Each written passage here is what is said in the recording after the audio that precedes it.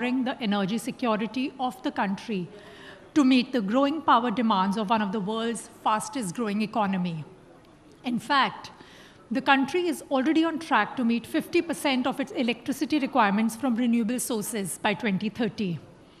This one-day event has brought together policymakers, officials, public sector companies, private sector companies engaged in the energy sector, technology providers, and others to deliberate upon the most pressing concerns in the energy landscape. Before we begin, I would like to take a quick moment to thank our sponsors, partners Uttarakhand government, Mahavitran, Mahatransco, academic partner, Pandit Deen Dayal Energy University, associate sponsor, Tata Power, GMDC, Avada, Indraprasth Gas, Indowind Green Power, GPES Solar Invergy, SECI, and GAIL India. Without further delay, let us now begin this power-packed event with our first session of the day. We are happy to have with us the Honorable Union Minister for New and Renewable Energy, Consumer Affairs, Food and Public Distribution, Mr. Prahlad Joshi, as our inaugural speaker. Ladies and gentlemen, please give a warm round of applause to him. May I also invite India Today's Group Editorial Director for Publishing, Mr. Raj Chengappa, to escort the Minister to the stage and commence the event with his introductory remarks. Welcome, sir.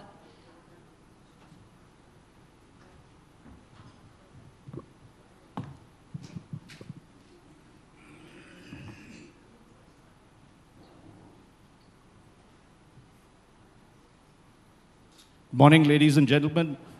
A warm welcome to you all, and let's give Mr. Prahlad Joshi, Minister of New and Renewable Energy, another warm round of applause. Mr. Prahlad Joshi, thank you very much for taking time out of your busy schedule to give your insights on how India can be a global leader in green energy. Mantriji, you've actually been on both sides of the divide. In your previous avatar, in Modi 2.0, you were Coal and Mines Minister, you were batting for the increase in production of coal while the rest of the world was complaining. And now you're on the other side, bowling for renewable energy and wind. Do you see any conflict or contradiction in the roles that you come in Modi 3.0? Or are there some synergies that you see? No, I don't see any contradiction as far as my thinking and approach and my government under the leadership of Prime Minister Modi's thinking and approach. One is, you all know, Dashavatara also, Avtara changes. And it is Treta Yuga, Dwapara Yuga, ये तो change होता ही रहता है. लेकिन जब मैं कोल और mines का विभाग देखते थे, तब भी मैं कहता था कि रिन्यूएबल में हमको जाना ही पड़ेगा. लेकिन आज भी मैं कहता हूँ, रिन्यूएबल एनर्जी के मंत्री होने के बावजूद भी मैं कहता हूँ, when I was reviewing entire energy sector because of the coal was the need, I used to sit with the officials of the energy ministers and the Genco CMDs. At that time also, the feedback which was given to me was that initially when I took over in 2019, total energy demand, that is power demand, is going to be doubled by 2040. Right.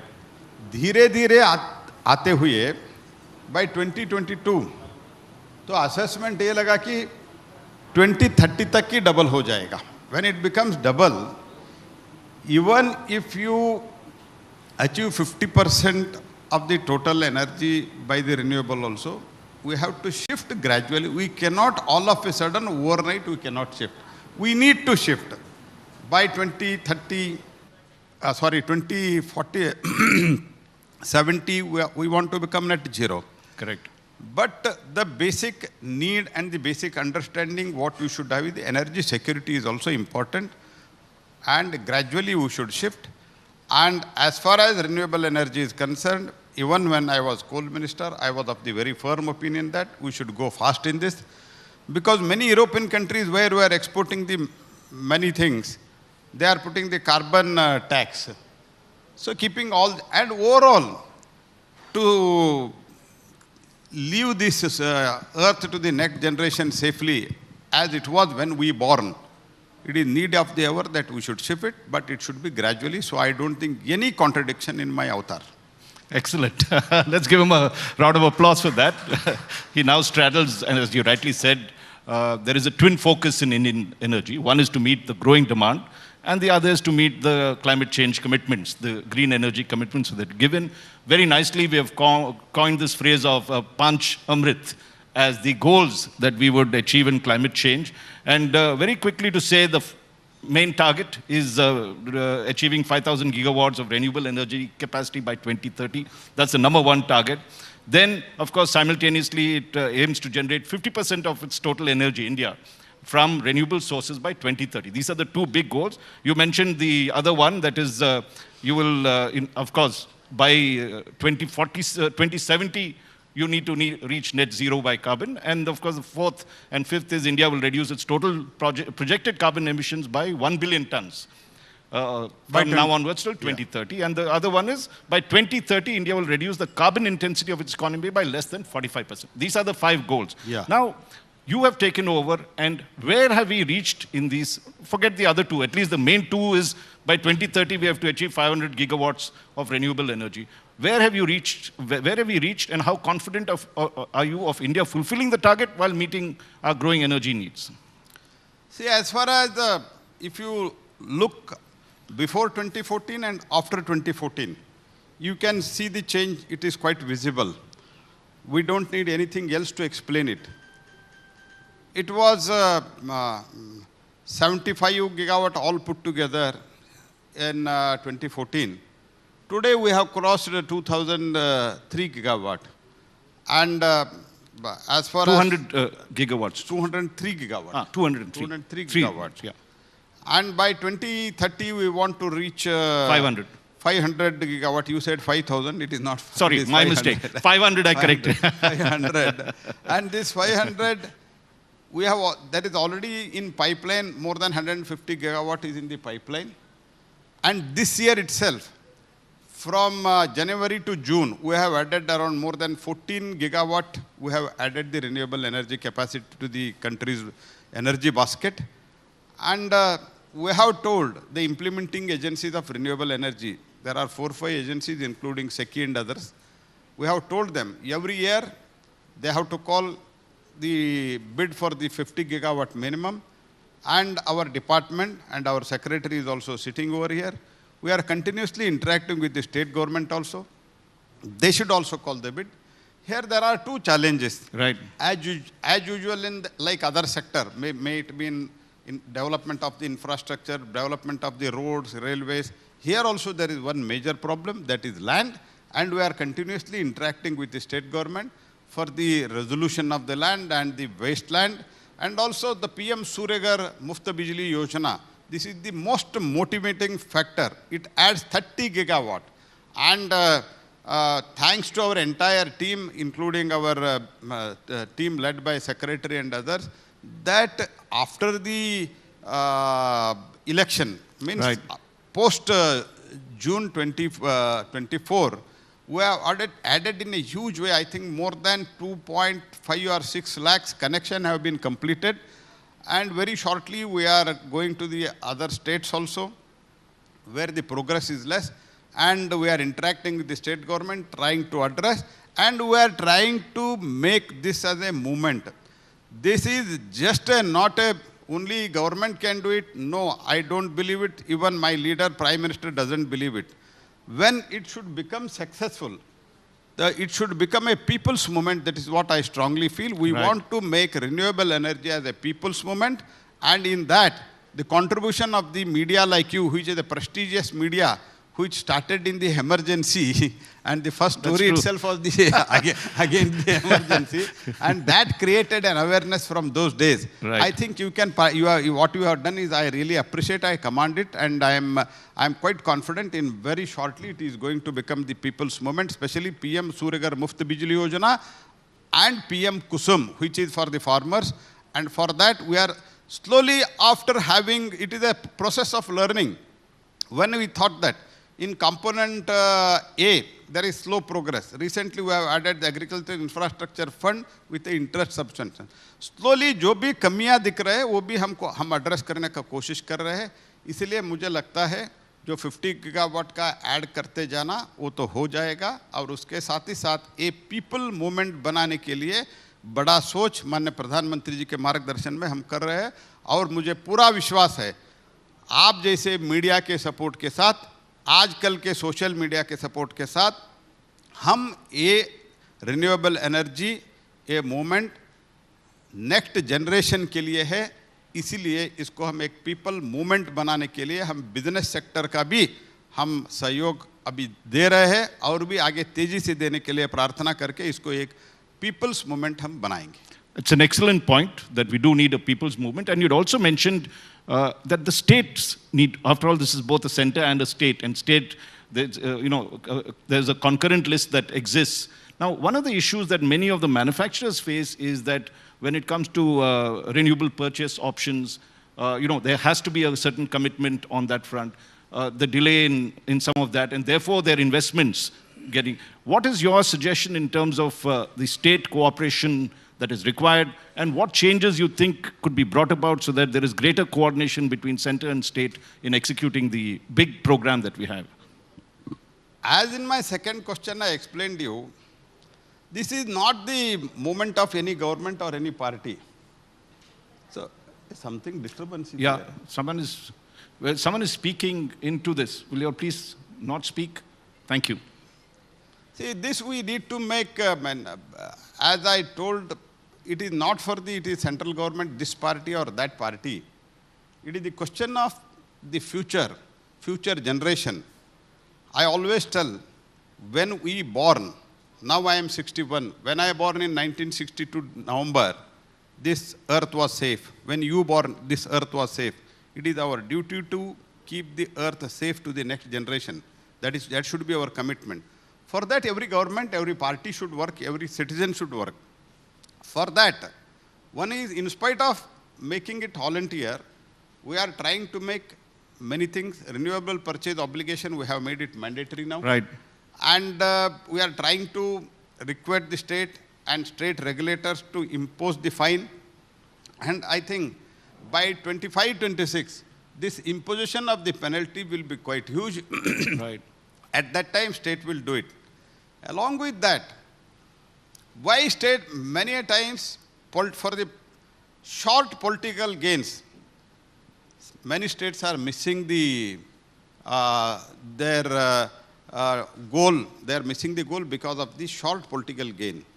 See why people are, in some states, people are not trying to go for the rooftop solar, PM Mufta Bijli Yojana, Surya Ghar Yojana. Why? Because they are giving entirely free. Why they take subsidy from us? I appeal, this will become free because one is the loan interest part of the loan is very less. Correct. Second is we are providing subsidy. Third is additionally whatever the electricity generated, they can sell it. Overall it becomes free.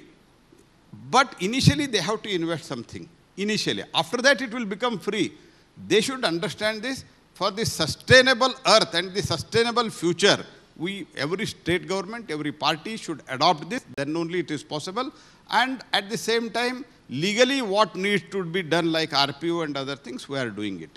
One of the suggestions was that just like you have the GST Council, where you have everybody, all the states represented, and you'll take decisions on that, is there, you think, time now for a power council, where all these issues are thrashed out so that manufacturers, because our target is so huge and we want to achieve that, and that's very important for this country, do you think the time has now come for a better coordination through a formal council that can coordinate between center and states and ensure that whatever obligations both have are met?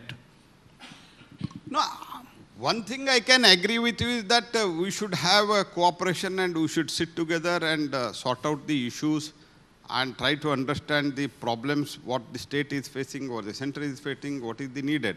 But I don't think by that it will solve. We should, with a mutual understanding and the mutual discussion only, we should do it. And my department At the political level, we are doing it, and at the bureaucratic level, our officers are doing it. Daily, we are interacting. And even the stakeholders and the business people who are involved in this, they are also meeting state chief minister, state energy minister. They are trying to convince it. But ultimately, I think now people have convinced it. Otherwise, PM, when he said we need to reach 500 gigawatt, we could not have reached 200 also if there is no cooperation of the state. Many states are cooperating, but some states we need to bring on the line, and we will talk to them and sort out the issues. One of the good things that has happened is the PLI scheme for high-efficiency solar PV models. Now, there you have, I think, now gone into the second tranche, and you're moving ahead on that. How much progress have you seen in that? And the second issue is, one of the things is that China's dominance, and one of the reasons why we brought in this was to, cut down that dominance. A lot of these components and parts are still needed from China. How do we balance this? We need a huge, capacity increase. At the same time, our indigenous capacity may not develop. What is your plans to ensure that both ends meet in this one? Overall policy and PLI all put together, if I can say, it is successful because if you recollect, the cost of per unit, it was almost 11 rupees in 2014. Correct. Now it is 2 rupees 50 paisa, 2 That's rupees right. 60 paisa, 2 rupees 70 paisa. Cheaper than thermal. Thermal. Yes. That itself proves that we are on a right way and we are on a right path. But at the same time, as far as module is concerned, PLI is concerned, it was 6 or 7 gigawatt manufacturing capacity. Today, megawatt capacity. Today we have reached 50 megawatt as far as module is concerned. Right. And this cells are concerned, it was also very less. Now we are reaching almost 14, 15, and we are trying to reach it for very fast. We are going to reach it around 30, 35. And I am quite confident entire this with PLI scheme and with the scale and the skill, it is going to be the prices cost per unit is going to come down, and it is going to successful.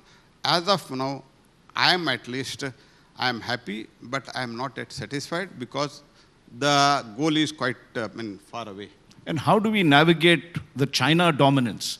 Because even now we do need to import certain components if we have to make it price competitive with the rest of the world and become, as we say, when we're talking global and we are trying to reach out and export, how do we, what is the way we need to navigate through this minefield? See, it is the evolution according to me, because before to this, in total, everything was to be imported. Correct. Today, slowly, gradually, we are shifting it. And in coming days, now the number of the modules, manufacturers have increased. Right.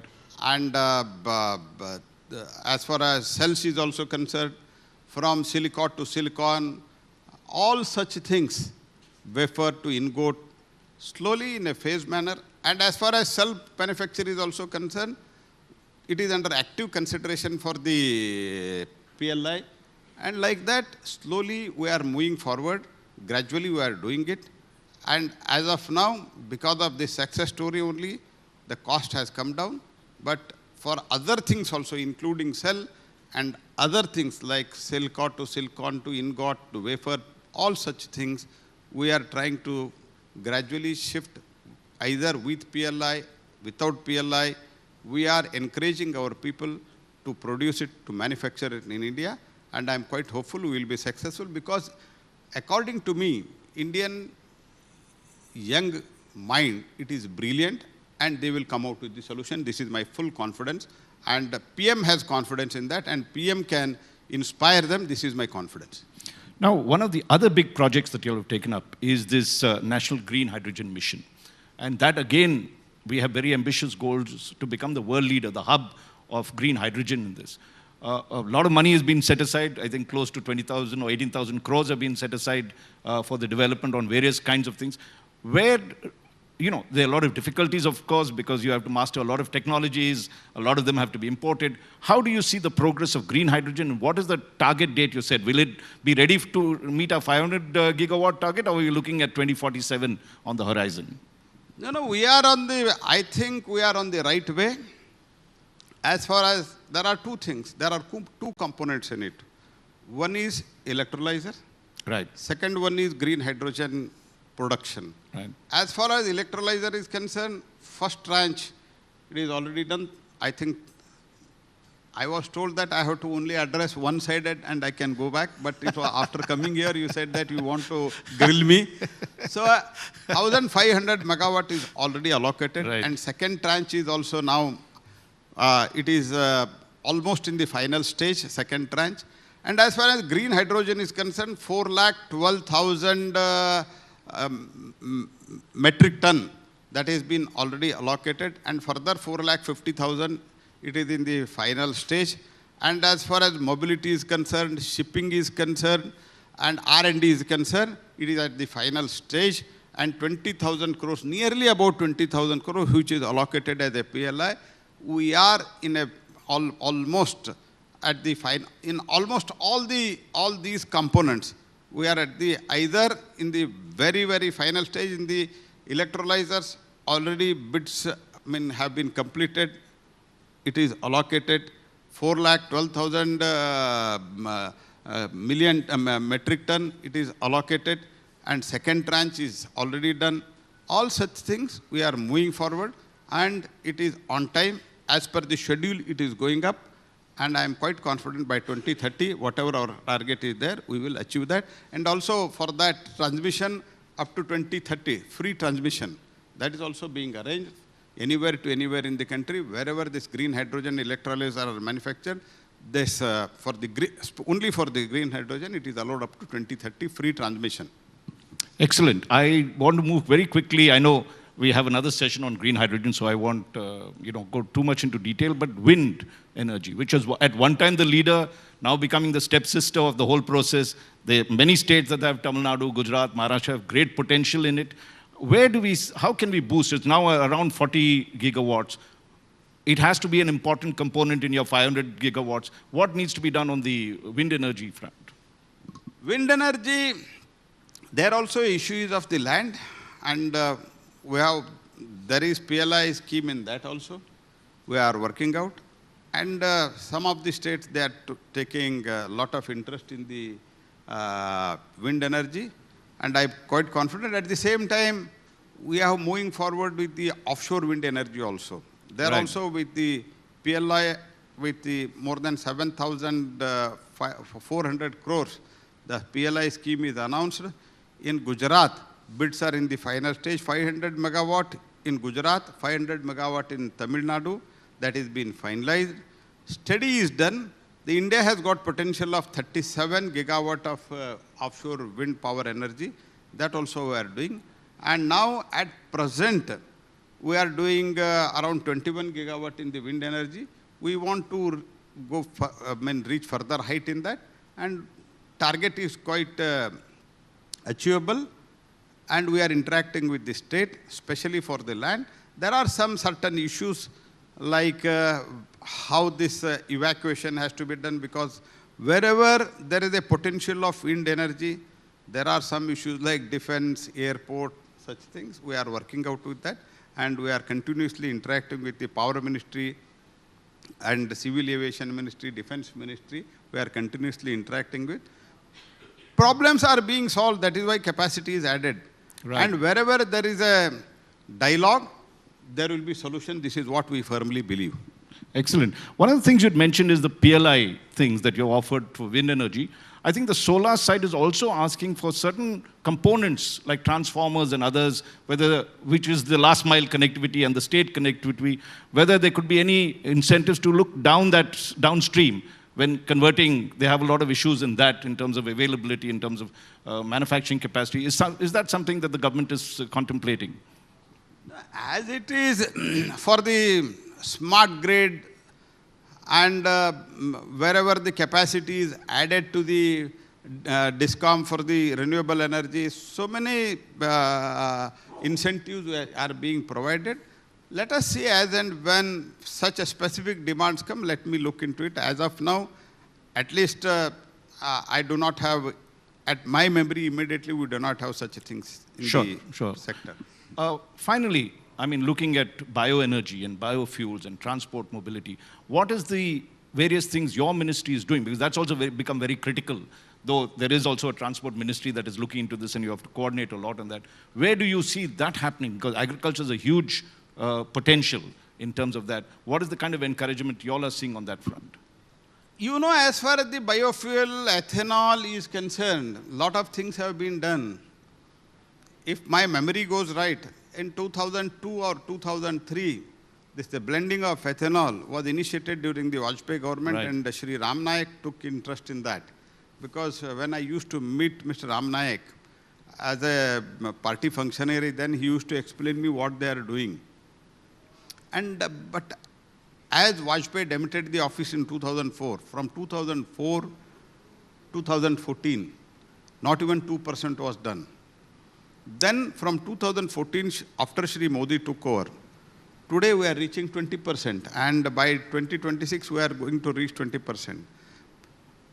But you look, because we lost 10 years, Brazil is already, they have reached E100. Right.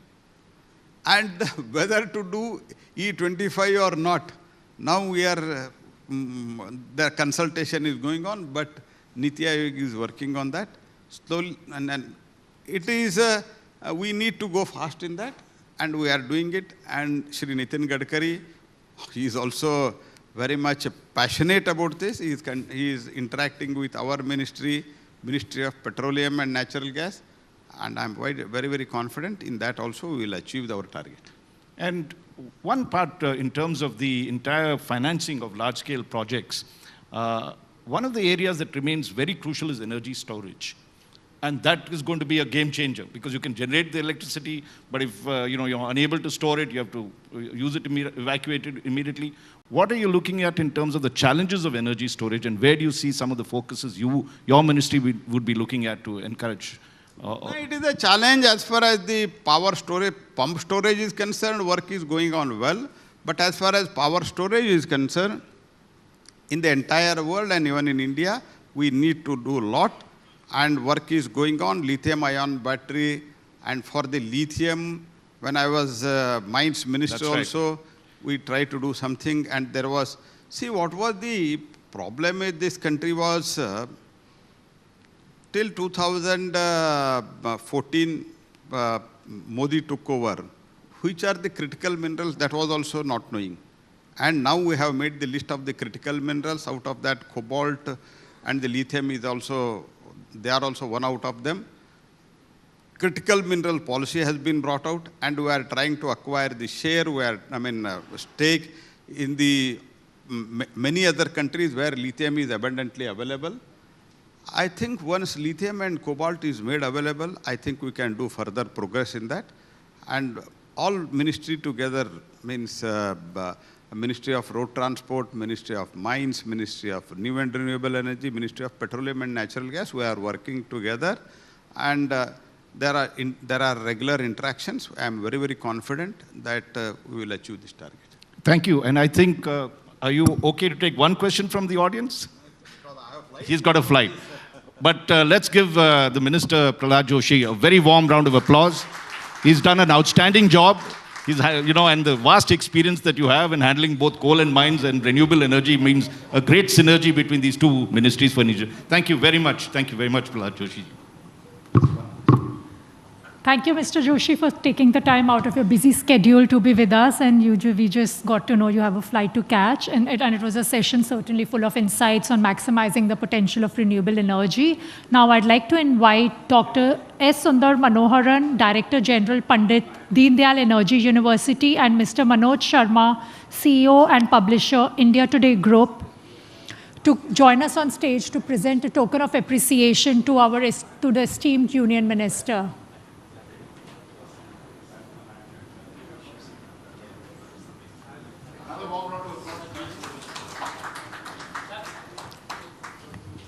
This is the first session of the day. Everyone, let's have a loud round of applause for the Minister. I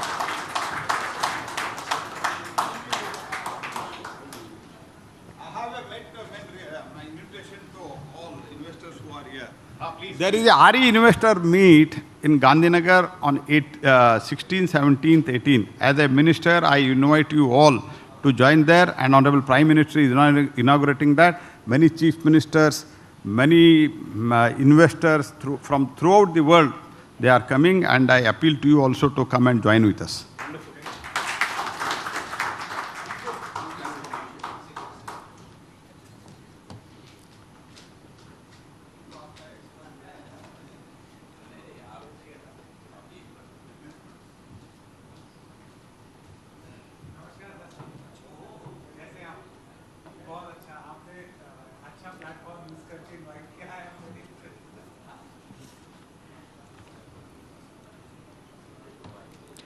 Our next session will focus on another crucial topic, the quest for oil and natural gas. To explore the promise and challenges of their discovery in India, please join me in welcoming our esteemed expert on the stage, Mr. Sanjan Barman Roy, President Exploration and Production, Business Executive Director, Reliance Industries, Mr. Deb Adhikari, Director, Exploration and Production of the Indian Petroleum Industry, and Ms. Padmashri Rabi Bistia, geoscientist and expert in oil and gas. Secretary wala session. Huh? Secretary wala session. This is the third session that we'll see. Second session, Bhupendra Bhalla. Achha, okay. Take it. Okay. No problem. Sorry, there has been a little change. We have Secretary with us right now. And the second session is on hydrogen that we just recently also, the minister spoke about recently. And as we all know, hydrogen is a major player in the energy sector with the potential to meet 10 to 20% of the world's energy demand by 2050. And it is going to be very crucial, especially in sectors which are very difficult to electrify. Ladies and gentlemen, please put your hands together to welcome Mr. Bhupendra Bhalla, Secretary of Renewable Energy, to deliver his keynote address on the future of green hydrogen. Welcome, Mr. Bhalla. Moderating this session is Anilesh Mahajan, Deputy Editor at India Today. Over to you, Anilesh.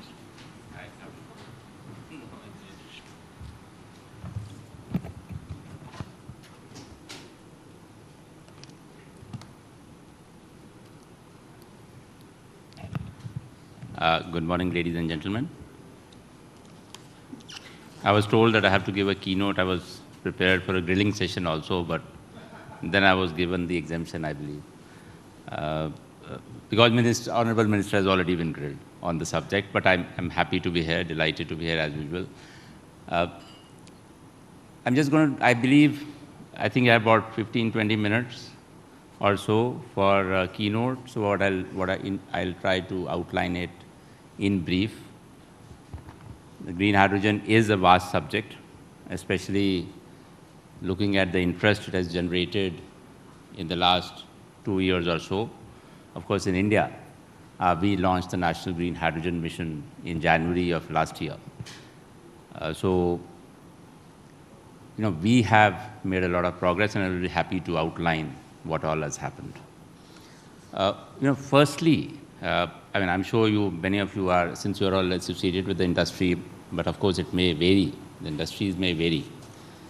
But what we essentially want to do, and I'm looking at it from Ministry of New and Renewable Energy, as was outlined in the previous session, as part of our Panch Amrit goals that the Honorable Prime Minister has set, what we want to do is decarbonize the economy. If you just want to look at the underlying crux, the focus is on decarbonization. So one way, of course, is using, replacing the electricity, whatever is produced from fossil sources of energy, with the renewable sources of power, which is solar, wind, bioenergy, hydro, whatever you may say. That's one part of it. The second part, and of course, if you look at the overall energy landscape of the country, power sector actually contributes to about 20%, 18 to 20% of the total energy basket of the country. So if you only focus on power, then of course we need to start thinking about what to do about the other 80%. And that's where green hydrogen comes in partly. It is basically meant to decarbonize the hard-to-abate sector. If you can actually look at, if you can use electric power, especially powered from renewable sources, I think then you don't, frankly, you really don't need really need green hydrogen. You can still use it. You can use it for pilots. You can use it for demonstration. You can use it if you think it's going to lead to some advantage. But essentially, it is meant for hard-to-abate sector. So during the process, in the last 1.5 years, 1 year, 9 months almost, what we've done is remarkable in India. In fact, India is now counted as one of the countries which is leading in not only in green hydrogen policy framework, but also in its implementation. And the reason is that we've started almost along with the other countries, which has not happened in many years for many other sectors. And that's where I think we got the edge as far as green hydrogen is concerned. Our mission is about outlines, not only a budget, an outlay which was mentioned like 19,700 crores to be exact, but it's also creating an ecosystem. That's a part of the mission. So it's not only a budget which has to be specifically used for certain items, but what else to do to make sure that it is successful. So, of course, the basic, let me first tell about the budget. We have about 19,700 crores, out of which 17,500 crores, about $2 billion plus, is for incentives. And because what we felt was that it's first necessary to produce green hydrogen in the country and encourage people to do it, encourage industry to do it. And that's why a big budget outlay was kept for encouraging, incentivizing green hydrogen production in the country. 13,000 crore or so is for the production incentive.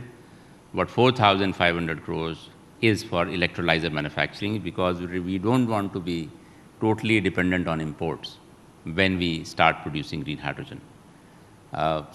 And in fact, for the electrolyzer manufacturing, the entire budget is now allocated. 1,500 megawatts was allocated earlier this year, and the second 1,500 megawatt worth of projects have been allocated recently, about 10 days ago. So therefore, entire 3,000 megawatt is allocated.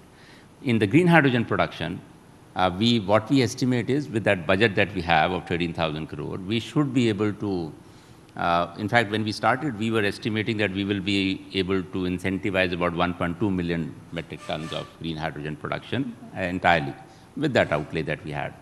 So when the first tranche of bidding was conducted of 4.5 lakh tons, other than the biomass part of it, because we wanted to encourage that also, the rest was fully allocated. So for about 4,10,000 to be exact, was allocated for green hydrogen production. But the kind of bids that we received, because we wanted people to compete for the incentive, the kind of average incentive that we got was about 24 rupees per kilogram, vis-a-vis what we were thinking of 40, 30, and 20, 50, 40, and 30 for 3 years. So average incentive was about in the mid-20s.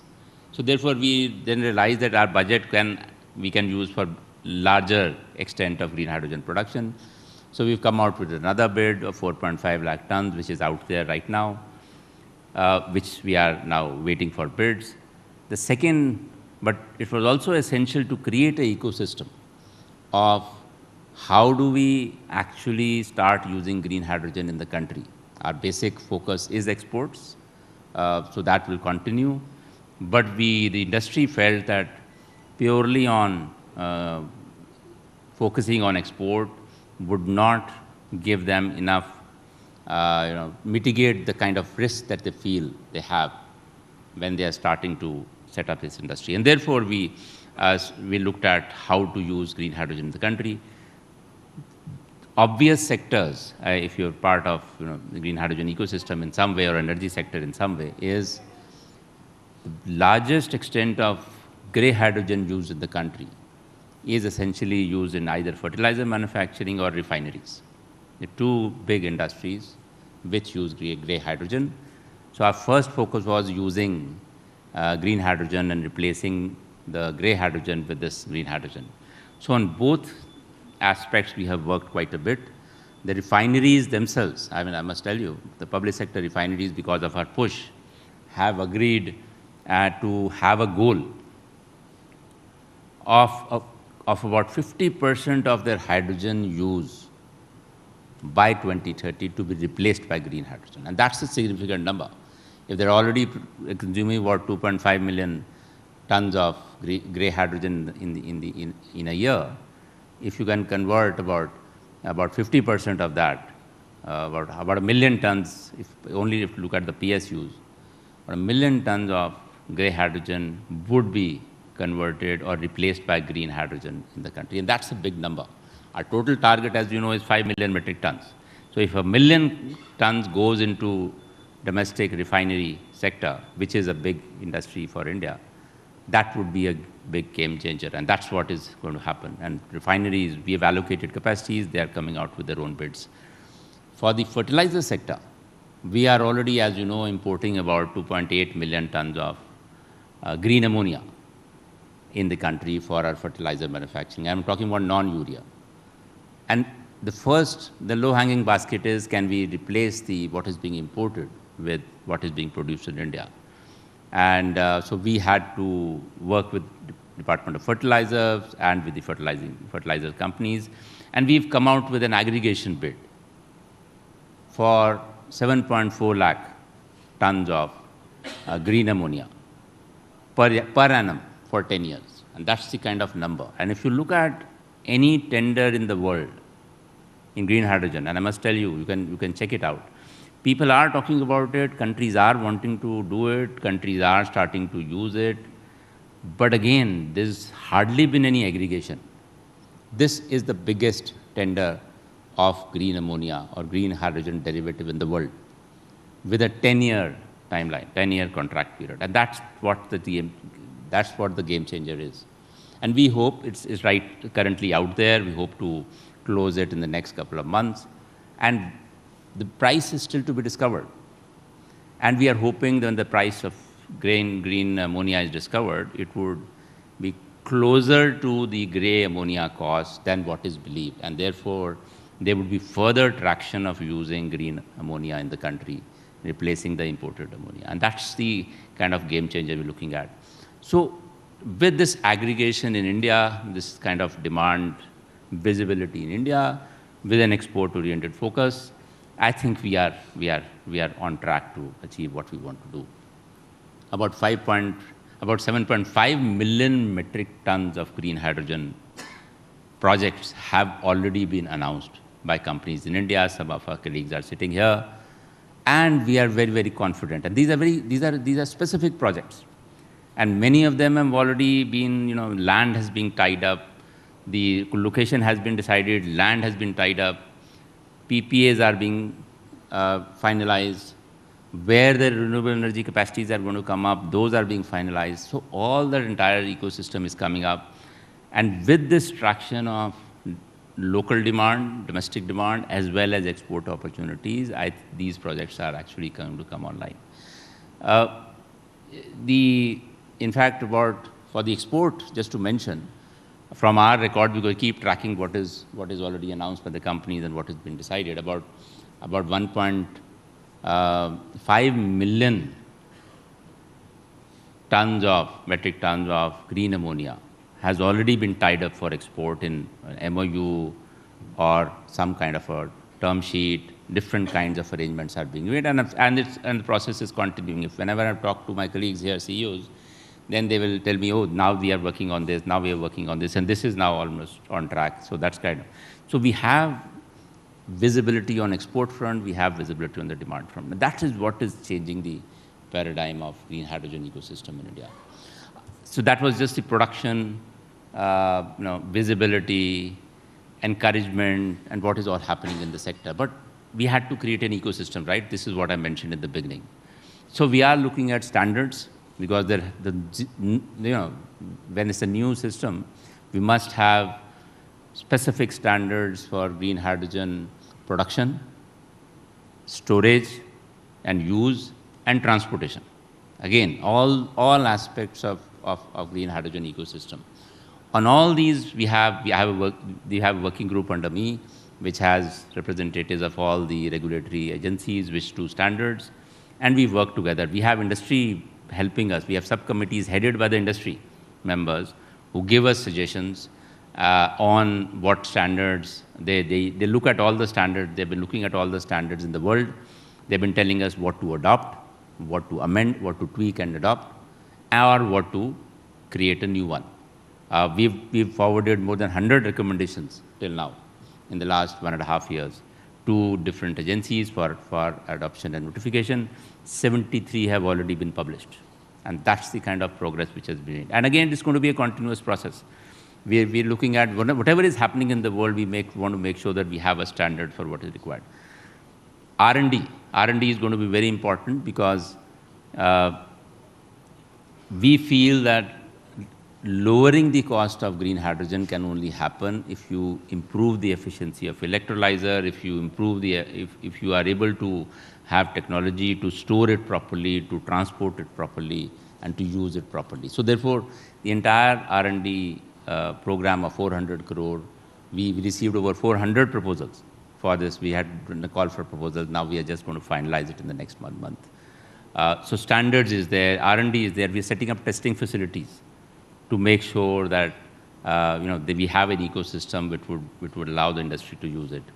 A green hydrogen certification scheme. We have come out with a standard for India, 2 kilogram outer limit of carbon dioxide emission if you want to certify it as green hydrogen. And Bureau of Energy Efficiency is going to do that process through third-party agencies, and you can take benefit of that. We are also going to look at international partnerships, international tie-ups of how do we, are able to, other countries are able to recognize what we are doing, and we are able to recognize what the others are doing. So we're looking at the entire ecosystem. I think that would just, in short, I think I spent a little more than 20 minutes on this, but I thought, I think this is as short as I can be. If you really want to understand what has happened in the green hydrogen ecosystem, I think I'll stop here and I'll look forward to whatever queries you have or answer any specific questions you have. Thank you so much.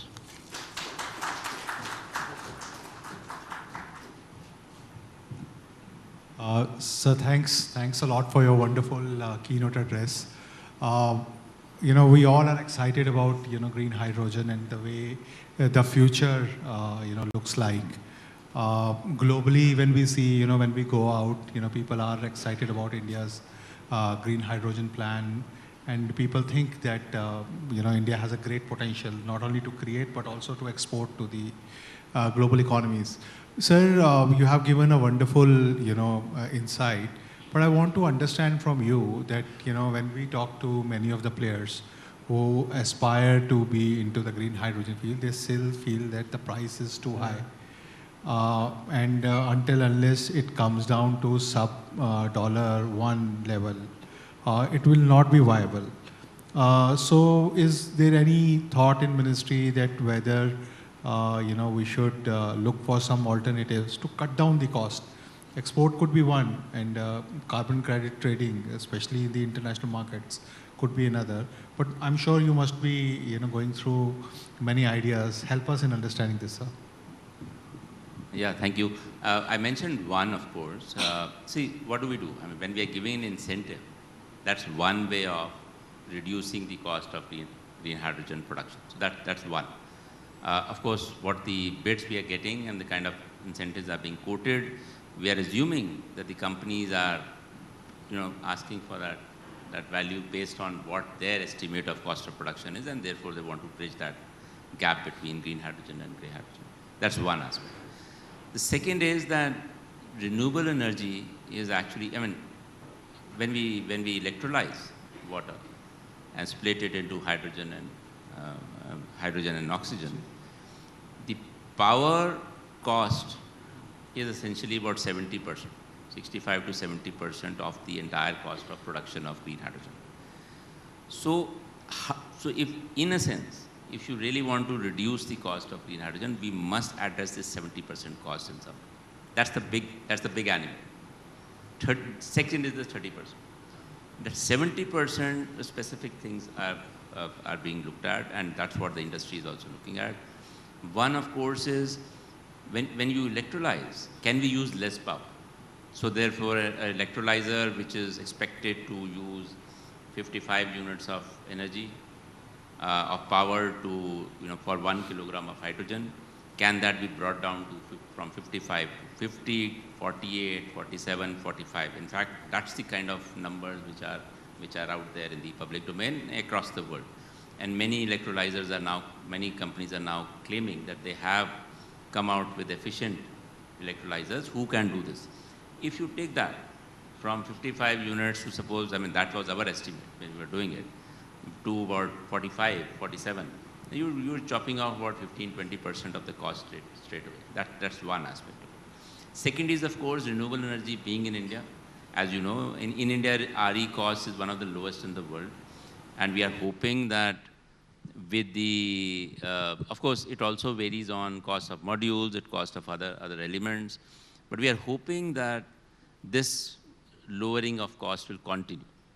In India, we have, that's the kind of ecosystem that we feel is there. Wind energy cost has increased recently, but solar energy has stabilized and is likely to go down in the future as well.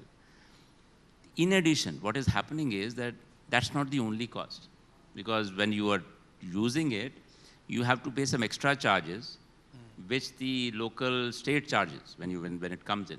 It's not only the interstate transmission cost, there are some extra charges which are charged. Many states have announced waivers, many states have announced concessions if the green hydrogen project is in India. So the additional charge cost of RE, which is borne by the consumer, is likely to be lower than what is expected for a normal, any other project. And therefore, that's another way of lowering the cost. As far as, that's the kind of, in general, I would say. But we're working on improved electrolyzer in India. So R&D is, part of the R&D is meant for research on electrolyzers, better electrolyzer, improved efficiency. Storage, transportation, that's another aspect. Is, transportation is very difficult of green hydrogen. So we need to have systems in place which allow transportation. If you're going to transport only by using caskets or containers, it's not going to be either, and it's going to be neither cheap nor feasible. So we have to have pipelines for transportation. Again, the distance between the production center and the consumption center, the consumption plant, whether it is it's a port for export or whether it's a fertilizer plant or a refinery or any other steel plant, that distance has to be short so that the transportation cost is lower. So everybody is looking at different aspects of the entire value chain to attack it from the point of view of lowering the cost. And we expect that in the green ammonia tender that we come out with, which is pretty large tender, we are expecting it come out with a lower cost than what the green ammonia is supposed to be, to value at the currently. Another aspect of it is, and again, this is something that everybody must think, think about. We assume that the cost of grey hydrogen is about 150 rupees, 150 rupees. That if you talk to anyone, they'll say this is the cost of grey hydrogen per kilogram. If you talk about green hydrogen, it is supposed to be 300, 250, 300, 350.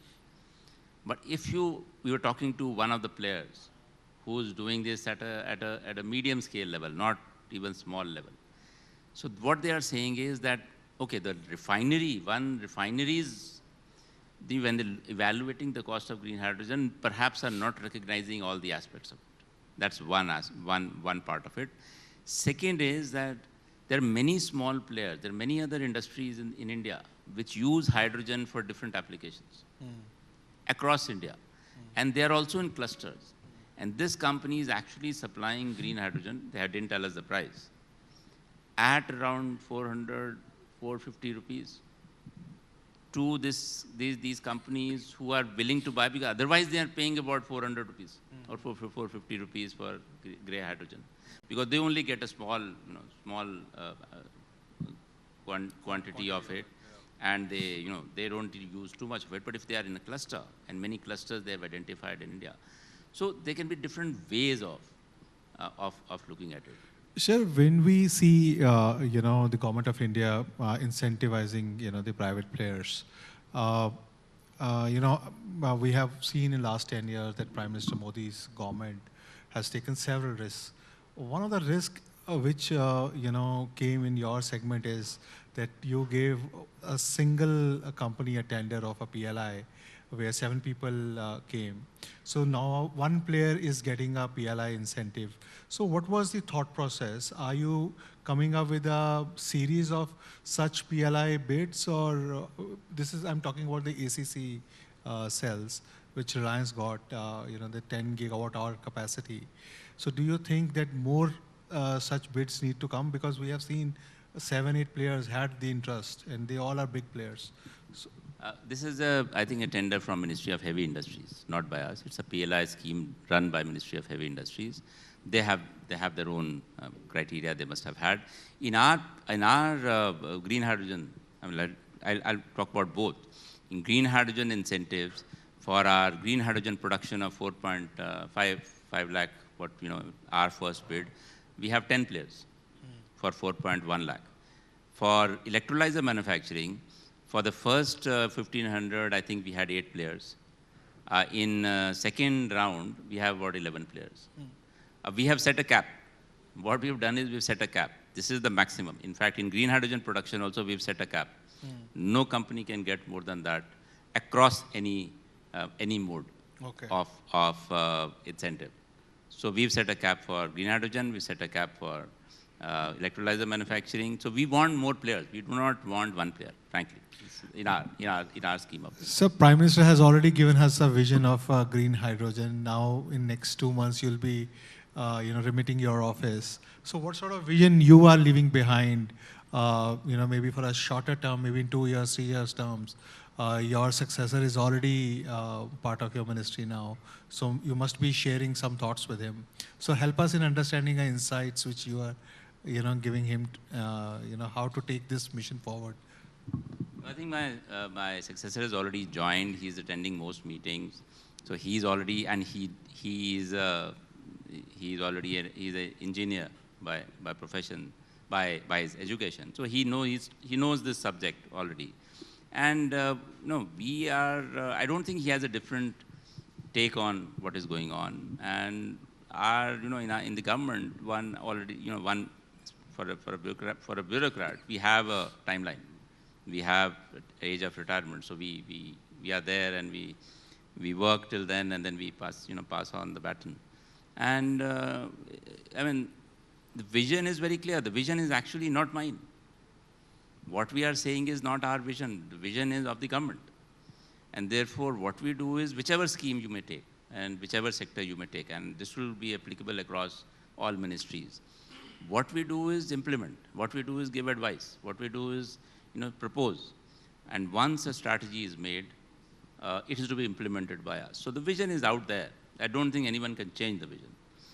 In green hydrogen, our vision is... So when I said your vision is that how to execute Prime Minister's grand vision, so how are you both aligning your thoughts? So yeah, no, that's what I meant was the same. It will continue in the same vein. We have to finalize all the tenders. We have to come out, make sure that everything is allocated. That's a timeline. That's something which will carry on. It may get completed in 1 month. It may get completed in 3 months. 4 months, and if something is left over, some incentive is left over, then we'll come out with another bid and make sure it's got fully allocated. R&D, everything, not only we start, not only we allocate, we also make sure that the projects come up. The projects are done within a given time frame. We are able to receive the outcomes. So, we always, everything is measured in terms of what is rolled out. And then you keep implementing it, and maybe I'm sure then we'll come out with some other new things to do, not only in green hydrogen, but other parts of RE as well. Sir, we have several industry players in the audience. If somebody has question, we have time only for one, because I have already got a timer that time is getting over, it's already over. One question, if somebody wants to ask.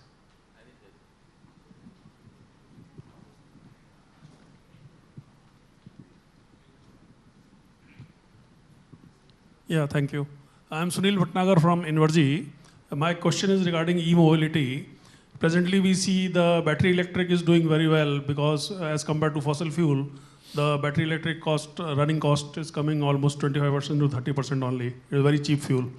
But as far as the hydrogen is concerned, the cost is coming double than the fossil fuel. So how to address that thing? This is my question. Yeah, I didn't talk about the other sectors. I only talked about refining and fertilizer. But three other major sectors are steel, mobility, and shipping. I'm not even taking aviation at the moment because for India it's a little distant. For mobility, it's only we're talking about long-haul mobility. Because short-haul mobility, cars are very efficient, SUVs, cars, and they can run for miles on electric charge. For long-haul mobility, buses and trucks, essentially, is something that we need to work on, and that's where the green hydrogen will make a difference. We have come out with pilots. So we're doing pilots in all these three sectors. The pilots for mobility, I believe, are going to be announced finalized probably in this month, the next 10, 15 days or so.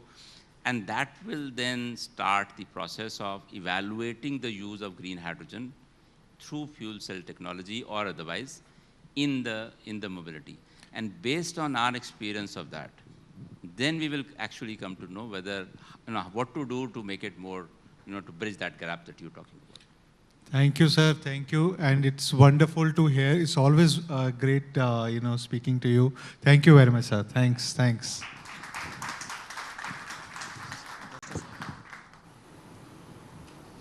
Thank you, Mr. Bhalla, for sharing the exciting changes in the hydrogen ecosystem landscape and the progress that has been made. May I request to please stay on stage for a minute. I would like to call upon Mr. Astik Tripathi, co-founder of Invergy India Private Limited, to hand over token of appreciation to Mr. Bhalla.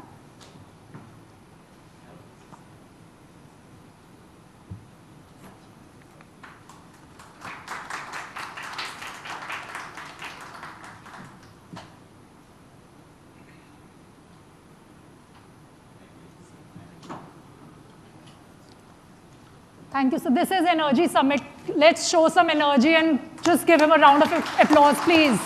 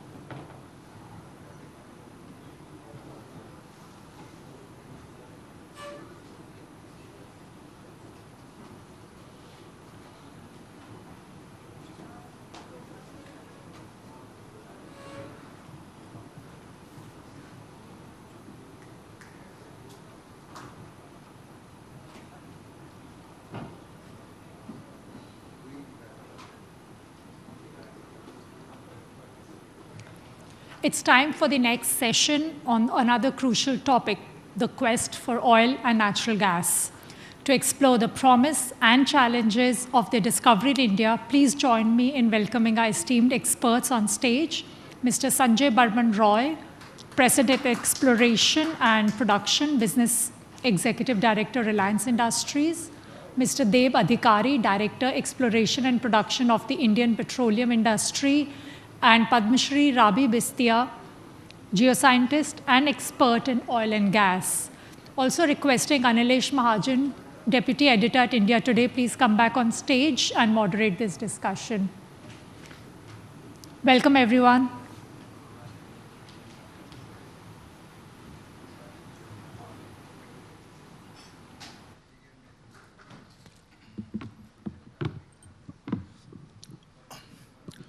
Good morning, everyone. This is a very interesting and very different session from the morning sessions which we are going through. This is about the conventional oil and gas sector.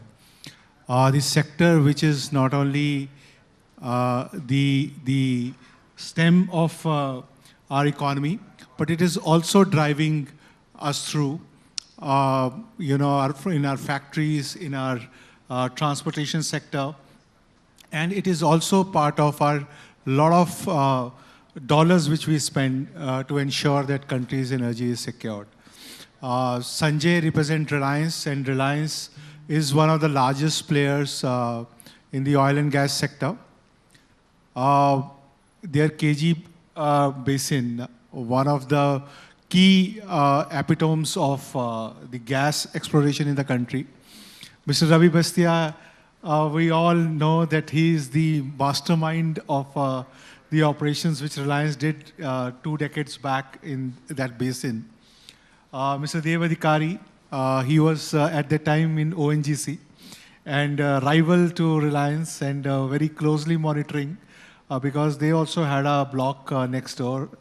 Mr. Dev Adhikari is now part of IPI, EP. And we now will be talking not about the past, but about the future. Future where, the country as well as world is running towards the previous session, hydrogen, but present and the immediate future is in the gas. Mr. Bistia, if I can, start with you. India is spending a lot of money to secure oil. And gas, and you explored, KG Basin. But still, only 2 to 3 basins out of 22 are explored. We have not been able to explore, those plays. Help us in understanding that how do you see the India's progress should be in the next time, because globally the pressure is that fossil fuels need to be cut down. And we are a developing economy, and by 2047, Prime Minister envisaged that we have to be a $35 trillion economy. So oil and gas will play a big role. So how do you see things moving from here on? Yeah, I have spent already more than 4 decades in this industry. I joined this industry at the age of 21, straightway coming out of IIT. And then worked in 27 countries, including India. So when we went to KG Basin, Sanjay was a young kid, and we all went to the deep water for the first time. And by then, the message was, Indian deep water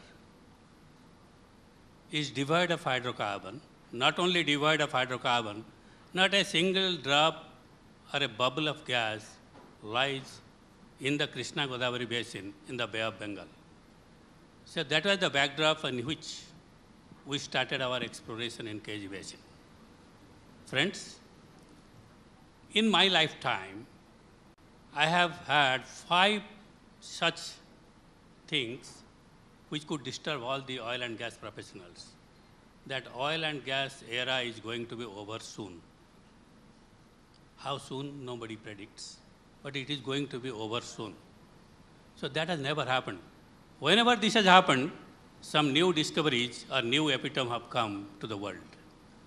I have seen 3 cycles of petroleum in the entire global industry. The industry started with the rainforest. Like in India, it started with Digboi in Assam, in the forest on the land. Then the second wave went to the water. Closer to the coast, not very deep, like our Bombay High was discovered. It was sometimes in the 1978 to 80.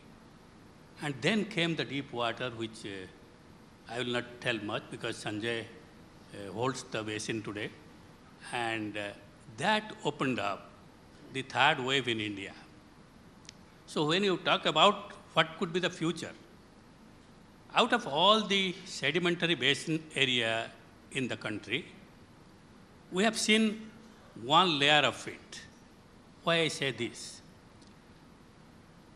Assam and Cambay, that Gujarat, they have been discovered at the earliest. They are more than 50, 60 years old now.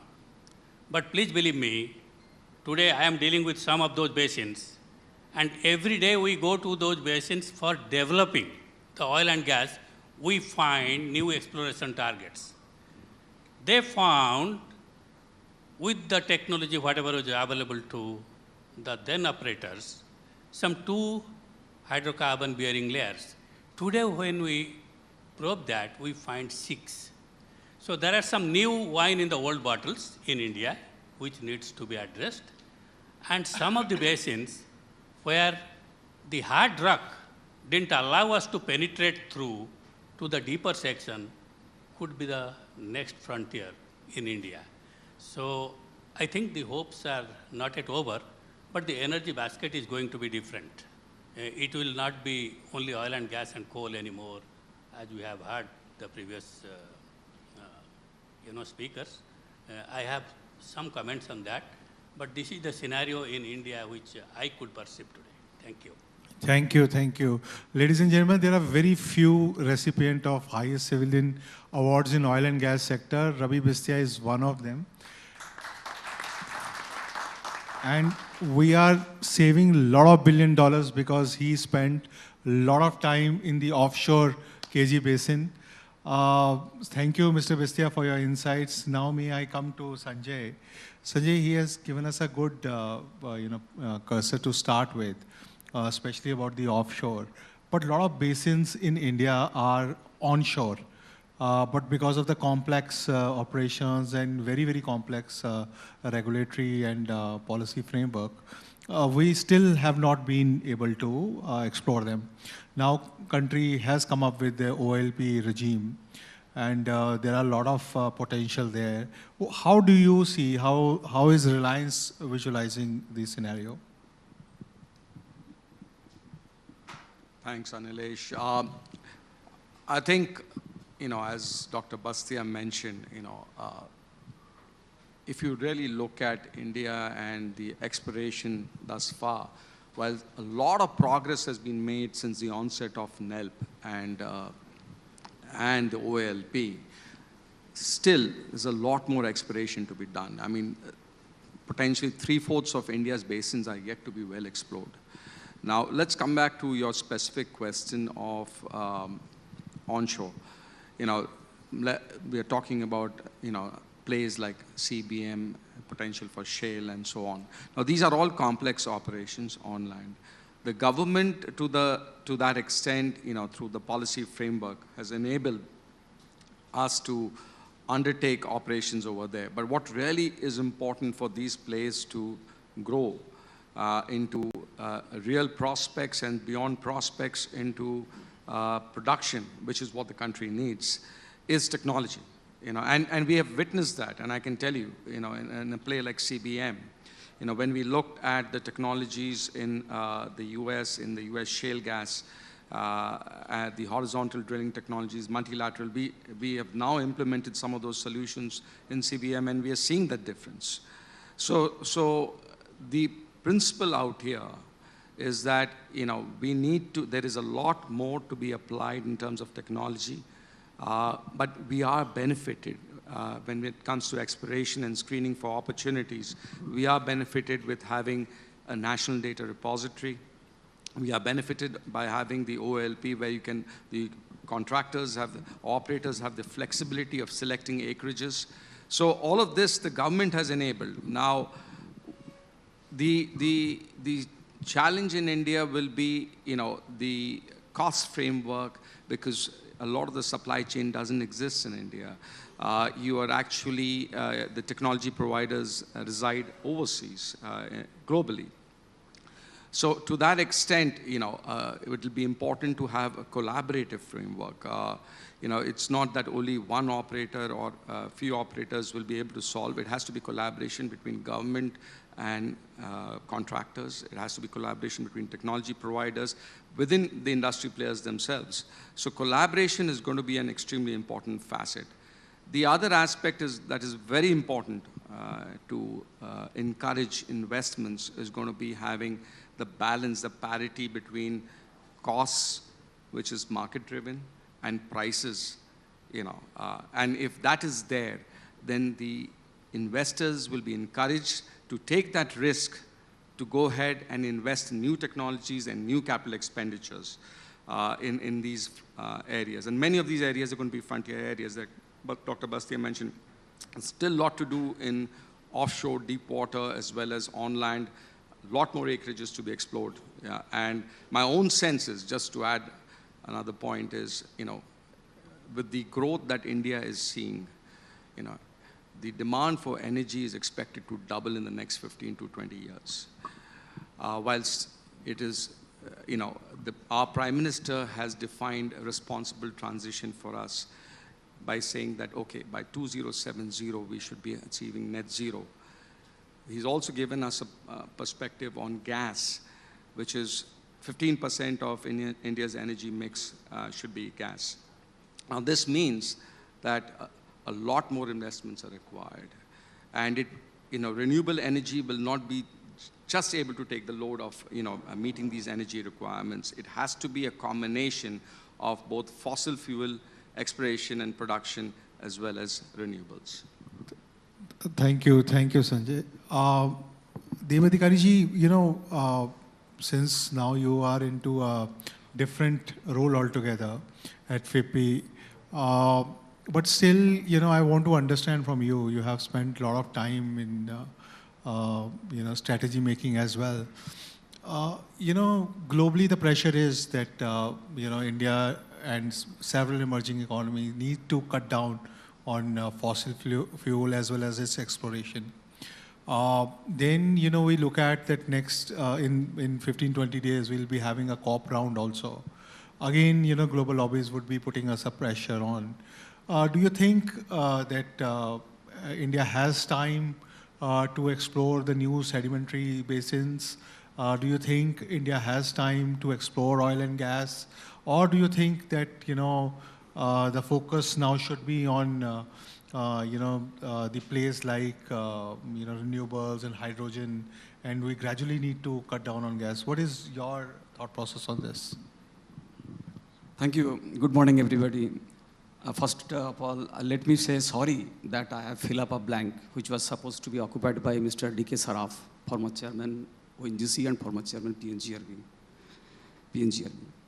So little before 11 o'clock in the night yesterday, Anilesh called me that Mr. Saraf has fallen sick. So he has proposed your name. So I was quite... And I'm really thankful and sorry that I disturbed you at midnight. So and Anilesh I'm really is a good glad friend that of you mine. came. And then Mr. Saraf has suggested my name, so it's a very proud moment. So while I wish him speedy recovery, I thank for this opportunity that I'm sharing dais with respectable personality like Dr. Ravi Bastia or Mr. Barman Roy.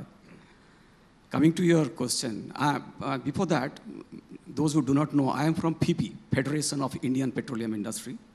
It is basically the voice of the Indian oil and gas industry, both upstream, downstream companies. So all these companies are members, public sector, private sectors, all. I've recently joined as Director Exploration and Production. So my job is advocacy for this upstream industry, that is oil and gas exploration and production. So while you are saying that the situation is like that, today is saying something about oil is almost like sinful thing. Everywhere it is green, green, net zero, everything.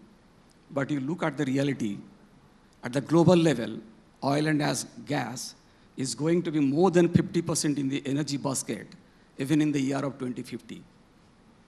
In India, if you see the report of Niti Aayog's India energy security scenario, in 2047, our oil and gas percentage in the primary energy basket is going to be more than 35%. Currently, it is about 30 plus, so it is going to increase even. So what do we do? Oil and gas industry, particularly the upstream industry of India, has to have a brighter future. Has to have a brighter future. Given the kind of volume we import, given the kind of import bill that the country incurs, given the geographies from which we are sourcing our oils, perpetually they are disturbed. Perpetually they are uncertain, imbalanced. So the focus has to be more on domestic oil and gas exploration and production. Government of India is well aware of this reality. They are coming up with many, enabling, empowering provision. The biggest one, I would say, on this 5th August, Honorable Minister, Petroleum Minister, Mr. Hardeep Singh Puri, has put up the Order 2024 bill in the Rajya Sabha. That is Oil Field Regulation and Development Act. It was actually 1948 bill. So lot of suggestions, improvement, enabling and empowering factors have been incorporated in these bills. As Mr. Barman Roy was saying about this OLP also, lot of enabling and empowering provisions have been created since OLP 8. 9th round is on the anvil. But still, I believe, still this is not adequate. If we look back, 9 rounds of NELP had awarded 270 odd blocks covering 15 lakh square kilometer from 2000 to 2012. 9 round of OLP is going to be completed this year from 2016 to 2024. 172 blocks going to be awarded if 28 proposed for this 9th round is materialized, whereby we will be covering only 4 lakh square kilometer. So out of 42 billion ton of prognosticated reserve, we have only established 11.8 billion ton so far. So I would say there is enough opportunity, huge opportunity in the domestic area, onshore, offshore, deep water, shallow water, everywhere. Only thing, we have to make the operators, investors, more enable, more ease of doing business friendly. Then I think we'll be able to provide the essential affordable energy for the country. Definitely, this oil and gas industry has to adopt more environment-friendly measures with high energy, that is less energy intensity, that is energy consumed per barrel of oil, and lesser carbon intensity. With this, I say, there are huge opportunities. Please come forward for this industry. We are going to be energy, environment-friendly. We will be producing more and more oil and gas. Thank you. Thank you, Mr. Adhikari. Sanjay, if you can tell us, if we have to bring a lot of players on board, especially onshore, it has to be through CBM, shale, and those type of complex exploration methods, right?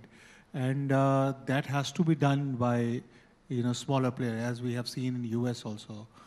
Do you think that government or maybe larger player like Reliance has some role to play, or how can we bring them on board and make them part of country's exploration story? What is your thought on this?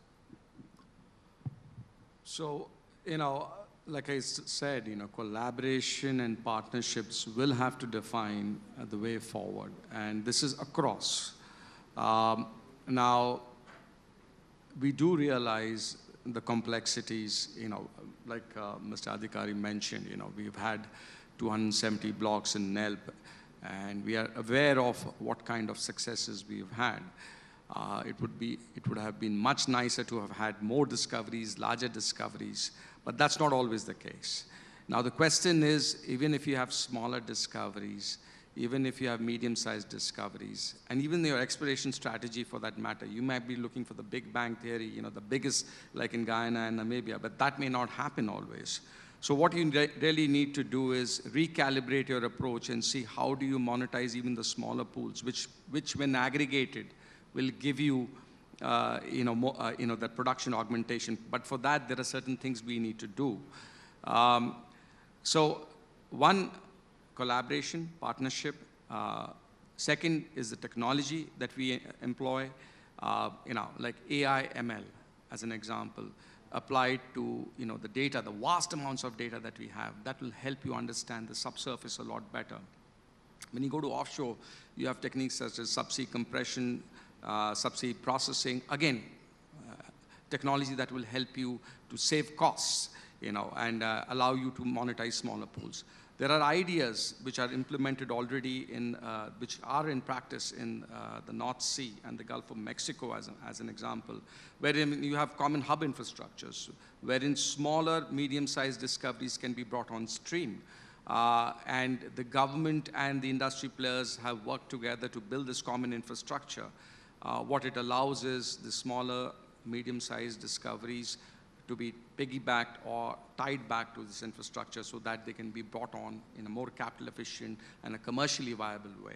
So there have to be novel approaches. It cannot be, there's not one single way of getting it right. There's got to be different methods, but techno-commercially we have to innovate, So, like Mr. Adhikari mentioned, this flexibility, this adaptability has to come in, if we want to make the best of A, exploration, B, the resources we have, and develop and produce these resources. So that's, in my opinion, that's going to be the big change that we need. More collaborations, more partnerships, as well as, working with the government to make things happen. Mr. Bistia, if I can bring you in this conversation, when you were exploring KG or in your prior role as a senior resource in ONGC, you must be exploring many of these onshore basins.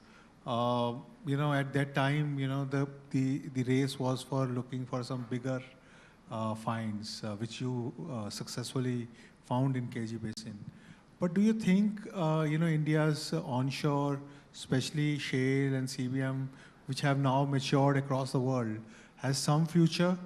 Or the suggestion which Sanjay is making that there has to be a common platform and which can be shared with many of the players. Do you think, more innovations can be made? Or what is your thought process in this? Yeah, I am an eternal optimist, but I will be very practical today. The quality of the coal seam, which we are addressing today for the CBM exploration and exploitation, is much inferior to the coal seams which are present elsewhere, especially in the US, San Juan Basin, Black Warrior, or as compared to their gas content, their cleanliness, and the potential to absorb and reserve gas are much higher. But that doesn't mean that we don't have CBM potential in India. The potential is lesser than that of those type of coal, but we have vast areas which are yet to be seen. And we have been looking for some 500, 600 meters initially. Now Sanjay knows we are going much beyond 1,000 meters in the CBM exploration, because some of those coal seams in India are there which are quite thick and better than the surface coals. So those are the areas which could be attractive in future. As far as the shale gas exploration, again, the concentration of the shale kitchen is very limited.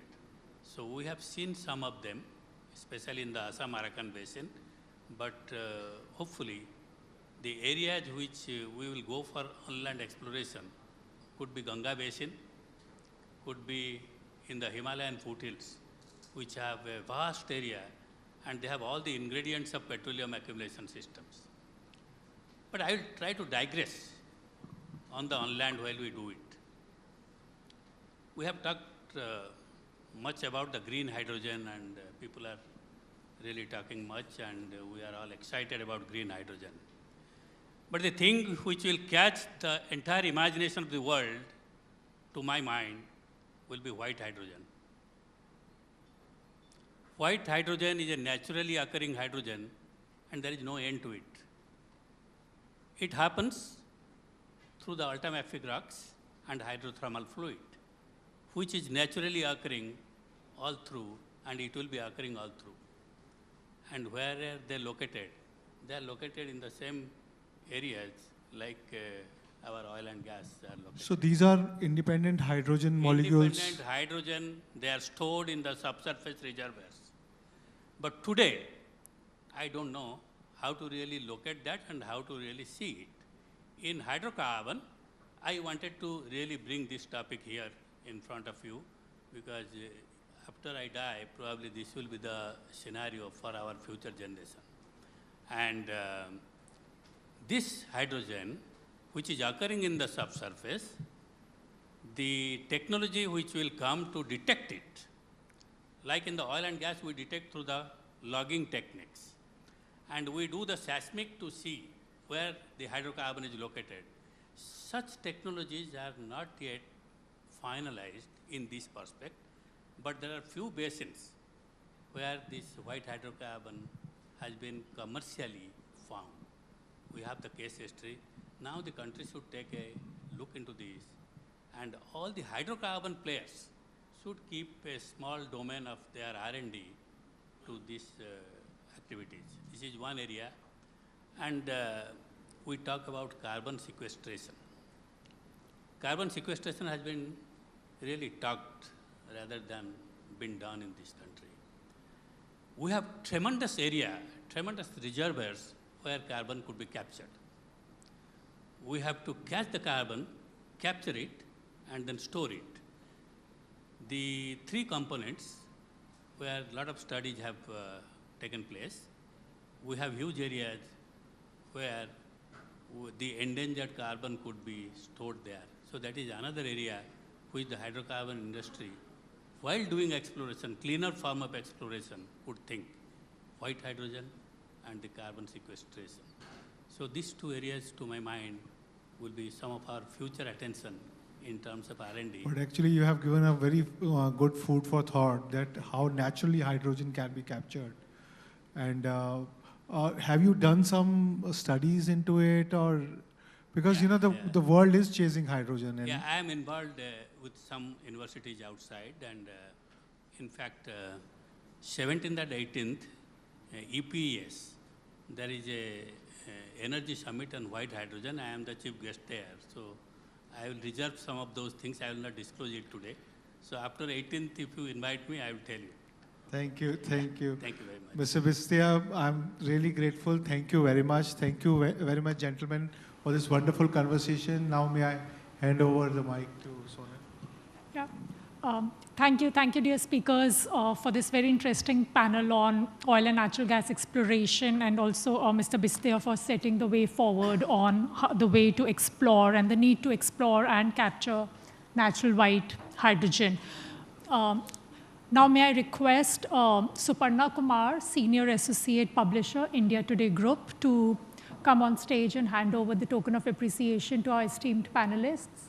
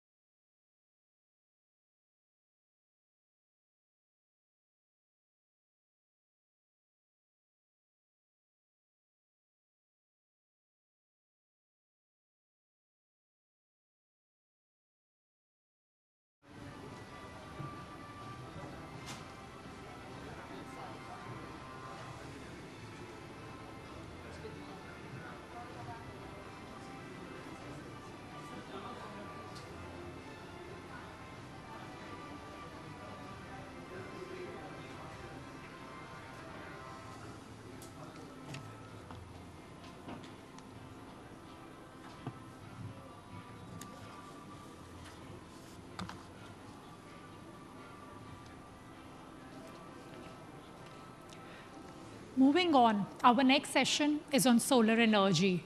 It has already emerged as a leading and preferred choice in the transition to renewable energy. India has demonstrated remarkable success in the global solar revolution, ranking 4th worldwide in the solar power capacity. To discuss the Indian solar story for a greener tomorrow, please join me in welcoming our esteemed session speakers, Mr. Amit Singh, CEO, Adani Green Energy, Mr. Praveer Sinha, CEO and MD, Tata Power, Mr. Sumant Sinha, Chairman, Renew, Dr. Arunabha Ghosh, CEO, Council on Energy, Environment and Water, Mr.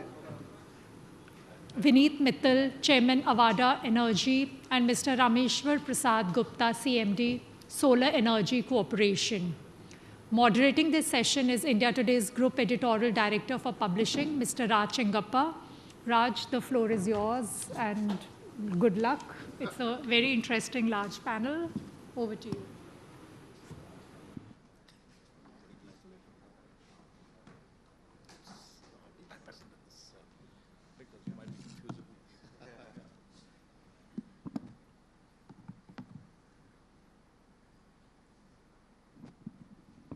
Well, it's good afternoon, just a minute ago, and welcome to this really, really power-packed panel.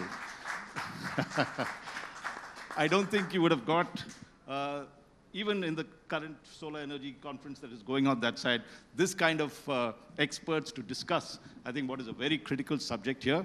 Very quickly, of course, Sonal has already introduced them, but let me just go down the list with no particular order that's there. Amit Singh, CEO, Adani Green Energy. Praveer Sinha, Doctor, I'm told, CEO and MD, Tata Power.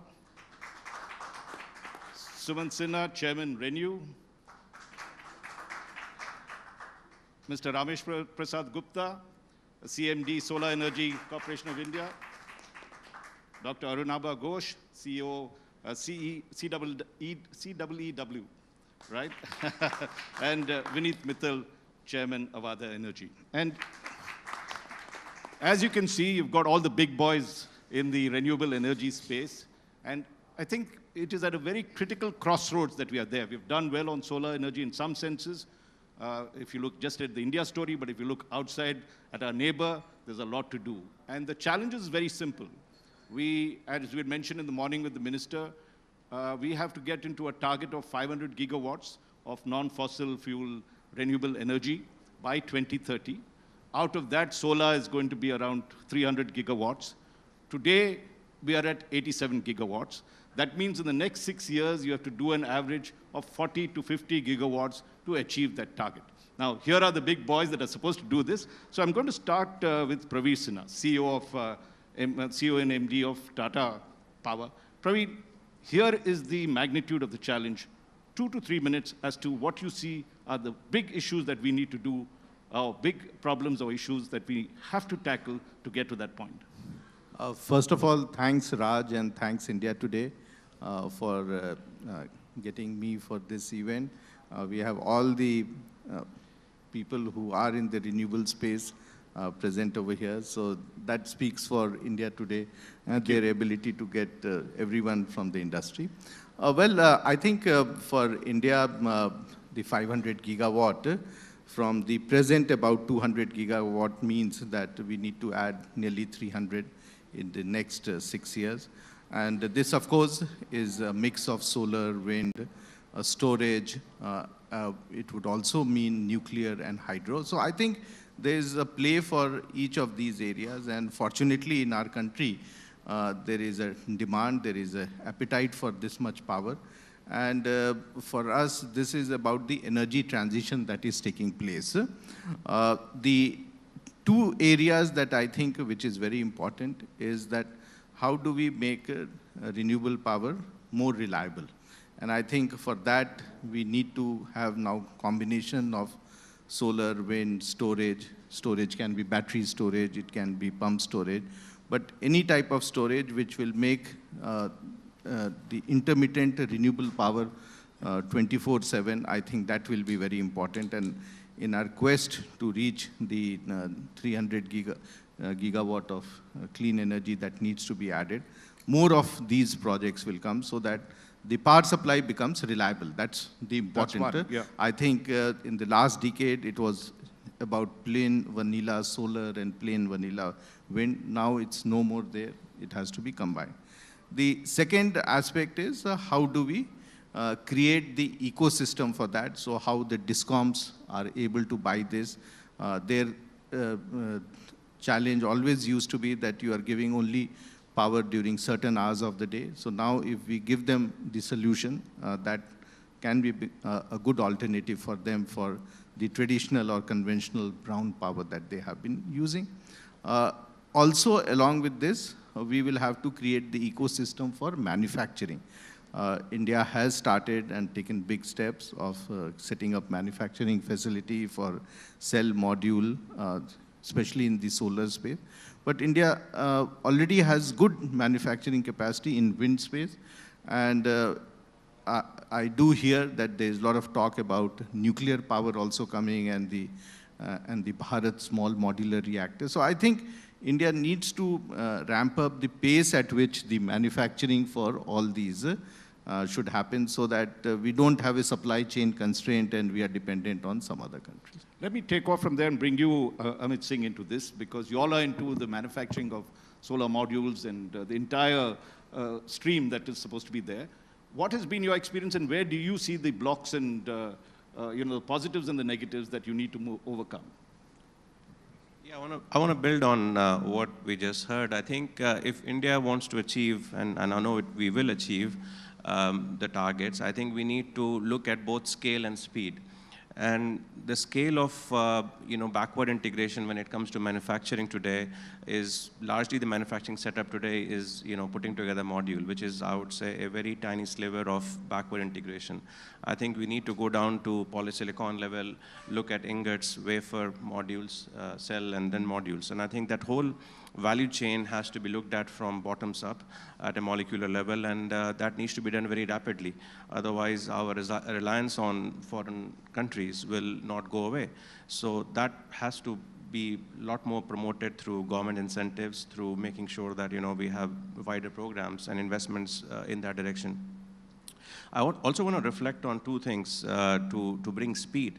If you look at the delays of evacuation availability, if you look at what's happening in Gujarat and Rajasthan, I think it's quite profound, and I think it needs to be addressed. The Power Grid Corporation, ourselves, and many other players are participating, but I think the tendering process, the whole end-to-end has to be looked at, and that has to really speed up for everybody to then move very quickly. The other area which I would point out very quickly is, looking at the PSAs. I think a lot of tenders are now starting to happen.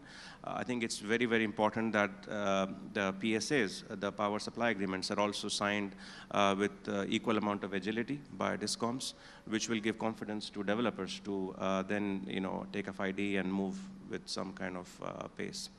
Your PSA meaning power supply agreements that you have with the states, that's there. Yeah. Sumant, can we come to you and to address two questions. One is the fact that while we might be making the modules in the country, the solar modules, the other parts of the industry, we are heavily dependent on imported things. So there is a China factor that comes in. How do we deal and navigate with the China factor? What are the issues on that front? And of course, addressing some of the points of dealing with the states when you have to come into RPOs or getting them to to keep their commitments on this front. Yeah, thanks, Raj. Look, both of those are very, very important questions. The first actually is very critical in terms of national security right now. If we want to have a domestic supply chain and not replace one kind of dependence of importing fossil fuels to replace that with importing Chinese equipment, then we have to have a domestic manufacturing industry. And that's a decision that the government has fundamentally taken, but the implementation of that is not that straightforward, because obviously we need to install this 50, 60 gigawatts every year as well. So without disrupting the whole process of installation, how do we move the whole supply chain into India? It's not an easy process, and we saw that in modules also, there was a little bit of back and forth that happened, but fundamentally now at least modules we've got within the country. But as you go further back in the value chain, it gets more and more capital intensive, gets more technology intensive, and people intensive and expertise intensive as well. So there we need to figure out how we're going to get access to that technology and that manufacturing equipment. And a lot of that is sitting in China. And it's not straightforward that the Chinese will just let us go there, pick it up and put it in India, and then disintermediate them as a little bit in the global value chain. So I think you'll see some tension there. But eventually, there is no solution but for us to localize the entire value chain in India all the way to polysilicon. And I think eventually, when the world starts looking at diversifying from China, India will be that natural other alternative, given cost of manufacturing in the country, as well as the scale of the domestic market that we have, which is likely to be the second or third largest market in the world after China. So I think it's going to take a few years, and it is going to require very enlightened government policy making. And we need that visibility out, because anybody who wants to invest will require that visibility of, are you going to prevent imports of let's say, solar cells? Are you going to prevent imports of wafers eventually? And so on. So we'll need that visibility to come in before people are able to make investments. Right. So that clarity of thought needs to come in from the government on the policy making. And I think if that happens, then there are a number of people who will be happy to invest in manufacturing. But I think it's going to take 5 to 7 years for us to actually localize the supply chain, if not longer. And there's one other angle which Arunabha talks about quite eloquently, which is the issue of partnering with some of the other geographies of the world, for example, the US and the European Union, to see if we can have preferential trade agreements with them to export equipment from here to those geographies as well. I think that's going to be a very important driver of demand for this domestic industry that we need to set up. Now, how to make that happen, again, requires a lot of trade discussions with those countries. So I think that's as far as your question on solar is concerned. On the DISCOM side, clearly we need a lot of reform And that's one of the big areas in the power sector that has not yet been addressed. It's sitting with the state governments. The central government has tried a few things in the past. It's not really worked because of pushback from the state governments. But I think that is an area that does need to be reformed.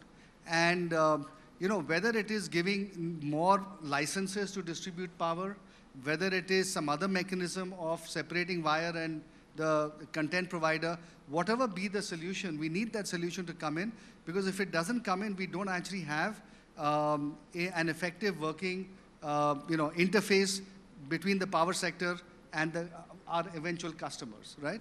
And so that does need to be fixed quite importantly. And once that happens, you'll start seeing more demand coming in from the discoms. Today, we have almost 30, 40 gigawatts of unsigned PSAs. And the longer they stay unsigned, the more people like us have to take price risk on those. So I think it's an area that I know Mr. Gupta at SECI is really working on quite a bit. And, we have a lot of engagement with them, and, they're trying their best. But ultimately, the discoms have to step forward, and they have to convert the actual demand growth into actual PSA growth as well. And that is something that is not happening yet. So that brings us to Mr. Rameshwar Prasad Gupta. segues well into the question that Sumant talked about as CMD of Solar Energy Corporation of India. You may have to deal with some of this issue, but much larger. But let's deal with this particular issue. The central government did, in some senses, want to bring penalties for those states that were not complying with the rules. There was the Bureau of Energy Efficiency. There was apparently a note that was there to bring that about. Where does all this stand, and how can you drive it? Because you are also one of the key developers and expanders for renewable energy, the corporation that you had. Well, I would say that last year central government amended the Energy Efficiency Act to provide for the renewable purchase obligation from central level. There is a fundamental difference. Earlier, the central government prescribed it, but it was left to the state regulatory commissions to determine the trajectory. And they were guided by a model trajectory given by the central government. Having seen it that has not worked, they changed it to a statutory mechanism, whereby now states will have to meet that obligation. Now it has become actually a statutory obligation, without the interference of either the state government or the state regulatory commission.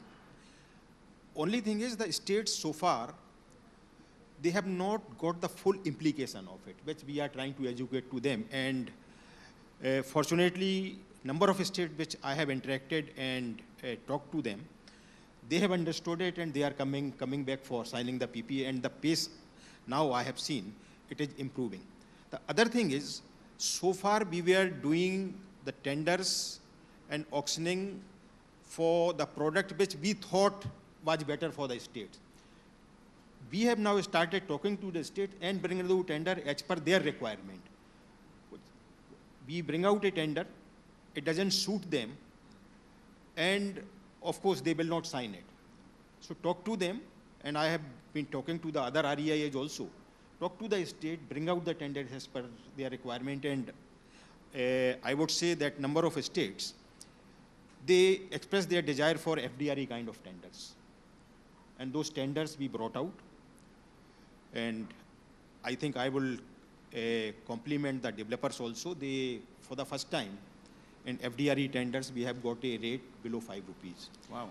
Which is, if we take a similar thermal power plant, probably it is at par currently, but if you take the future cost of thermal power, then renewable energy is still cheaper. Having said that, the DISCOMs and the state governments are still not assured of that FDRE or RTC kind of tender, they will actually fructify. So once that is a transition stage, which I am foreseeing in next 3 to 4 years, once we are able to set up the about 15 to 20 gigawatts of that FDRE or RTC kind of plants and able to supply them, that will assure the states that yes, this is workable and it will do. Then that will be a real turning point for renewable energy, which I foresee. Thank you.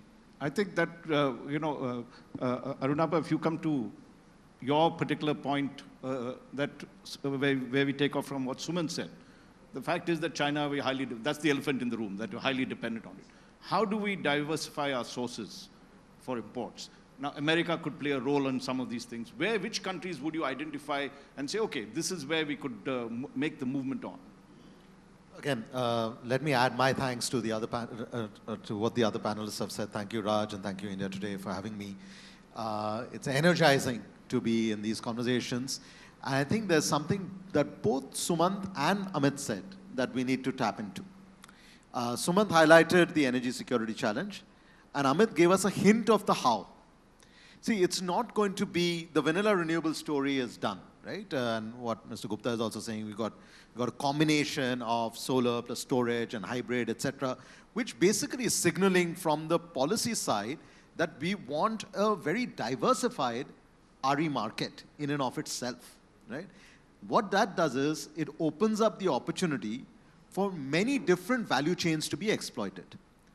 And Amit talked about that value chain. So I don't think, again, the next evolution of the manufacturing policy and the incentives should not be about simply let's assemble a panel. It's about, and I call it component-wise comparative advantage rather than product-wise comparative advantage. When you open up the product, you will see hundreds of components, right? Whether it's in a turbine, whether it's in a panel, whether it's in a battery. From the minerals all the way to the wires to everything else. Now, at CW, that's one of the things we're doing across the world. We're saying who has what kind of competency and comparative advantage? What is the gap between where India is with those countries? So what are the gaps we can quickly jump? And then what we can't jump, who do we ally with? That gives us a different kind of vision of not just saying China plus one, but India plus many, right? And that's a different narrative. This is a concern on energy security that not India's alone. Between 2012 and now, the number of countries in the world that had concentrated supplies of clean tech products, or solar for instance, increased from 38 to 71. For batteries, from lithium-ion batteries, from 19 to 49. So there are many other countries in the same boat, worried about the same things, and struggling with trying to solve it only on their own. And therefore, the formula that I have proposed in a Foreign Affairs article yesterday is that let's start with an India-US green trade corridor, right? Where we co-invest in each other, look at the clean energy subsidies, but also make sure that those subsidies then help to attract investments into India. And as Sunwant was saying, then we send it back out there. But again, component by component. So we are interdependent. And then we look at what Japan can do. Then we look at what Australia can do, what European Union can do, and so forth.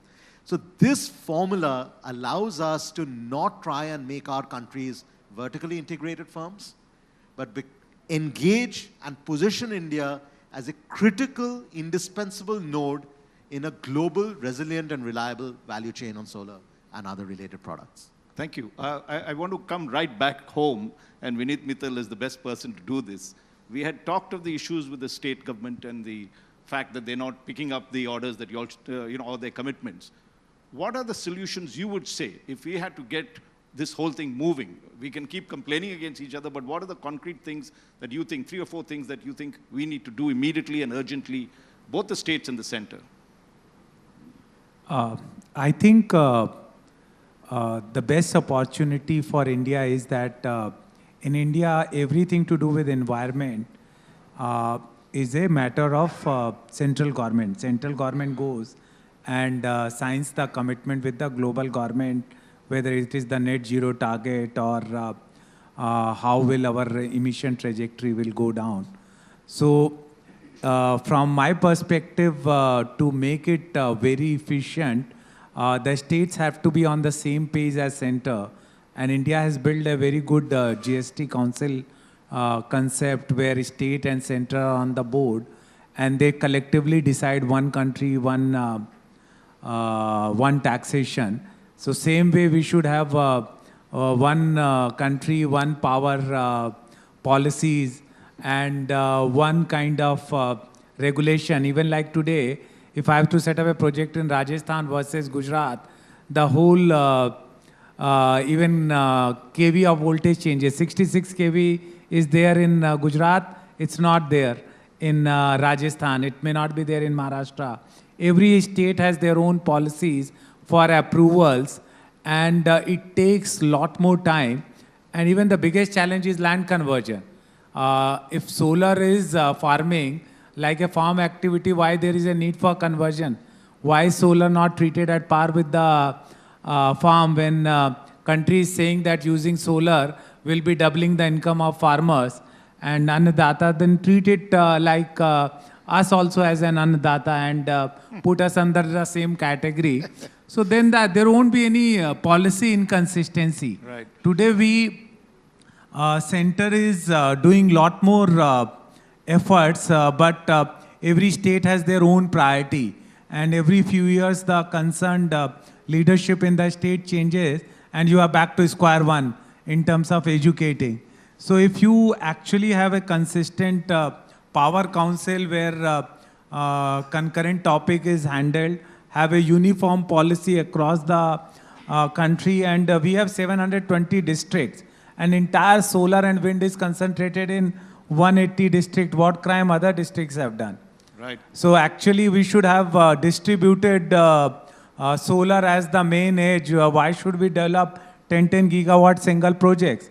We should be developing 100 megawatt project in 600 districts, and when those investment of 500 crore goes, it improves the prosperity in that region, and the state government and the leadership of that district also becomes the stakeholder in energy transition.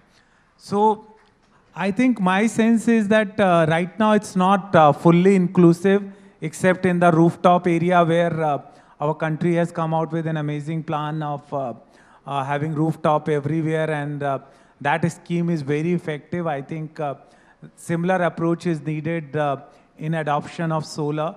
And in current scenario, the biggest challenge is that the regulation which Mr. Gupta talked about has to be enforced. It's actually an act.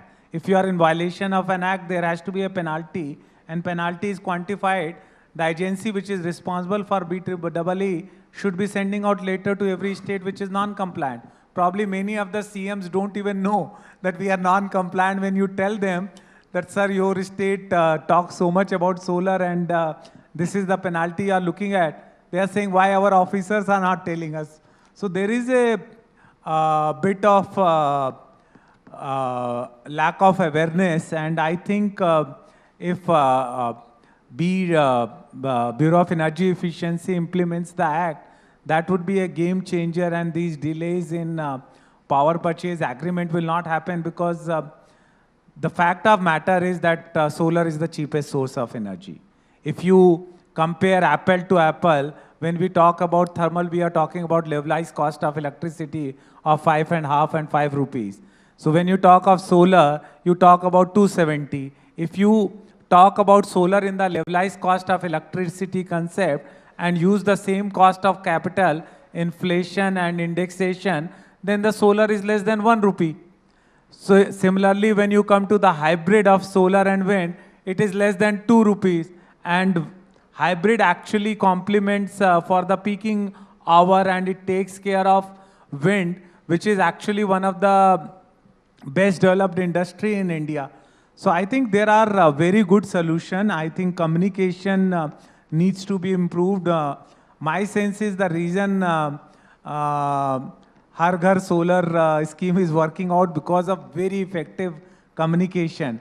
If we improve the same level of communication on RPO compliance, cost of electricity using solar wind, and combined it with the storage, now storage has become extremely competitive.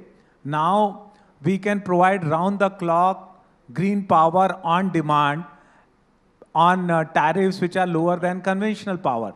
So the technology is there, the solution is there, the contracting agencies have figured out how to contract it. So I think whole ecosystem is there, and that's why we are seeing also so much of traction. And some of these issues which are coming, and as Minister was saying, that he himself has started talking to ministers and chief minister, and we are seeing it. Actually, there is change which is visible. Vineet, I want to, I'm looking at the clock and I'm requesting Priyanka, change it a little more and give us another 10, 12 minutes. We can't get such a super panel here. But Amit, you wanted to intervene. This is the disruptive questioning. Now that everyone's put their point of view, anyone can come in at any point, but you wanted to say something on what Vineet was talking about. No, I think Vineet kind of alluded to all the topics, but I really want to build on one concept here, which he also talked about, is the lowest cost of energy. I think we cannot compromise with cost of energy, and I think we should not just look at the cost which developers charge, but the system cost, because I think that's what the discoms are trying to minimize and reduce. And I think if we solve for it, I think there are 2 or 3 things which come out which we need to really be mindful of and take into account when we are making our own decisions. The first is storage. No question. I think that message is loud and clear, and I think the pump storage is going to be the lowest cost of storage solution. I think we are looking at it, but I think the sector should be looking at it very aggressively to make sure that we get a reliable supply of peak power, so that discoms have an opportunity to use more renewable into their solutions. The second is, I think, in the spirit of looking at lowering the cost, I think we talk a lot about hybrid, but I think we need to start switching and talking about co-located hybrids. Just so that, we don't, if you put a solar plant in one location and a wind plant in another location, we cannot be calling them hybrid. Correct. I mean, that, adds to the cost of the system, and I think we should be very careful with that. And I think that hybrid approach has to be very key. And if we combine this with domestic procurement, domestic supply chain, these 3 things, I feel will, together with what we talked about, will really accelerate adoption of renewable power. So, Sumant, you wanted to get in with a particular point? Yes. So, one thing that I wanted to say is that, today, if you think about it, last year, we added about 15 gigawatts of solar. 15, 1-5. Right. Right? Of course, 60 gigawatts was auctioned last year. So maybe a couple of years from now, you'll see a lot of that getting installed. So we may go up to maybe 30, 35, 40 gigawatts and slowly to that level over the next 4 or 5 years. But when you project things outwards, right, beyond 2030, you start looking at, the demand growth that will continue to happen. You start looking at the fact that renewables has to then start replacing fossil fuel-based power. We'll have new demand coming in from electric vehicles and from green hydrogen and those kinds of sectors as more of the energy basket gets electrified. So when you project it out beyond 2030, solar is going to have to add 60, 70 gigawatts every year consistently. Now, if last year we struggled with adding 15 gigawatts because of land issues, transmission issues, storage, and this, that, and the other, think about what the impact of all of this is going to be 5 years out, 7 years out, when we have to do much larger numbers on a consistent basis. Where are we going to get the land from? Where are we going to get the transmission from? All the storage that is required. All of that is going to become a much bigger order of challenge than it is today. And we need to start planning for how do we implement all of this 10 years from now, not just for today. We're trying to solve today's problems in some of the conversations we're having, but we really need to be solving the 10-year-out problems. And there we'll need to think about, do we have more floating solar, for example, and use the reservoirs in the country? We'll have to think about, of course, offshore wind in a much more serious way. So there are a lot of things that we'll have to start thinking about and planning fundamentally differently. For example, the national electricity policy that is currently being framed has to think about how the grid by 2047 will have 90% renewable energy. And that grid is going to be vastly different from the grid of today. Right. And those are changes that are going to be very fundamental as we go forward. And that's what we have to start planning for as well, beyond just the planning that we're doing for today. Excellent. And that is going to require a very different order of thinking than we have right now. Pravi, I want you to come in and just to give a comparison. We did about 100 gigawatts. China in the same period did 1,000 gigawatts. How do we get, as he's talking, at 2047 we need to be doing much more than just that. What is the difference? What is the thing that China brings in and what can we learn from them? I think China is more centralized. So just to give you a comparison, last year, globally, 1.7 trillion was spent in clean energy. China has spent about 700 billion. US spent about 300 odd billion. India has spent 30 billion. So I think this magnitude is very different. Right. Sumant mentioned that last year we had 15 gigawatt of solar. China last year did 160 gigawatt of solar. So वो zero का difference है. So they are 1 0 more. What we do in small numbers over here, I think we need to start thinking and doing in that. The speed at which the decision taking is happening, decisions are happening in government of India, but by the time it reaches the 28 states, it gets diluted, and Vineet also mentioned about the necessity that how do you bring everyone together on the same page. And I think it is also very important for us that the reliability of power has to be ensured. And, right. And that's where I think the FDRE and whatever other solutions, and it is not only just battery solution, it is also pumped hydro, nuclear, because there are a whole lot of things that can be done to ensure that the intermittent power of solar and wind gets combined with storage solutions or backup power that is available. Also, I think one point that we are missing is that while we have been talking of large utility scale generation, the biggest advantage of renewable is that you can do on a distributed basis. The new program of 1 crore households is still very small. I don't know how many we will actually be able to do. The initial numbers are not very good. We are just not even reached a lakh of that. But we have 30 lakh homes over here. We have 30 crore consumers in India. So that much more we can do, and that much more distributed. 700 districts, 6 lakhs plus villages that we have. How do we take this distributed power in those villages, in those districts? And thereby you can have the local generation and local consumption rather than having large transmission systems. So I think there has to be a paradigm shift in the way the energy is being produced and utilized. There will also be, mind you, a disruption in the technology. Today we are all stuck with polysilicon. I don't think in next 5-7 years, polysilicon will be the only technology. There will be peroxides, there will be organic materials, nanotechnology, thin film. So a lot of other technologies will come. And I think we need to start investing in some of these new technologies, understand batteries will be different. It will not just be lithium ion. So I think the power sector is going through a lot of transition. What is important is that how quickly as a country we are in a position to take advantage of it and implement it, because the speed at which we are doing is very slow. Just to give you an idea, last year China set up 300 gigawatt of manufacturing capabilities. That means 300 gigawatt of modules, 300 of cell, 300 of wafers, 300 of polysilicon ingots. We, after so many years, we have modules capacity of only about 50 odd gigawatt. I think cell is about 4 or 5 gigawatt, and we have maybe 1 or 2 gigawatt of wafers, no polysilicon. So we are miles away. Right. So the whole ecosystem has to really pick up pace, and time is running out and opportunities are huge. I think this is a good point, Gupta ji, where you could come in.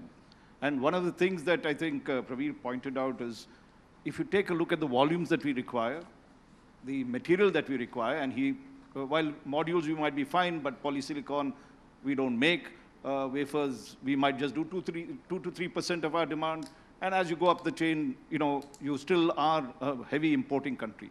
The government, of course, did try to bring in a PLI where it came to solar PV cells, and there was an attempt to do it. How does the government come in? If China is spending trillions, or billions, sorry, how many did you say, 800 billion, was it, right?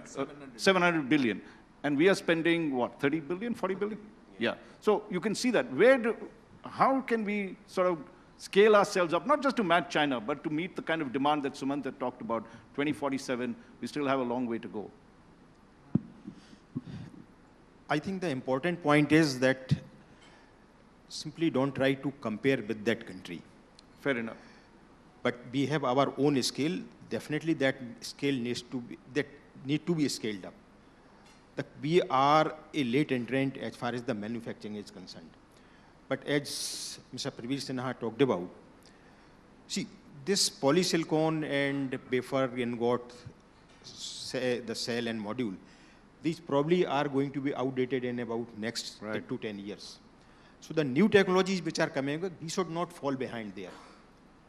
We must set up those, because the capacities which we set up today, they will be needed for the next 8 to 10 years. About 40 to 50 gigawatt of solar plants we have to put each year. That makes up about 500 gigawatts of manufacturing which has to take place.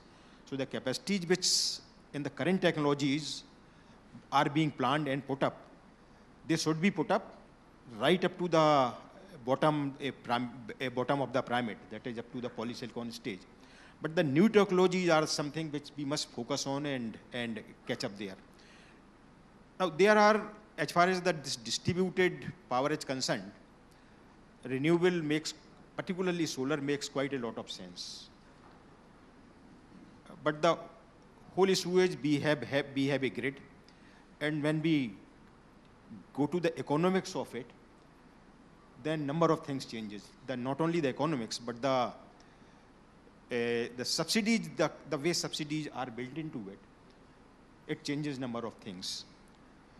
Also, it may not be feasible to put up the plants economically in each and every district or in each and every region. There are some of the regions which are well endowed with solar, which are well endowed with wind. They need not be co-located. In some cases, they are co-located, but mostly they are different. For example, we are going to do a project in Ladakh, about 13 gigawatt of solar power, and bring it to the mainland.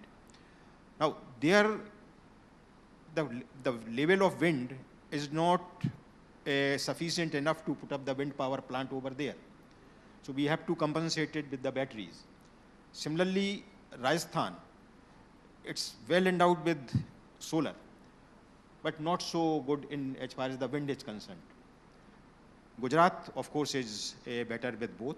So we have to exploit those resource-rich regions, build up a good transmission infrastructure, which should be well planned out,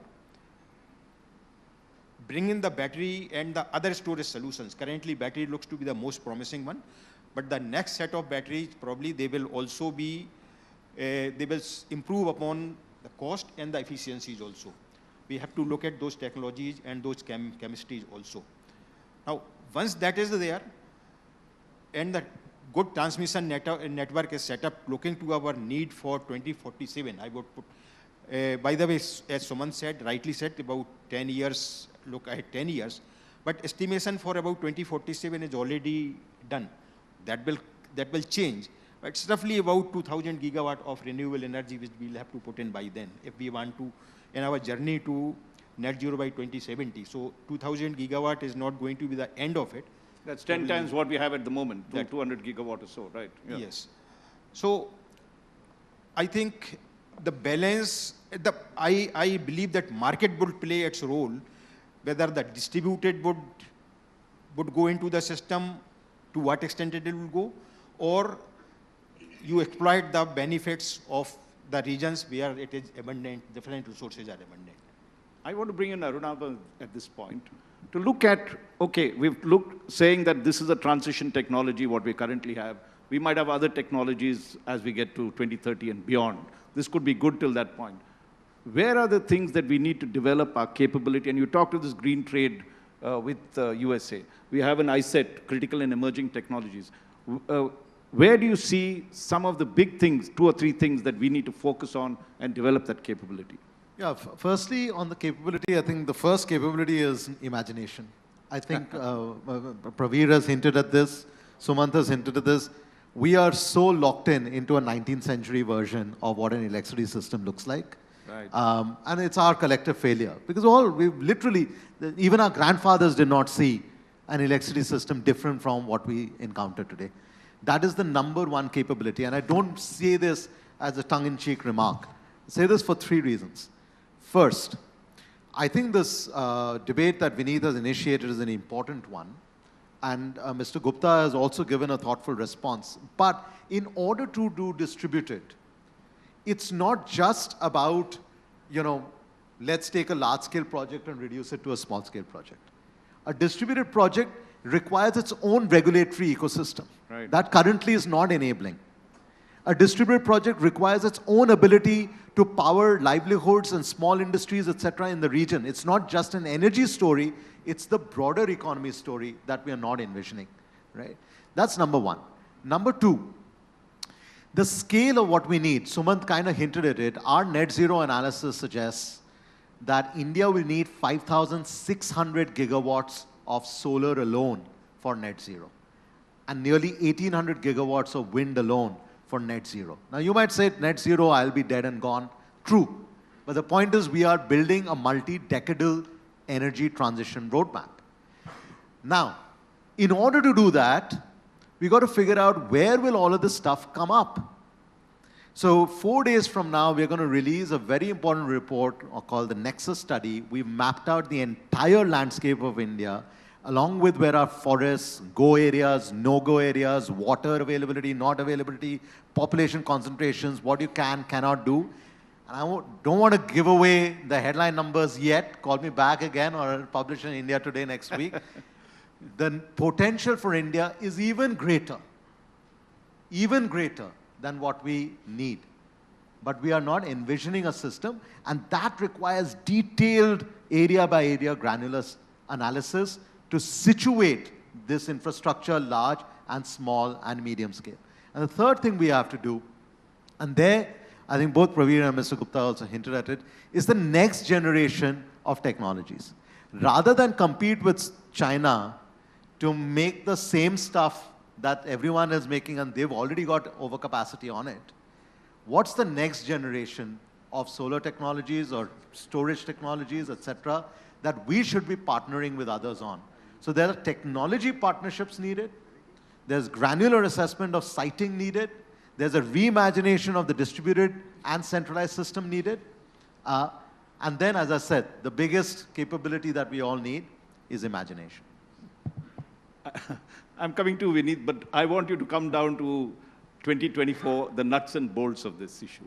Because it's just not you all generating the power, the solar power, but as you had mentioned, you need the state cooperation. And there are a lot of things there. Simple things like transformers, simple things like connectivity, the last mile and everything else. What would you think, if you had to do something now, 2 or 3 things that you feel this should be done immediately?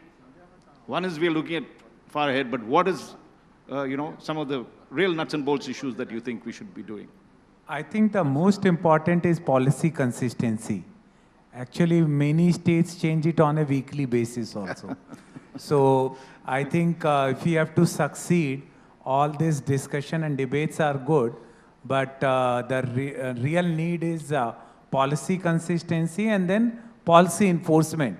We have some of the best policies, like we were talking about on penalizing the states who don't follow the renewable purchase obligation, but when have we done it? So that is number 2. And third is rewarding his stakeholder. Say today the debate is happening. Himachal will say, boss, if you take water from my rivers and make a hydropower plant, you should give me a tax. Then people will have to go to the High Court and get that order cancelled. But then Madhya Pradesh will start and they will put Harit tax. That when you are setting up project in my states, how is my people benefiting? It's going to another state. So I think all this discrepancy has to go away. We won't be able to achieve terawatt vision unless these fundamental issues are not gone. And let's look at another context. 2 things, like one, because he provoked me to talk about imagination, and he's an influencer with the government, so, and works on with the US government as well. So if US and world is so concerned about energy transition, what stops them from buying all the future technology of perovskite and a thin film electrolyzer and open source it? It will cost them $2-3 billion. Let them put it on the open source platform and say every country build on top of it and build the technology and let's make energy the cheapest. That's called disruptive. That's called imagination. And if these countries are serious, they should do, and your platform should become and trend it using your followers. That this is what is needed, that technology make it so cheap that the electricity cost is affordable. See, the biggest thing which worries me is the discrimination in the society. We are still using 1.3 megawatt per capita per year. US uses 12,000, China uses 6,000. So that means many of the people are still not using the electricity, and we all sitting in this room with air conditioning are probably using guzzler of electricity. So that discrimination has to go away for India. And innovation should come into that when we are talking about the policy and changes, where developed nation at least do something credible for the global south, which is in the form of open sourcing the technology but buying. I'm not saying just ask companies to give their technology for free. I'm not asking that. And second is the level playing field that every citizen who wants to consume power, they are given power. Because why should someone sitting in Delhi and Bombay should have round-the-clock power, and someone sitting in Gonda should have 16-hour or in Nimach or Katni? So I think those are the kind of challenges also should come into innovation thought. Well, we've got 4 minutes left, and this is just going to be, I'm going to ask each of you, and maybe you could prepare as well, is that the one big thing you think we should do immediately? I'll just go around. Maybe we'll start with Amit and end up with Vineet that side. So Amit, you go ahead. One big thing that you think should be done immediately that will make a big change. You know, I think we have talked a lot about what others should do. I'll talk something which I should do, and we will do as well. I think investing in human capital. I think if you look at a lot of this new manufacturing capacity coming in, a lot of these projects coming in, we need skilled people, we need vocational skills at a big scale. We don't have it. We don't have it. We don't have it. If we are going to deliver on everything, imagination, everything else, we don't have people who understand this deeply enough, who can actually do it at scale. Investing in human capital is going to be extremely important for us to make a difference if we are going to be successful. Praveer? I think apart from the very many things that we are doing, technology can be a game changer, and disruptive technology can take us to a different level where we don't have to go the same route where others have gone. So I think many of the new technologies where globally work is happening, we should try to get them. We should spend some money, get the best researchers to come and work for us over here. And we need to customize the solution to the Indian requirement. We don't have to copy others. Our requirements are very humongous. Our places are very, very far off from the main cities. And we need to do that so that universal access of energy takes place. And that's an area that we have been working. We find that universal access of energy is not there. People are not able to carry out their routine work. And it's not about creating energy, but it is about creating micro-enterprises and the development programs for those people. Thanks. Sumant? Yeah, in the spirit of trying to say something a little bit different from Amit and Praveer, because obviously what they said is absolutely valid.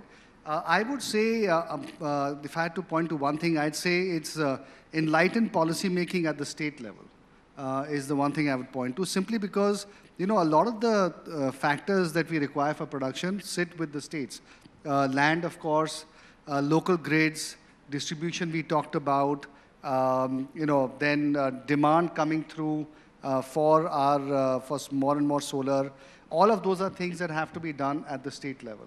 And as Vineet said, state level policy making is very inconsistent, and it changes constantly, and therefore that makes it very difficult to operate at that level. And if we need to get to the level and the megawatts that we need and the gigawatts and the terawatts, then you need to have a lot of action happening in the states, which, you know, today are not real participants in this journey as we are and as the central government is. Mr. Gupta? I think we all are supposed to say different things, so. Yes. I would say that I would be very eagerly looking for the report which Ranava is bringing out on the resources and the feasibility of the different projects in different regions, that granularity which he is talking about, and build a very resilient and smart grid which can cater to the requirement and the availability of the natural resources which are exploited there, and then send the energy where it is needed. Arunapa? Raj, in a multiple choice question, I'm running out of choices. Just one. I'm going to take that all of the above box. One thing I think we've not discussed enough is we can immediately start designing power markets of the future, leveraging not just what's happening on the decarbonization side, but on our India stack, the digital story as well, where you start doing peer-to-peer trading of electrons, etc. You need to start at least experimenting with this stuff. Vineet? I would say that we are all serious about energy transition. We should do two things. Award out all transmission line which is required till 2035 in 1 or 2 contract. We are doing contract by contract, which is delaying the execution. And second thing is start the carbon market immediately, so that whenever we are comparing solar and wind, we are comparing with something generated from coal. Where is the parity? We are even forgetting about the health impact it's causing us every movement. And that's not fair. It's not a fair comparison of comparing renewable and conventional power. So carbon market and transmission line at the federal as well as every state level. Well, Amit Singh, Praveer Sinha, Suman Sinha, Arunaba Ghosh, R.P. Gupta, Vineet Mittal. This has been a brilliant panel. Thank you very much. Ladies and gentlemen, let's give them a very warm round of applause.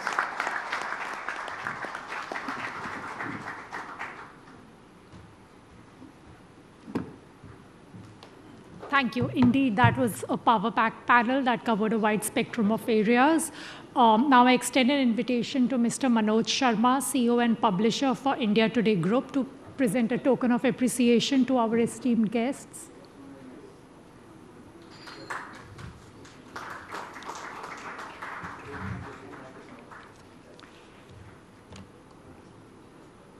Ladies and gentlemen, this is a power panel, and we are not showing any energy in our applause. Our panel.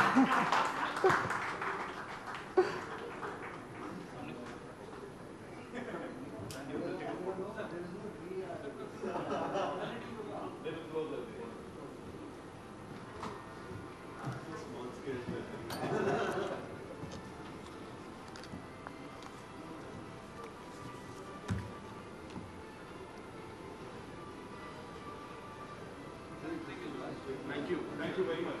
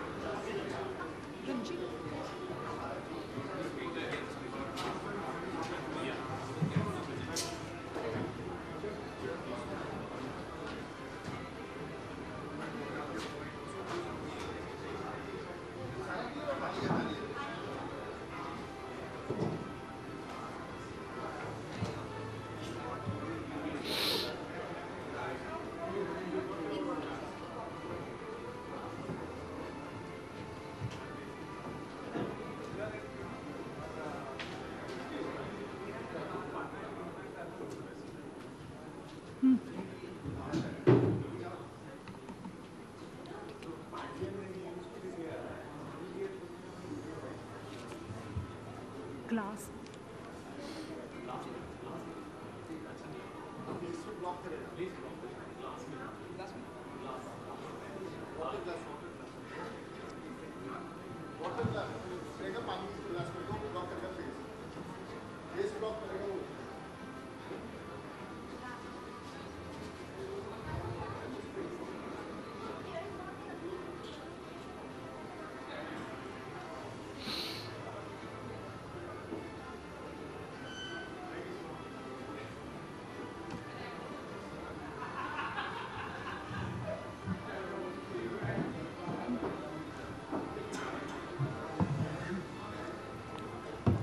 Ladies and gentlemen, it's now time for our next session on the future of lignite and India's energy basket. And I would like to call on stage Mr. Roopwant Singh, Managing Director and Executive Director for Gujarat Mineral Development Corporation to deliver the keynote address.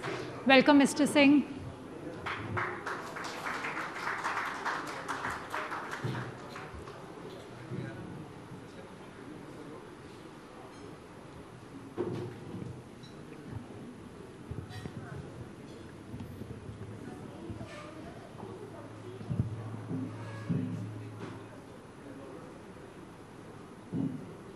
Shall we begin? Okay.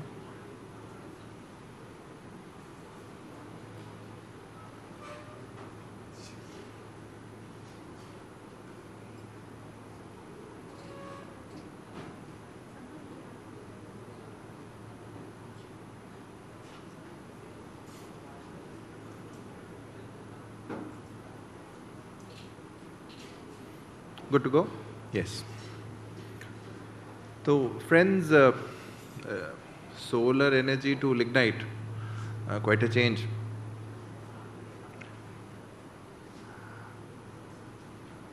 This question we'll seek to answer through our eyes, how GMDC sees it and how Gujarat sees it.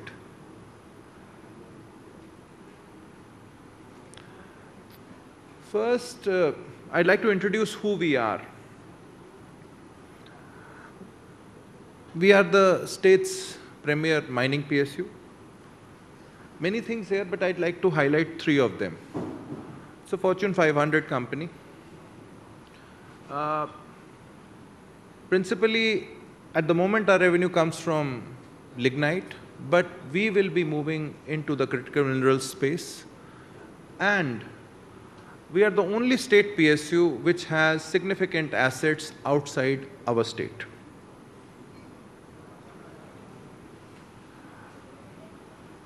Why Gujarat? Why lignite? Why should you listen to us? A few slides just to give you a perspective on us. GMDC has done well and rather quite well in the past few years.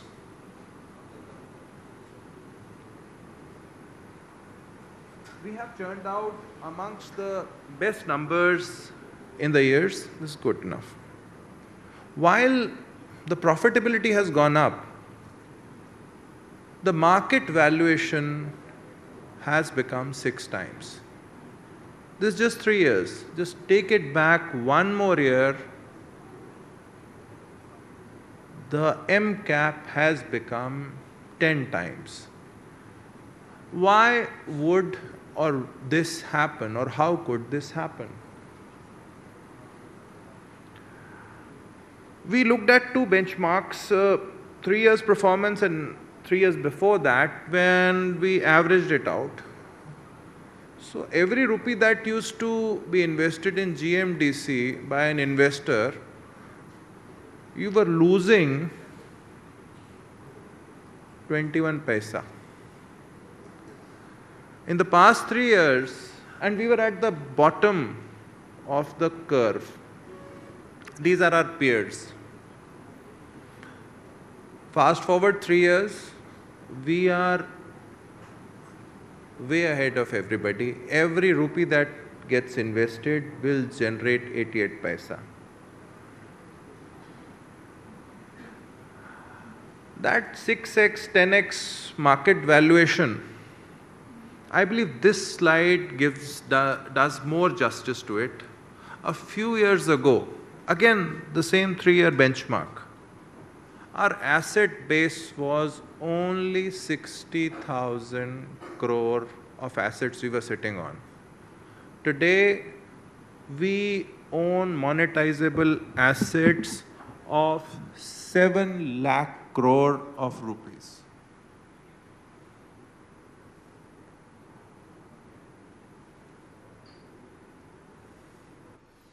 Now we come down to the topic that we had set out to address.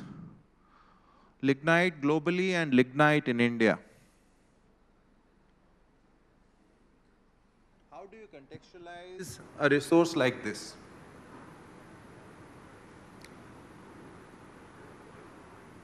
Lignite, this is how it is spread out across the globe. The Americas, Europe, Australia depend on it for their energy needs.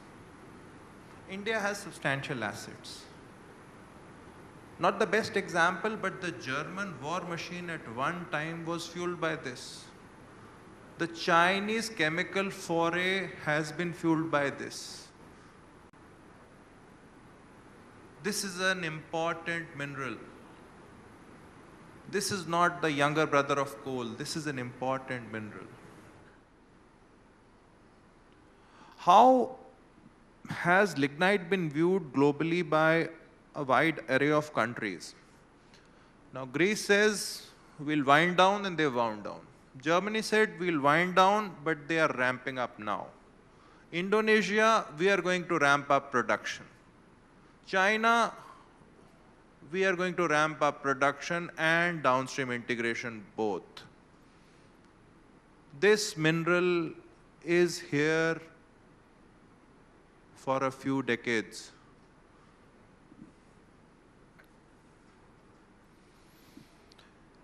Friends before me were talking about these two blue bars. This is how the capacity is going to change, the power mix. The blue bar, portion of the bar represents renewable energy. It is going to expand. But the base load, the grid stabilizer, something which ensures functions like this keep on happening without a hitch, is thermal power. Even that is growing. To take care of this blue bar, we need this one.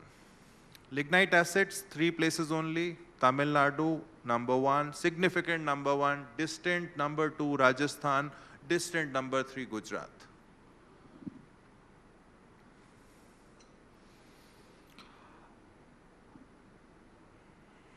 How would Gujarat and GMDC take care of its lignite for the good of its people and the nation?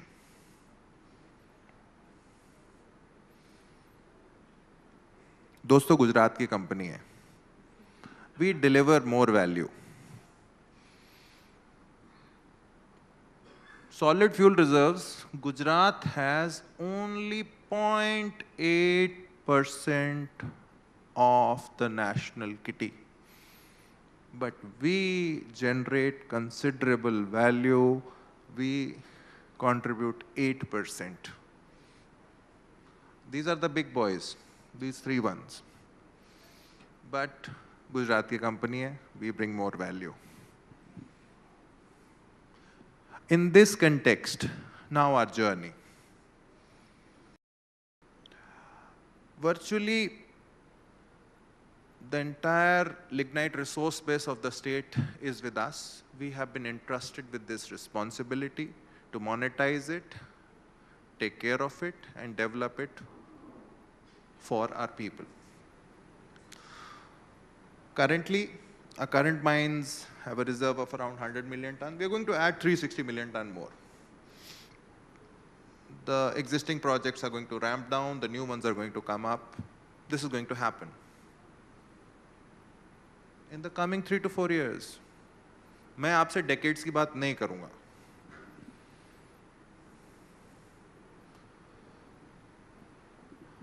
Our energy company, GUVNL, and the Energy Survey Agency, they again surveyed and looked at the gap in the energy demand that is going to emerge.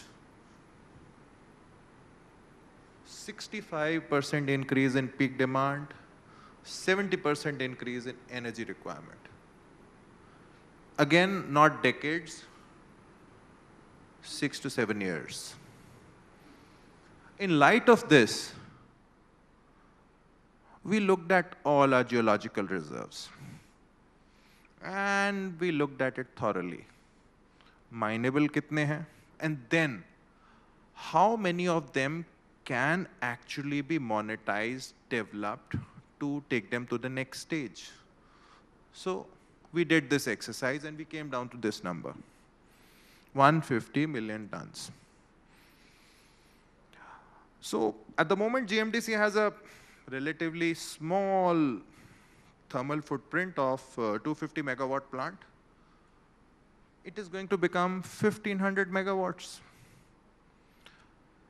Now, why is this good news?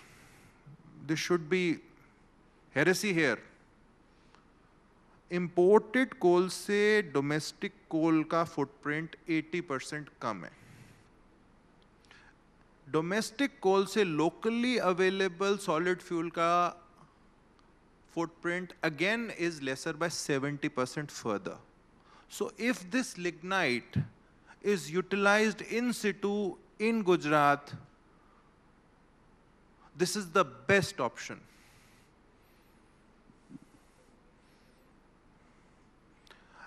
Best के ऊपर क्या होता है? Even better or even best, I don't know, my grammar would fail. So the second option is this.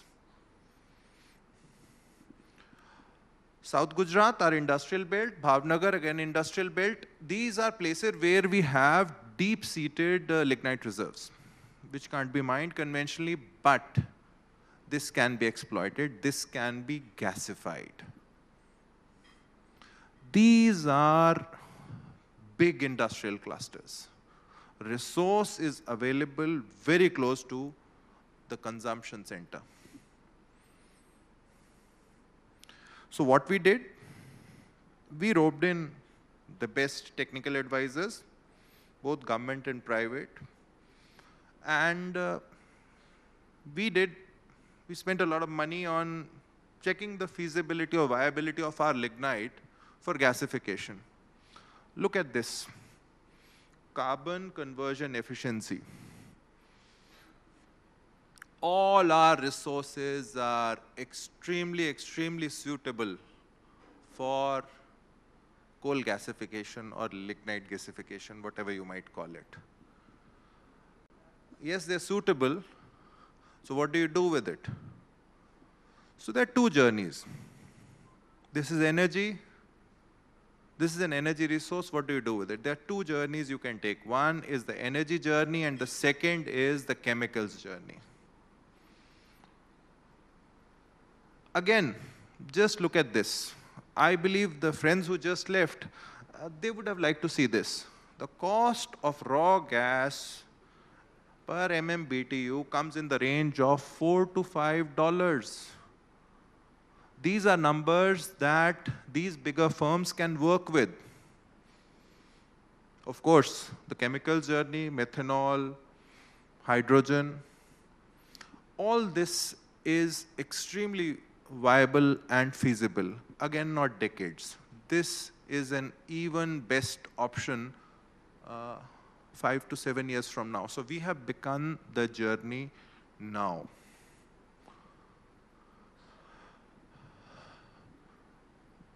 Now, while we are going to be in this space, we are very conscious of reducing our carbon footprint. So all GMDC mines have been digitized, the operations have been digitized, the carbon footprint is already on the decline. We are going to be moving towards embedding conditions for zero-emission trucks in our upcoming mining contracts. And of course, we are going to or planning to move towards selling our lignite by value, by GCV value.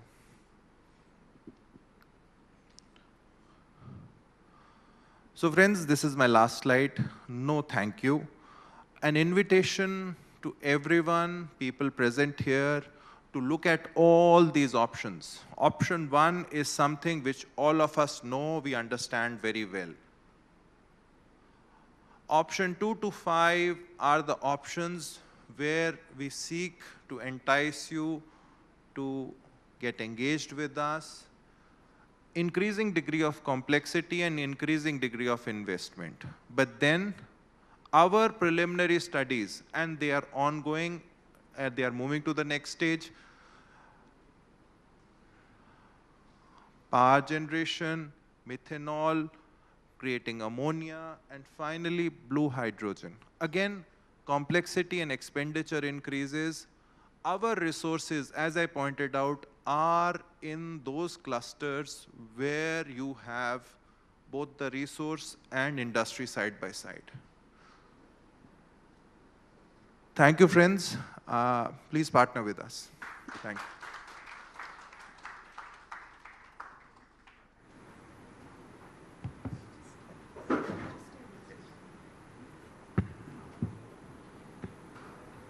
Thank you. Thank you, Mr. Singh, for deconstructing Lignite and also sharing with us its immense potential. Now I'd like to call on stage India Today's Managing Editor, S. Sahaya Ranjit, to present a token of appreciation to our guest.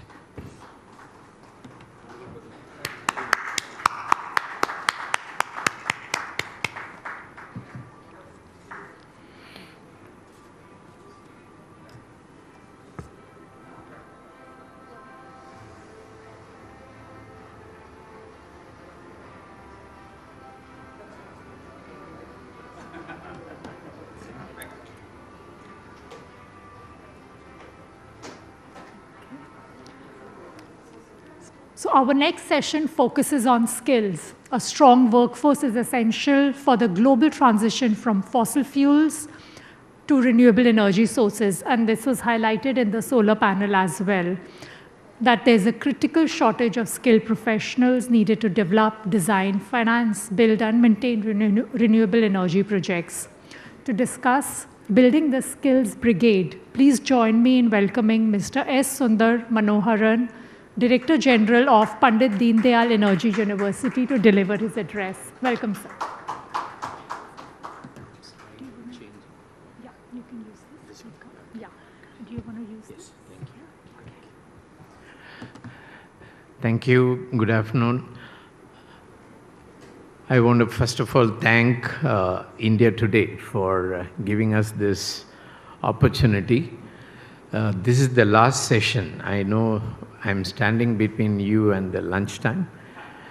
And as usual, academia is a loner, so we are made to stand alone, not in a panel. But definitely I want to reflect the concerns raised by the panel that was talking about solar and renewable energy.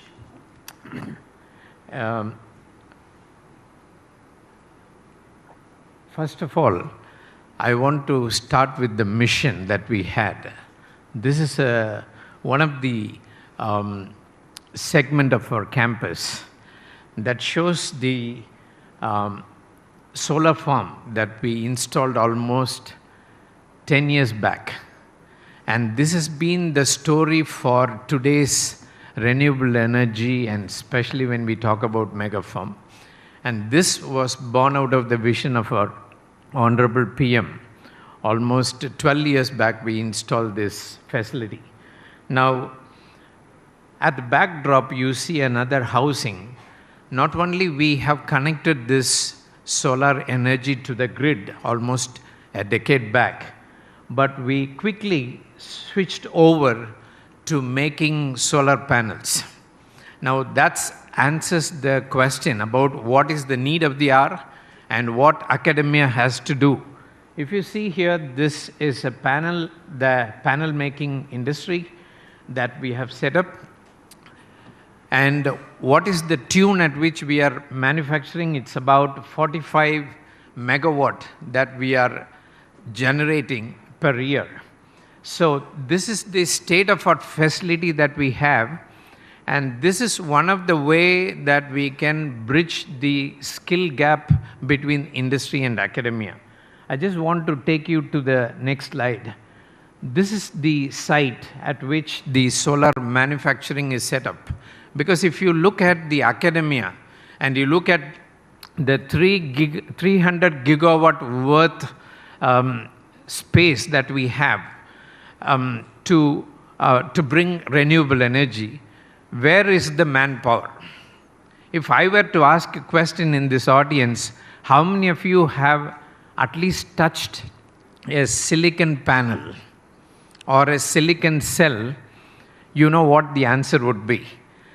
Now leave alone the question of just touching or handling a panel or a cell. How many of us are geared up to make a single panel on our own? Then that shows that there is a serious bankruptcy as far as silicon technology is concerned. We have policy in place, we have business in place, we have the LCOE calculations in place, but who will make the panel, and who will make the cell, and who will make the ingot? And that's exactly what we have done. And this is an ambitious project where our students are geared up, they are trained, and this is a facility that we have specially made, which has a non-Chinese instrumentation, so that even if we have some challenges in the future, we will still be able to perform. And as you can see here, our target is to train 1,000-odd students of all cadre, from the Polytechnic or from ITA or from the BTech or from even post-graduation, that we can train the students. This project was actually launched by our Honorable PM way back in 2020, but because of the COVID, we started it late. As of now, I should say that we have already manufactured up to 5 megawatt of solar panels. And not only that, we have not used just for captive requirement, but we have already dispersed it to other nations. We have exported these panels to 2 African countries, third world countries. We have also exported this to Australia. And all this is happening in the portals of Pandit Dindayal Energy University. So we are not only touching the global need, we are not only touching the national need, but core to this initiative is the skill training. And I just want to take you, give you a glimpse of what we have achieved so far. This is the inside view. You see the panels are stacked up. This is a beautiful landscape where skill training can go to the core. To the last mile, we can scout our students. And this is one way we can bridge the gap between industry. So if you actually want to look at the skill requirement, I can say that we are already making industry-ready, camera-ready human capital. So the industry doesn't need to invest into any training for hiring our students. And this has actually enhanced the employability level to a greater height. Now, the next challenge that we have is about how relevant we can make our students employable. You saw in the panel people talking about rooftop solar, which can actually become order of the day, which is government's bigger mission than even a horizontal solar farm. And here is one technology that we have jointly demonstrated with the industry. We are actually looking at wind turbine which can be mounted on the rooftop, because it's very hard to bring in the expertise of a wind energy because of the cost involved and the space that requires. So we have integrated rooftop solar and rooftop wind. And what do we do with this energy? We can actually harvest it by storing it in a battery system. This is one of the first demonstration where we have integrated rooftop hybrid smart grid demonstration, where we bring solar, wind, storing that to a battery, And this battery is a non-lithium battery storage. And then you can also demonstrate how you can use this for charging the vehicle. This is another view graph that gives an idea about the longevity of the new technology that is coming. Our Honorable Minister was talking about other formats of energy storage. And here is one demonstration where we can go up to 100 kilowatt hour.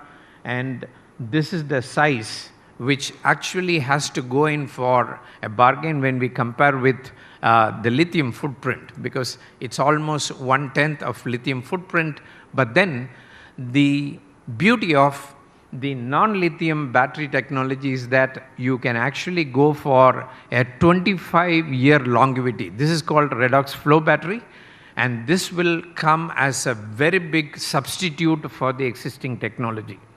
So if you think about grid support, lithium has its own limitation. So when lithium will have a limitation, where will you look for? These are the new generation flow batteries that are coming up, and PDU is actually demonstrating this to most of our stakeholders, and we are actually trying to scale it up to 500 megawatt hour and 1 gigawatt hour in the days to come.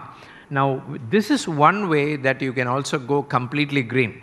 At PDU, we want to demonstrate how every building can go green, how the entire campus can go green. And you may be surprised that we don't even have one single diesel generator.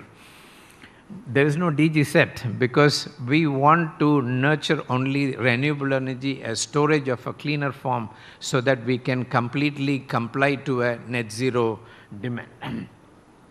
Now, the other question comes, where does the academia stand in green hydrogen, the other formats of renewable energy? We are also, incidentally, we are plowing deep and wide into geothermal, and we already have demonstrated up to 100 kilowatt of geothermal, which can be used for many applications. That is also on the run.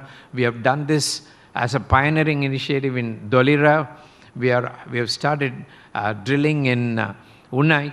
These are the first results from geothermal as well. But when it comes to green hydrogen, today we have a capability to demonstrate up to 100 kilogram of hydrogen per liter. And these are patented technologies. We have already gone for pilot production, and we will be soon trying to tie up with industry to demonstrate and take it forward for a scale-up. Now, when we talk about skill development, I just wanted to give you another edge. One thing is we becoming self-reliant, and the academia has to become a mini industry by itself in order to bridge this skill gap. If you bring the industry, then now the new format that we sense is industry is coming to us for training as well. We are not sending our students to the industry, but industry is willing to send their personnel to be trained in the mid-shifts. And you may be surprised that our manufacturing unit is actually having 3 shifts. We work till morning 3. And between 3 to 7 is the only idling time. So we have actually brought an industry which really answers the question about Skill India. Now, if we talk about Make in India, if we talk about Atmanirbhar Bharat, as Amit Sinha pointed out in the earlier session, we definitely need to invest into human capital. And there is always reluctancy from the academia to go big because they don't want to burn their fingers, they don't want to go into this landscape where the investments are huge. This is where the triple helix model comes into picture. What is this model? Government, academia, and industry partnership. This is one demonstration where we have completely closed the gap between industry and academia. This is one of the other examples that I wanted to leave with you. Huge investment from British Petroleum. We have gone in the highways and byways of some villages, semi-urban and rural landscape. We have brought women and we have trained them in all these NSQ F level 4. And this is an ongoing skill development program for several initiatives. The last one, I just want to touch and finish with this and probably take some questions. You all are hearing much about semiconductor as much you talk about renewable energy. And Gujarat is the place of happening now, a lot of investments happening. Now, where is the skill training? And where is the human capital for this? This is where we plunged into another action as much as we took a bold initiative to plug the gap between industry academia in terms of renewable. We have actually joined with Micron. Now, this is not really on the renewable. This is more on the integrated circuit chips, IC chips. But definitely, it has a parallel or a very close narrative with renewable because your silicon cells are also semiconductors in one sense. So we have gone further. Now, Micron, I'm very happy to acknowledge their partnership. This will be the first place where all the machineries have come from Micron, Singapore. We have already started initializing these instruments, and by next month, we will be starting the skill center. And we will be training the likes of ITI, diploma, and BTech holders. Now, why I'm giving this example is, this gave a prompting for us to shift your gear one step more to see whether we can even address the question regarding the trained manpower for making wafer to cell. And that's our next initiative. We are cohorting with the government of Gujarat to make sure that we also train our students not only making cell to panel, but we will also make wafer to cell. And this cannot happen without the benevolence of the government of India, the government of Gujarat. And this is the landscape that we have already. These machines are there, and it is something that nobody can imagine that academia can take this risk going into this sort of infrastructure to train the manpower. So I just want to stop here with this and probably take some questions. The question that academia has to ask is, if not now, when? If not me, who? So this rigorous introspection is needed from the academia. And when I'm talking with this confidence, it cannot happen without hand-holding with industry and the government. We have had the benevolence of both, but academia has contributed more than 30% into the infrastructure resources that we need. So unless academia rises to the occasion for the amount of skill set that we need in all formats of renewable energy and more so in the upcoming semiconductor industry, the human capital will be very, very poorly placed. And therefore, ladies and gentlemen, I just want to appreciate your presence here. And I want to challenge, like our previous speaker said, there is no thank you slide for my presentation. But I just want you to partner with us. There should be a very rigorous soul searching as to how much industry would like to invest into academia to bring the manufacturing line right into the campuses. And there cannot be only one institution called PDU for the entire country. In the north and south, in the east and west, this story has to be told many times so that the whole nation together will rise as an army. And that's why I like how the India Today titled my topic as how to raise the brigade, skill brigade. And it's a big challenge. But I want to sincerely appreciate both the benevolence of industry and government in making this entire challenge a very rich enterprise for the academia. And I'm sure as we are sharing this with you, there will be many more academia which will rise up to the occasion to provide a brilliant skill set for the nation. Thank you.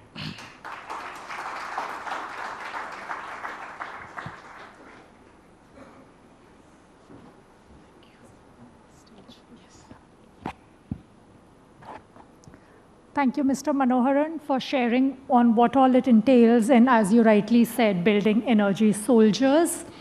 Now I would like to call India Today's Managing Editor, M.G. Arun, to hand over a token of appreciation to our speaker.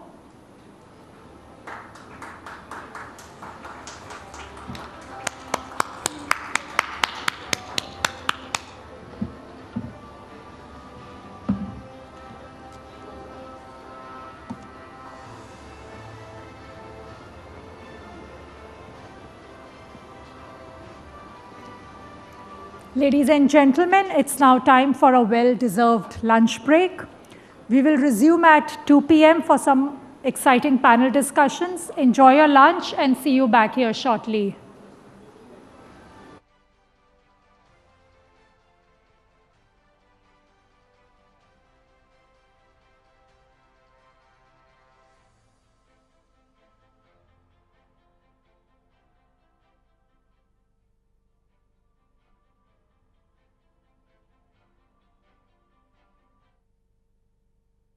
Gas Limited has been single-mindedly driven by the intention to provide safe, reliable, and clean energy solutions to improve quality of life. IGL is committed to being a net zero emission company by 2040. For this, it is actively pursuing both organic and inorganic growth in multiple clean energy spaces. Today, we celebrate this energy of intention that has grown, expanded, and metamorphosed into India's city gas distribution leader. What makes IGL a true leader in its space is the speed and energy with which it has galloped ahead on mission mode to touch the lives of millions.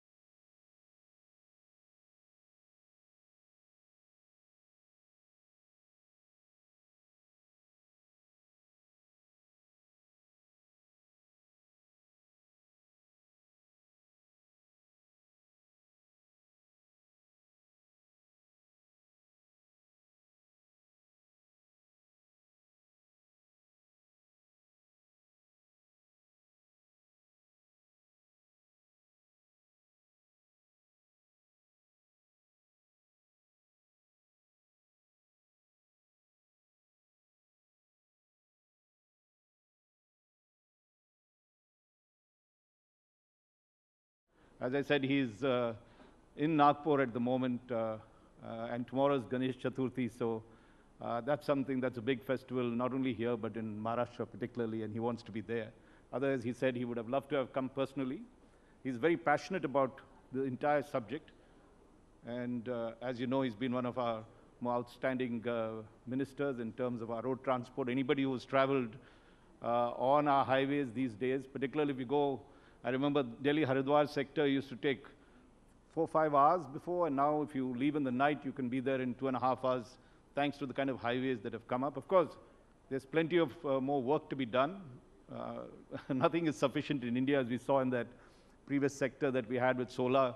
It's just humongous amount of work, but he's really put his shoulders to the grind, and he's, I was talking to someone outside and about him, one of the industry pieces, and he compares him to some kind of a dabang in the, in the ministerial sector, where he gets what he wants, he drives for it, he's not afraid to take on the private guys who are skimping on their work and really pushes on it. So it's a privilege to have him, and therefore I think worth the wait till he comes up. I think my colleague is Ranjit. We are almost there, or is it a little more? 2 minutes, okay, 2 minutes. Sorry.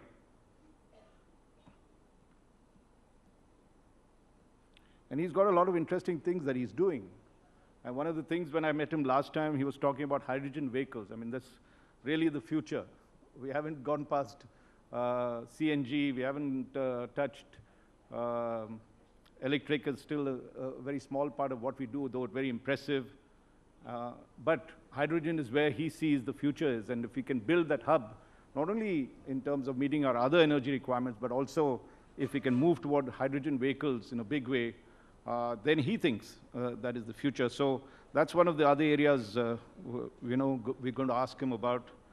Apart from the fact that we stay in Delhi, and we know what happens in the next 2 months here, and vehicular pollution is one of the big contributors to it. So if we could get that on as well, and we'll slip in a question about what he thinks should be done for the National Capital Region, and how we could reduce one of the major polluters in the capital. Not just here. Last time we had those who stay in Mumbai are also facing, I think, a lot of pollution issues, something that was unheard of before. It's happening. My hometown, Bangalore, is he there? We get Mr. Gadkari there. And just a minute, we'll adjust his.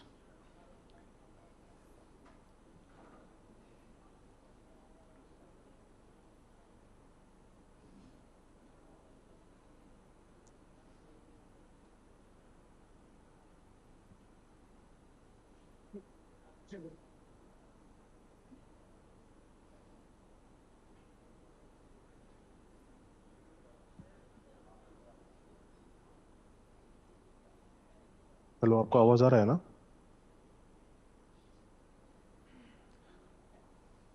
Mr. Gadkari, can you hear us? Yes, yes. I am hearing you. Yes. Well, we'll begin. Ladies and gentlemen, let's give Mr. Nitin Gadkari, Union Minister for Road Transport and Highways, a very, very warm round of applause. Thank you. As you know, Mr. Gadkari has been the powerhouse of our road transport and highways, and we've seen the remarkable development that's happened in the last decade or so. And he has, as we've seen, done a commendable job on that front. And now, one of his big missions in his third term as minister, as union minister, is to look at the future of renewable fuels in the road transport sector. So, Mr. Nitin Gadkari, let me start by quoting the ambitious goals that the Indian government has set, including you, that by 2030, that is 6 years from now, the proportion of electric vehicles in private cars should be 30%, in commercial vehicles 70%, in buses 40%, and 80% in two-wheelers and three-wheelers. I'll just give you one statistic to say that so far, electric vehicles account for about 3% of the total vehicles in India. So how do you scale up this phenomenal task that we have? What is it that you're planning to do to achieve the kind of targets that we have set, the ambitious targets that we have set? It's a very important question. Today, we have an import of the fossil fuel of 22 lakh crore. And the problem is that we are facing not only economic problem, but at the same time, we are facing the problem of air pollution. And actually, this is the appropriate time that in our economy, our dream of the Prime Minister to make Indian economy of $5 trillion and making India as Atmanirbhar Bharat, and the mission is to make Indian economy the third largest economy in the world. Now, for that reason, we need to reduce our import and at the same time to increase our export. I'm giving you the example today as the automobile industry. When I taken charge as a minister in 2014 under leadership of Prime Minister Narendra Modi ji, our size of the industry was 7.5 lakh crore. And today the size of the industry, automobile industry, is 22 lakh crore. Wow. The more than 6 lakh crore we have export. And this is the industry which up till now creates 4 crore 50 lakh jobs. And this is the industry which is very important as far as it is giving maximum GST, form of GST to the state and central government. And the export of this industry is the number one highest in the country. So now today we have all the reputed brands in the world are present. We are encouraging ethanol, methanol, biodiesel, bio-LNG, bio-CNG, electric and hydrogen. The first of all, in place of import of fossil fuel, we need to find out the option for Indian solution. Right. Today, the rise in the electric vehicle is 300% in subsector. Now, the electric car, electric scooter, electric auto rickshaw, e-cart, and electric buses are very powerful. Now, maximum buses in the urban transport, majority people are now using electric buses. Now, just observe, this is to be a very interesting example, that when the Indian government going for tender for e-buses, we receive the rate of 39 rupees per kilometer for non-AC bus and 41 rupees per kilometer for AC bus when subsidy was there. And now for diesel bus, the average cost is 115 rupees per kilometer, which is already in Mumbai for the best. The cost is coming 115 rupees per kilometer for diesel. So in the electric, the cost is, as far as the fuel cost is concerned, it comes to, in place of 120 rupees of diesel, the electric cost is coming 10 to 12 rupees. So this is exactly the saving is there. It is import substitute, cost effective, pollution free. And it is to be very important for the country that in next 5 years, every for urban transport, you will see only electric buses. Even I got appointed to launch double-decker electric bus in Mumbai. And today the luxury buses for long distance, also the electric buses are coming from all the companies. Now the manufacturing capacity for electric buses is up to 50,000 buses per year. And our requirement is more than 1 lakh buses. So now the electrical buses manufacturer, they are going to increase their production. At the same time, the flex engine is already started.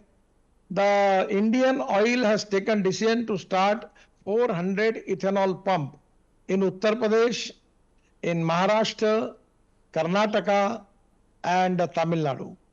So now the Bajaj, TVS, and Hero and Honda also, they have manufactured their motorcycle and scooter with the flex engine and auto rickshaw.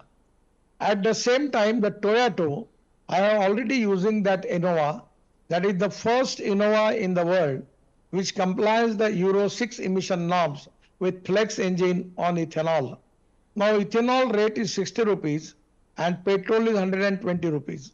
So by using flex engine ethanol, if it compare the average of the petrol rate is coming 25 rupees per liter. At the same time, 400 projects are already in the process. They are making bio-CNG and bio-LNG from the rice straw, out of which 40 already started. And interestingly, one project which Indian Oil has started in Panipat, where they are from rice straw, because the burning of the rice straw is a big problem in Delhi because of pollution. Now it is possible they are making 1 lakh liter of bioethanol per day, and at the same time 150 ton of biobitumen. and 88,000 ton of bio-aviation fuel, Hawaii Indan, that is sustainable aviation fuel. So today the total scenario is now changing. In Numaligarh in Assam, where already project has started, they are making ethanol from bamboo.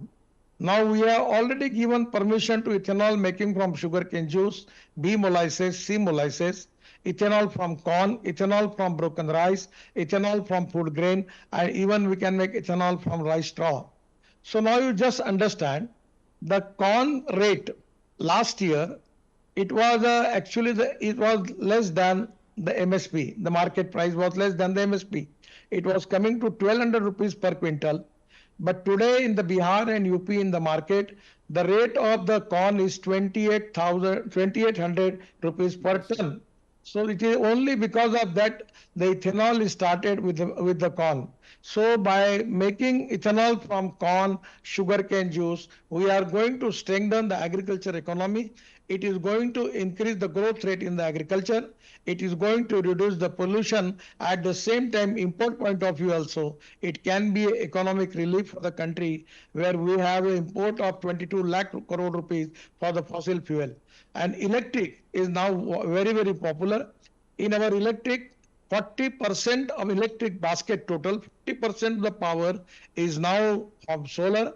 We have a lot of projects where we are making the power from hydropower, then we are making solar power, wind power, and at the same time, we have some thermal power. So I am confident that before 2070, the dream of the Prime Minister took India a carbon neutral country. And for that reason, we want to develop maximum power on the basis of green power. That is to be very important. So the way can I just ask you a bit on electric vehicle at the moment, because we started with that. While 2070 is the target that we are there, 2030 is a very immediate target. And currently you have to do something like 80 million electric vehicles to get to that target in 2030. Currently we're just 3% of what we should be achieving at that time. So are there any special schemes that you are doing for electric vehicles? We did have FAME, which is the fast adaptation and manufacturing of hybrid and electric vehicles, FAME 1 and FAME 2. Are you still in favor of subsidies? That, of course, the consumer gets a lot of that. Or how do you see boosting electric vehicle production in this country? Are there incentives that you think we should be giving them? Actually, on the petrol vehicle, the GST is 48%, petrol and diesel, and electric it is only 5%. In many of the states, we have already issued the order from my ministry that registration cost is 0. So I feel that now at a time when we started electric vehicle, the lithium ion batteries cost was $150 per kilowatt per hour. Now it is coming to $112 per kilowatt per hour, and I am confident it will come up to $100. Then the cost of the petrol vehicle and electric vehicle will be the same. And now the number is increased. That the reason the cost is coming now, we are going to reduce the cost. So I feel that as far as GST, already there is a concession, but now the electric vehicle don't need any subsidy, because when the number is increased in manufacturing, the cost is going to reduce, and that is the reason that I feel that it is very popular, and there is a waiting list also, and two-wheelers. Also, we have a good international market. We are making export for that. In the domestic market, the demand is there. And now electric cars are very popular. And because of now the scrapping policy, people are now purchasing the new electric cars and alternative fuel and biofuel. And I'm confident that 2030, before that, we can achieve that target. And there is a growth in everywhere now. Electric truck, electric tractor in the process that it is coming to the market, and it is going to change the total scenario of the automobile industry. And what you are talking about it, I feel that before 2 years also, probably we can achieve that goal. One of the issues that come up when it's electric vehicles is you want to charge your vehicle at some point. And unlike petrol, you have stations at all, important places and wherever you want it to be. Currently, the estimate is there are about 6,000 to 7,000 charging stations in the country, and they say that the demand is something like 4 lakh by 4 lakh charging stations by 2030. What are you doing? And this is called range fear, that, when you, especially when you want to go on the road some distance and it begins to run out, you think you're going to run into issues, and that could be a disincentive to buy an electric vehicle. What are you doing about the charging issue in terms of charging stations? How are you going to scale that up? First of all, I will tell you, first of all, I will tell you. Sir, we lost you for a moment. We'll just get you back. If you can just, we can't. Sir, we lost you for a moment. Can you just hang on, sir?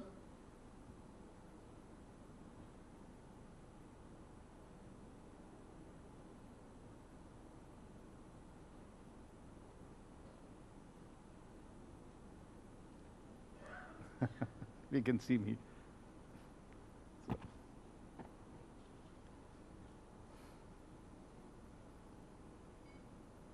Yes, you listening me? Yeah, can you, I'll repeat that question if you don't mind.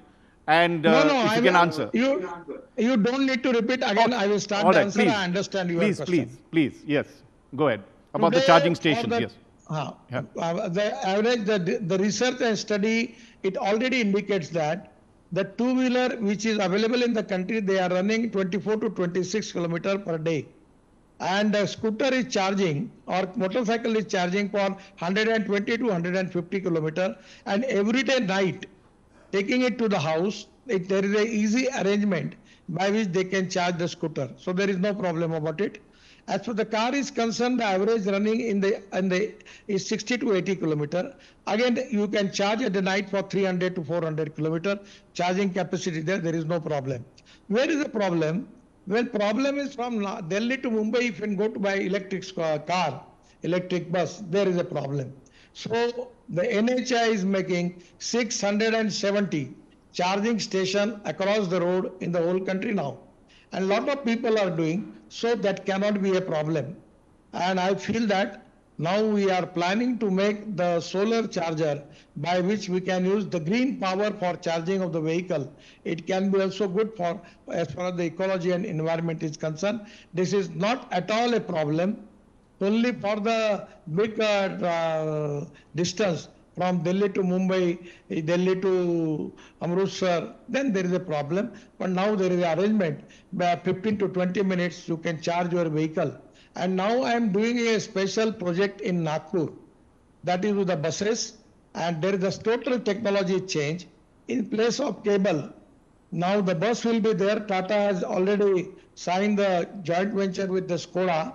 And Hitachi is the company. Now the bus stop with the bus stand, within 40 seconds, the charger will come down and bus will be charged and it will go up to 40 kilometers. Again, the next bus stop, again the bus will be charged. So there is not at all a problem for public transport, even for private scooter and car, and even for the truck. There are a lot of new charging systems are developed. I feel that it is not at all a problem. And when the demand is going to increase for the vehicle, 100% in that proportion, charging station going to develop in the country. So this is not a problem. I feel so. Now, you had mentioned earlier when I asked you about a subsidy on FAME and everything else, you said no more need for subsidy, there's enough demand, we don't have to subsidize industry on that front. But let's look at lithium batteries, which is the heart of any electric vehicle. There again, we are highly dependent on imports of both the material as well as manufacturing. Of course, we are setting up facilities. How do you see that sector grow? And the China factor plays a very big role in this thing. We, of course, have been dissuading industry from picking up items from China. How does the transport sector meet its needs and bring down the cost at the same time we keep our foreign relations and our policy intact? Already in India, Tata, Adani, then Suzuki, then Ola, also there is one company. The 5 companies are already have started their construction of their plants. In the due course of time, we will get the lithium-ion battery in our country, not only for the requirement of India, but we can export lithium-ion battery from the country. Now in Jammu area, we have also got the lithium mines, and which is supposed to be the sixth largest part available in the world. So today this is not a problem. So day by day lithium-ion battery will be, the cost will be reduced. But at the same time we are working on different chemistry, zinc ion battery, then aluminum ion battery, sodium ion battery. So already in the IITs, engineering colleges, the research people, the startup, they are doing excellent job as far the research is concerned. And I am confident it's just like a mobile phone. Once upon a time we have to import the mobile phone. Now we are the big exporter of the mobile phone. Particularly in the semiconductors, once upon a time we have a lot of imports, but today the way in which we have encouraging the industry, we will be the big manufacturer of semiconductors in the world. So I'm very much confident that within a year we will manufacture the lithium-ion battery in India. Cost will be reduced, and the cost will become to $100 per kilowatt per hour, and that cost will be equivalent to petrol and diesel. And as compared with the petrol and diesel, the cost of the fuel will come 10%. So that is to be a great advantage. No pollution, economic viability, maintenance cost is very low, and that is the reason. And the electric will be the fuel for the future. But at the same time, I have got hydrogen car. I wanted to come to you that, sir.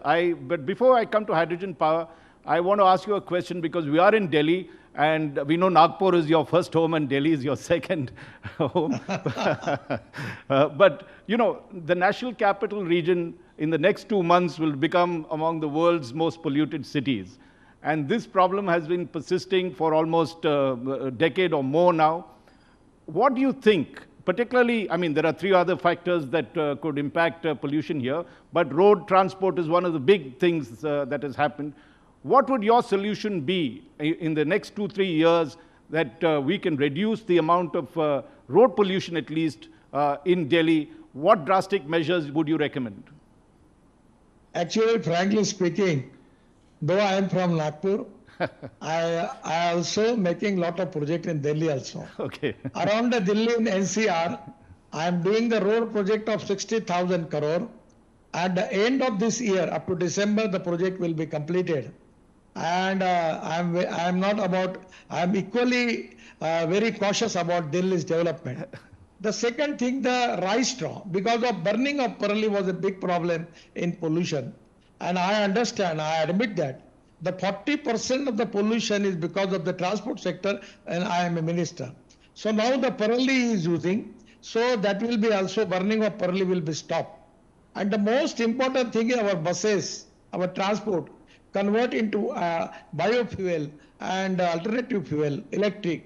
I feel that within 2 years, at least we will reduce the Delhi pollution more than 50 to 60%. And there will be no serious problem about the pollution.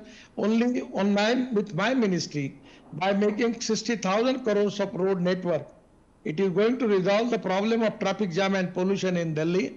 And at the same time, because of alternative fuel and biofuel, and particularly using the rice straw, the Parali, for making ethanol, making of bio-aviation fuel, sustainable aviation fuel, making bitumen from that, it will be value addition. I am telling you, today Parali which was burning, the rate of Parali is coming 2,500 rupees per ton. And that is the reason that no one wants to burn the Parali. So the creation of value in the waste material is the most important solution for the problem. So today I am confident that within 2 years, at least 50 to 60% pollution in the transport sector will be reduced, and that will really give a good change to the Delhi. And I am working on that, and 100% you will get the positive results. There's a lot of clapping going on for for what you said just now. A lot of people are here from Delhi and this thing. One last point on Delhi is that, don't you think it's time that we really started penalizing the polluters, particularly in the road transport sector, which is your area, and put a deadline and say, by this time, all the buses, all the cars, everything else has to be electric? Because as you know, if you talk to a diplomat here, they actually get a special allowance to live in Delhi because of the pollution. You know, if you talk to any of the diplomats who are stationed here. So how can we get out of this issue? Do you think heavy penalties, cut-off dates are critical in this business? Actually, frankly speaking, my feeling is whatever the decision which is taken by the government and my ministry, I am confident that in due course of time, this problem of pollution will be resolved. Now you just see on the road, you are seeing a lot of electric cars, electric scooters and electric buses. The things are changing very fast. And now because of flex engine also, there will be change. So because of the fuel which pollution problem where we are facing, I feel that it can be reduced. And at the same time, by developing the new infrastructure also, it will be solved. Now the problem is that the penalize the people is not the good thing. But one thing I will tell you, when I was a student, I purchased a scooter that was given me 28 kilometer per liter average. Now the two-wheeler giving 85 kilometer average. So you understand the cost difference. Right. Now the 15 years before the truck of diesel truck, which the pollution is because of one truck, now that is equal to 4 truck, new truck, which are with the new technology. So today the average and pollution, considering both. Now this is the time that we have to take the new technology and we have to reduce the pollution, and it is cost effective. The policy of the government is import substitute, cost effective, pollution free and indigenous. And I am confident that presently in India the logistic cost is 16%. In China it is 8%. In USA and European countries is 12%. But within 2 years, because of highway and because of change in fuel, I am confident that our cost will be single digit up to 9%, and where we will increase our export more. And as far as penalize the people, I am not of the opinion to penalize the people, but scrapping policy is there. After 15 years, you have to test your vehicle, and if it is not perfect, you have to scrap. And now that automobile manufacturers has taken a decision offering 3% discount for that. So again, you can get the value of the old vehicle and 3% discount. It is a win-win situation. So the vehicles which are old, creating more pollution, we need to take that vehicle into the scrapping. That is to be the need of the hour, where we need the cooperation from the media, cooperation from the people by and large, and cooperation from the manufacturer. That is exactly very much important for the air pollution in the country, and this is going to resolve the problem, at the same time reduce the gravity of the problem, which is very important as far as health problem is concerned. Pollution is a big concern in the country. You know, I had to give 2 of my vehicles because they crossed 15 years. So I've contributed to the nation in terms of reducing my pollution. But coming to one point before we come to hydrogen, which is that the CNG vehicles, and that has been quite a success in the sense we've almost got 10% of our total vehicles on CNG. What are the kind of incentives? Do you see that as a future, or because that's also somewhat dependent on less polluting fuels, but still dependent on that, we are not moving in that direction of encouraging them beyond a certain point? And secondly, the GST component you had mentioned for EVs is 5%. I think for CNG, if I'm not mistaken, it's still 28%. Is that something you're contemplating at some point to rationalize? Actually, in place of diesel and petrol, if you use CNG, the cost is 50% less. Now the Mahindra has launched the tractor, and major tractor companies are now launching their tractor on CNG.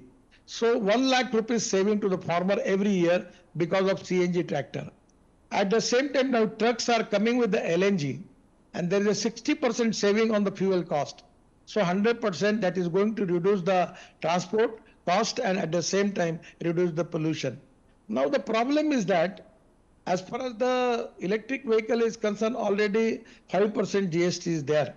What my appeal to you, that on the fuel, if there is already lot of saving is there, and it is to be economically viable within 2-3 years, the total cost you can get it back. So my suggestion is, this is to be very, very win-win situation for all the stakeholders. And that is to be my feeling, that it don't need any subsidy or concession. But it is to be subject which is related with the Finance Ministry and the GST Council. They are authorized to take the appropriate decision on it. But as a third person, my opinion is, because of saving in the cost of the fuel, I feel that, and after 2 years, the cost of the petrol diesel vehicle and already CNG petrol diesel vehicle cost is same. So I feel that it is to be a win-win situation for all the stakeholders.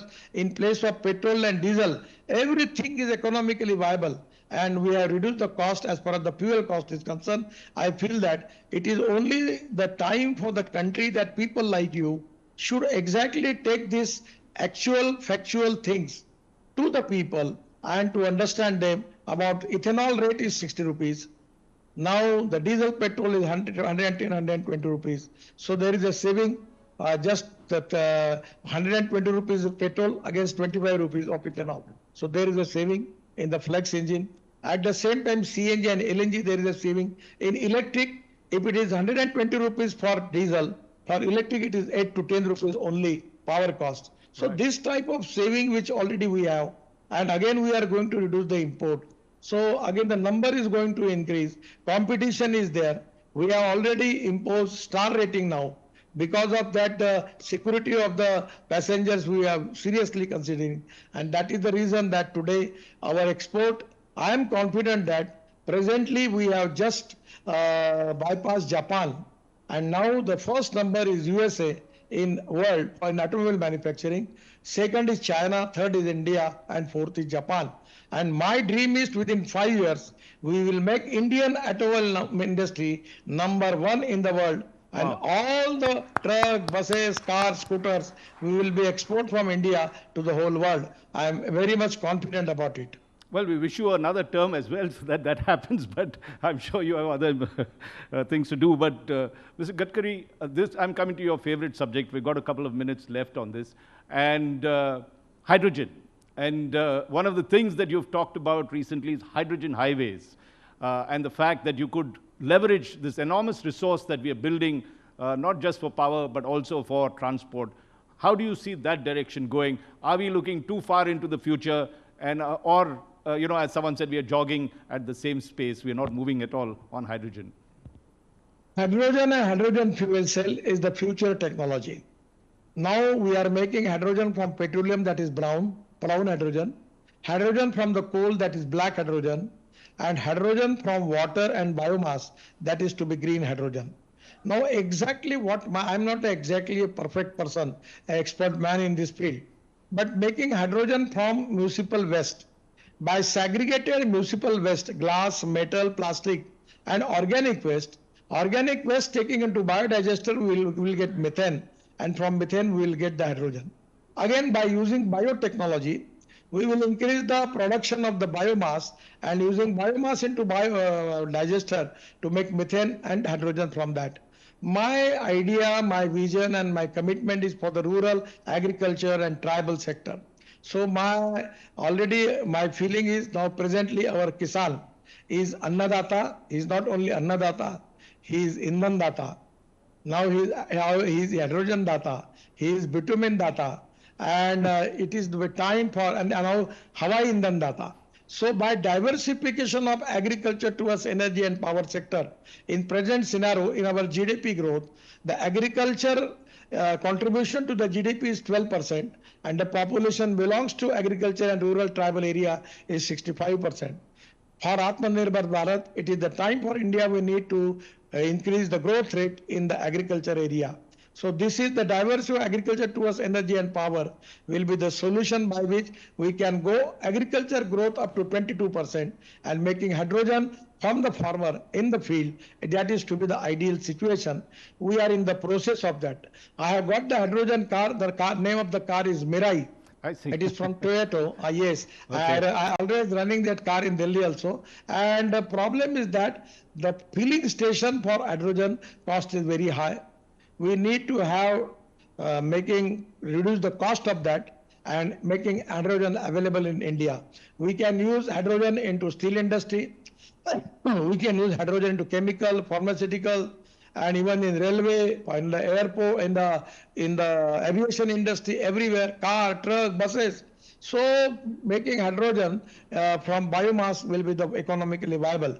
But making hydrogen from electrolyzer process from water, the 50 unit we need for 1 kg of hydrogen, the cost is coming high. We are the #1 manufacturer of electrolyzer in the world now. So my feeling is, in place of electrolyzer, if we can go for organic waste and use biomass and making hydrogen from that, it can be really a win-win situation. My target is, that is, it's not my commitment, huh? It is my target. Our target is to get hydrogen with $1 per kg. That is to be deep, and we are trying our little best to achieve that goal.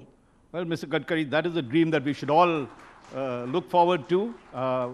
Though you're 1,500 kilometers away, we can feel the passion with which you speak. And we thank you for taking time out on this very busy schedule that you have.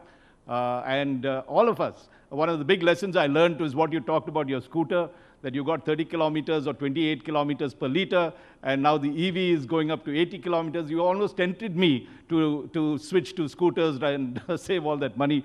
But thank you very, very much, Mr. Gadkari. Let's give him a very warm round of applause, and happy Ganesh Chaturthi to you, sir. Thank you very much. Thank you. Thank you, sir. Thank you, everyone. And let's, I think, Sonal for the next session. Thank you so much, please.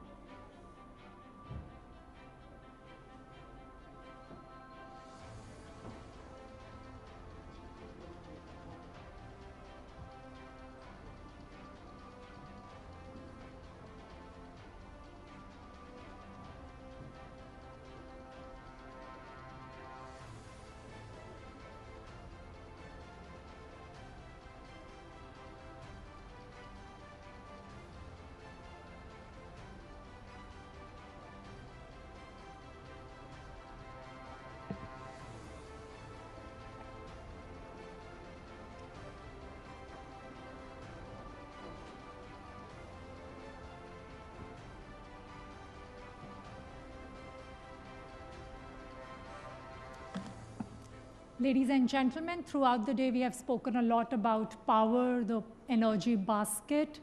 Now it's time to talk about the distribution.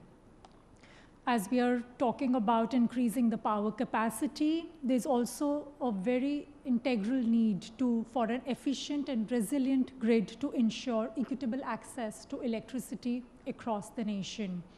For the next session, Growing the Grid and Beyond, Strengthening Regional Connectivity, please join me in welcoming our esteemed speakers on stage, Mr. S.R. Narasimhan, Chairman and MD, Grid India, and Mr. Amit Jain, Senior Energy Expert, World Bank. Can we have a round of applause for the speakers, please? I'm requesting India Today's Executive Editor, Kaushik Dekar, to come up on stage and moderate the session. Over to you, Kaushik.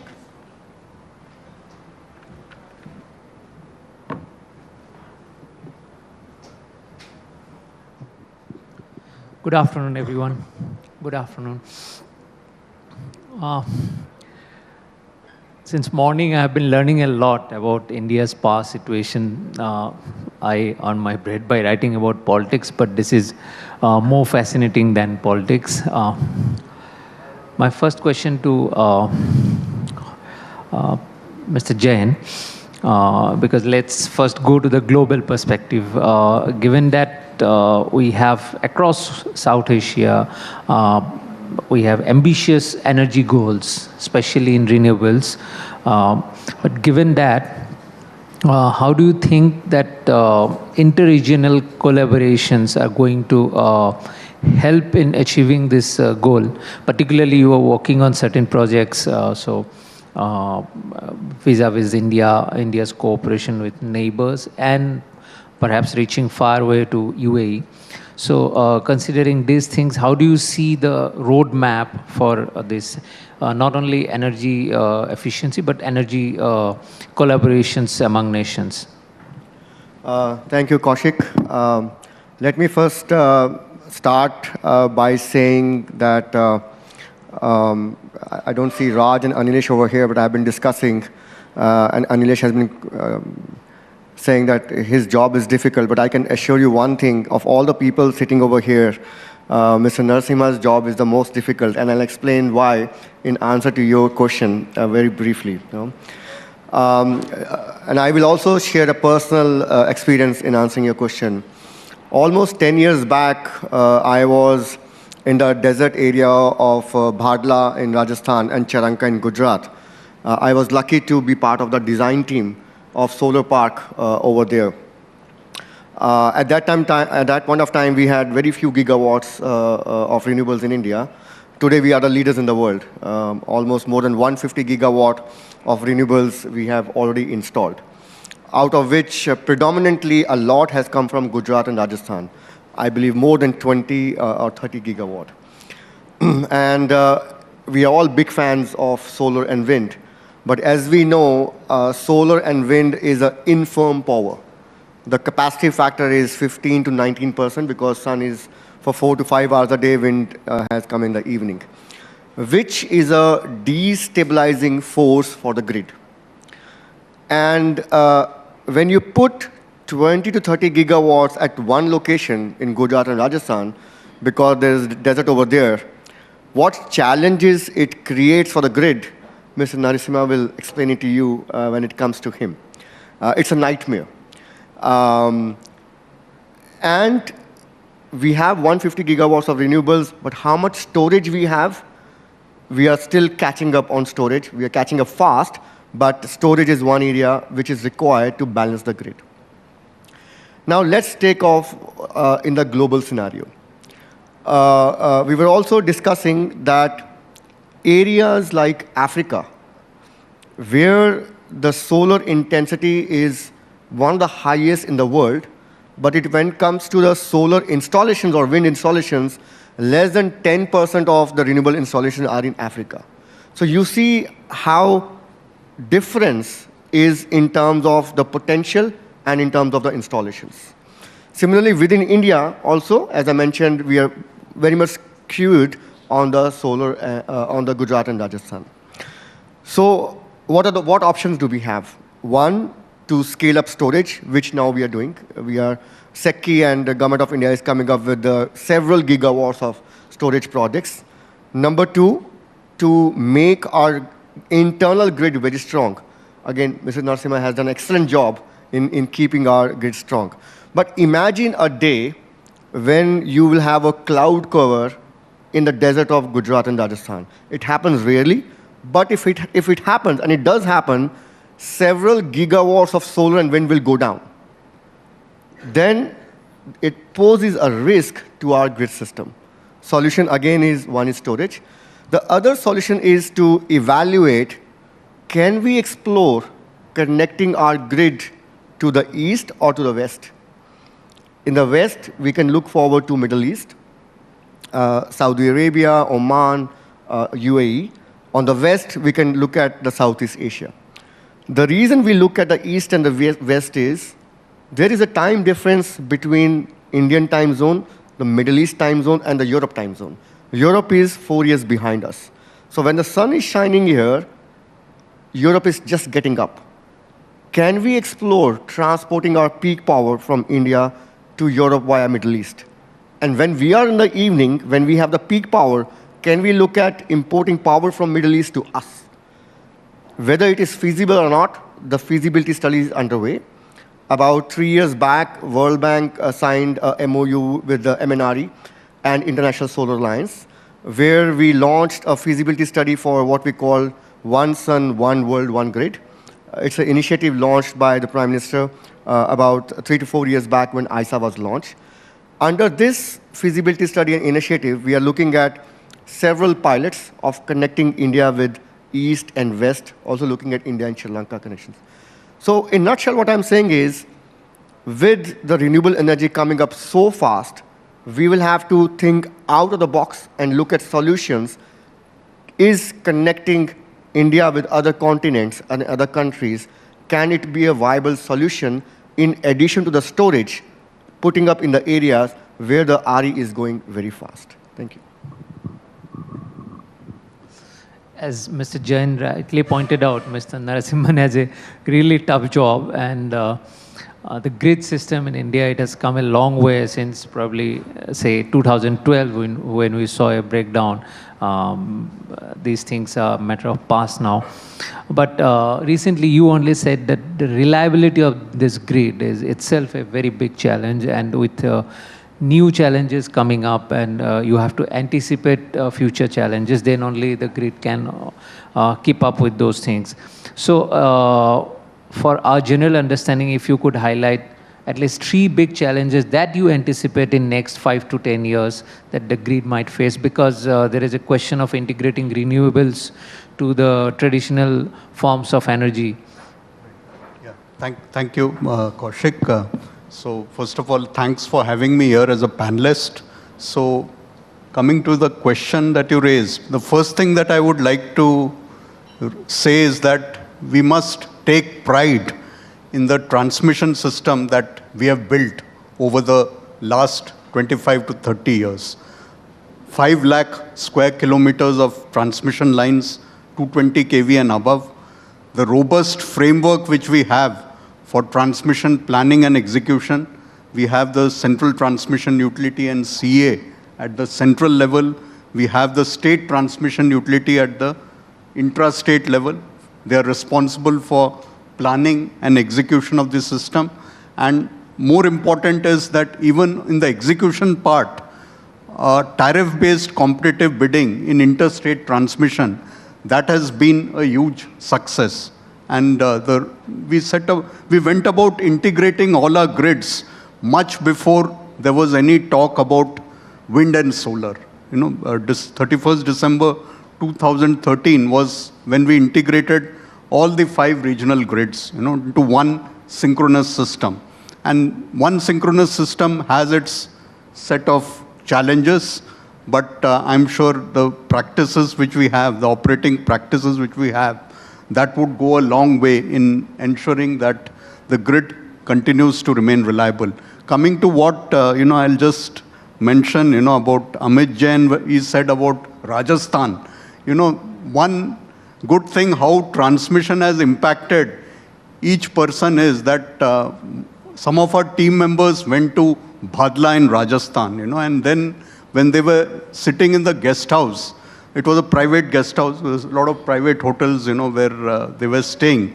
They found that the guest house owner and the caretaker, he had complete knowledge of what transmission investment decisions have been taken, because he closely follows the CA website.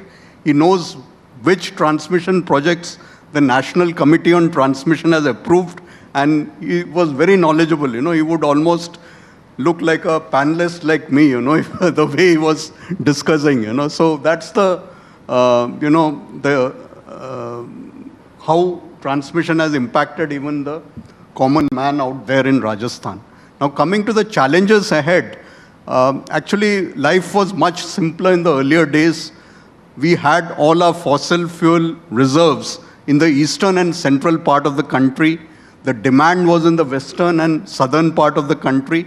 So you knew very well that power would flow from east to west and north to south, right? And if it was in the other direction, something was seriously wrong, But renewables has changed all that, Now we have all our wind and solar essentially in Rajasthan and Gujarat, as Amit just mentioned.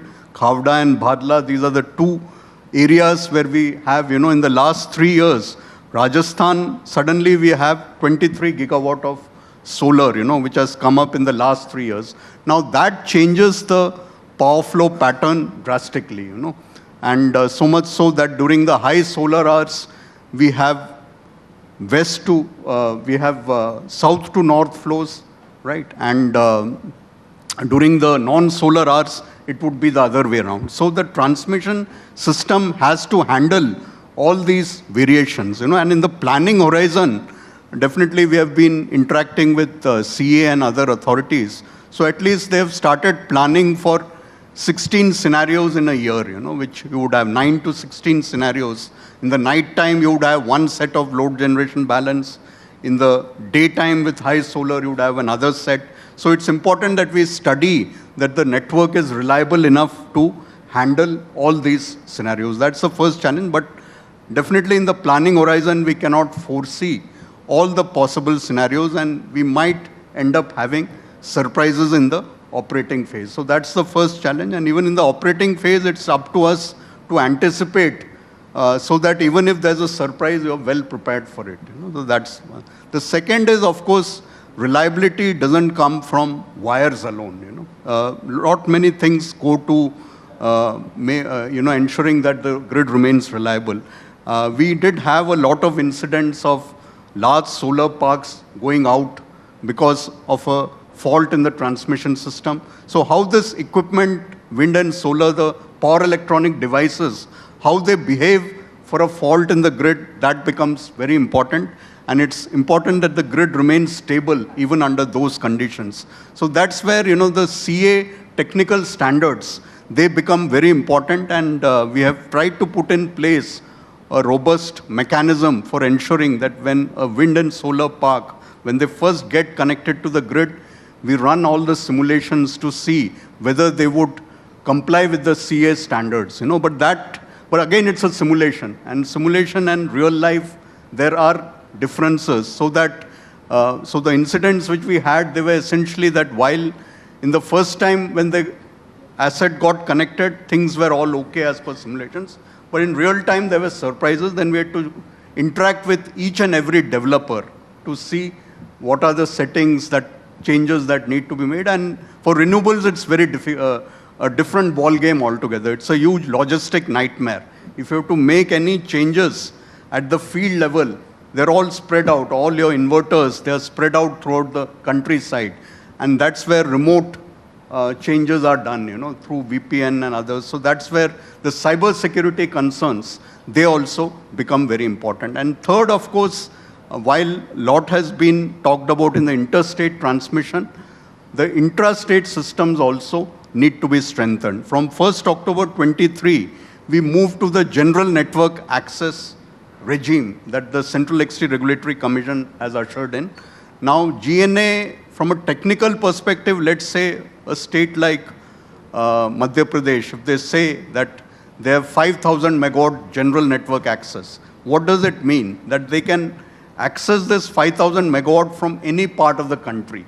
That would mean, anywhere, 360-degree, anywhere from Gujarat, from north, from east, or they can access, and there should be no constraint in the transmission network. Now, it raises a lot of challenges as far as the planning is concerned, and so now intrastate transmission system is the next thing which we need to step up and further ensure that there are no weaknesses.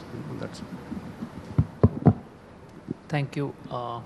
Mr. Jain, you mentioned briefly, you are working on certain projects that while we were discussing earlier. One is undersea project, proposed undersea project with Sri Lanka, and the other one is towards Middle East. So could you elaborate on those two and how it might change India's energy scenario? Yeah, as I mentioned, we signed a MOU with MNRE and International Solar Alliance a couple of years back under the One Sun, One World, One Grid initiative, under which the feasibility study is going on. The French utility EDF was selected, which is doing this study and evaluating options of connecting India with both with East and West. And I'll just build upon what Mr. Narasimha mentioned about the robustness of the Indian network and how is it able to absorb the renewables. And if I can give you one international experience of Europe. Europe is considered of many countries, but they have one grid, just like India, which they call ENSOE.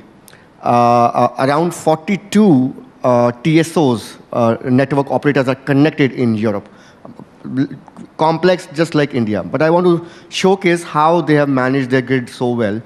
especially in context of the recent Ukraine-Russia war, which has put so much pressure on the gas and the grid systems. If you imagine Europe, in Spain, down you have a lot of sun. When it goes to UK, you have a lot of offshore wind. In Germany and France, you have a lot of nuclear. And then you have other spread over assets on fossil fuels.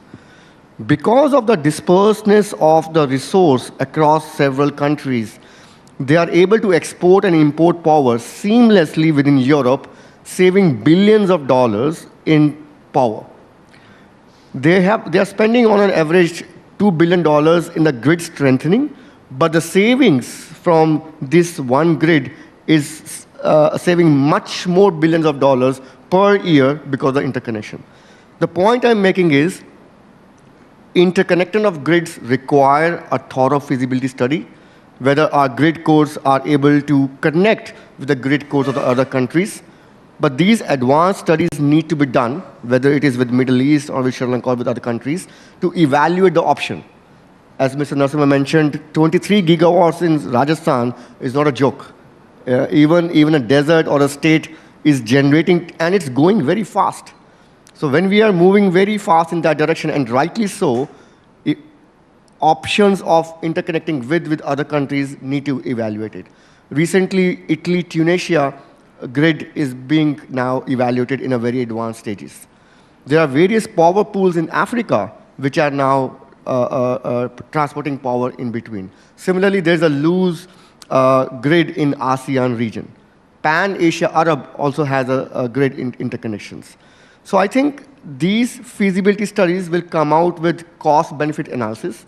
If India has to connect with Middle East, at what point, what's the cost required, undersea cable or over the land cable, what kind of capacity we are looking at. India to Middle East is about 3,000 kilometers.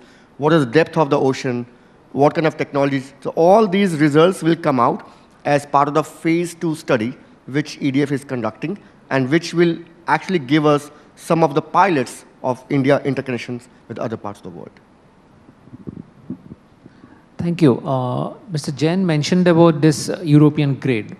Not disputing that Indian grid is any less, but what we can replicate from that grid, because while we were discussing earlier about energy generation within India, the interstate cooperation creates a lot of problem.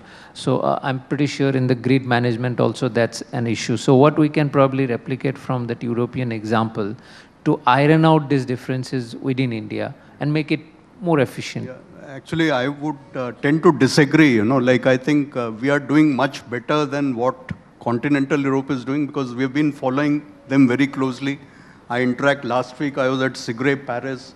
We interact with all the European operators also. See, Europe, for all these years, they've been just talking about one country being able to import or export 10% of its load, That's still at 10%. But if you look at states like India, which each state of India is equivalent to one country of Europe, many states in India, they are able to import 30% of their requirements from outside the state. And like if you talk about northern region, this summer, they were importing 25% from outside, right, during the night hours when there's no solar. So our grid is much more robust and import capabilities are much higher. Europe only now in the 10-year network development plans, they've been talking about raising this 10% to 15% and all that, but we are much, much ahead. Now, having said that, of course, international interconnections, they are also welcome. In fact, the larger footprint that one has, it has a better ability to absorb wind and solar. But going forward, we'll have many new things like data centers, we'll have electric vehicles, as Mr. Gadkari was mentioning, and all that. So we want demand response from these assets also. Wind and solar also has to provide frequency and voltage control. So that's the next level of interaction, and we are already working on that with CEA. Thank you. I had many more questions, but it's saying time is up. So we'll have to end it there, here. Thank you so much for being part of this panel. It was really fascinating. It was an honor having you here. Thank you. Thank you, Mr. Narasimhan and Mr. Jain, for your time and sharing your insights on the new face of grid system in India. I would like to now call Mr. Astik Tripathi. Gentlemen, just please stay on the stage for a couple of more minutes. I'd like to call Mr. Astik Tripathi, co-founder Invergy India, to hand over a token of appreciation to our esteemed panelists.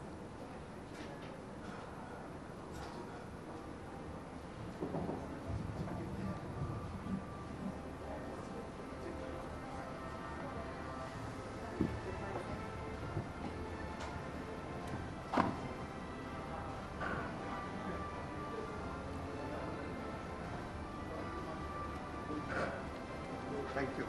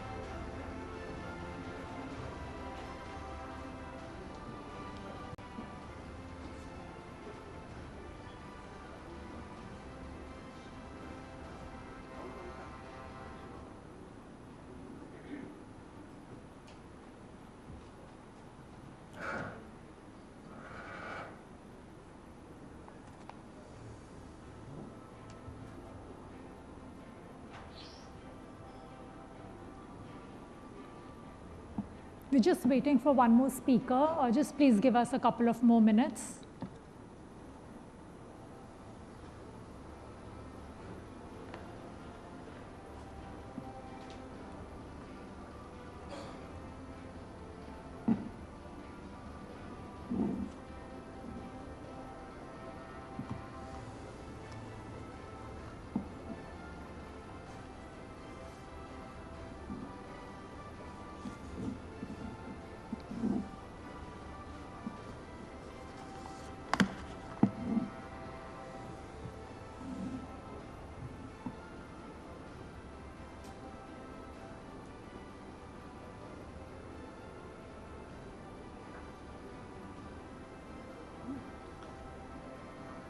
India's clean energy transition is rapidly progressing, and we have heard a lot of insights around that.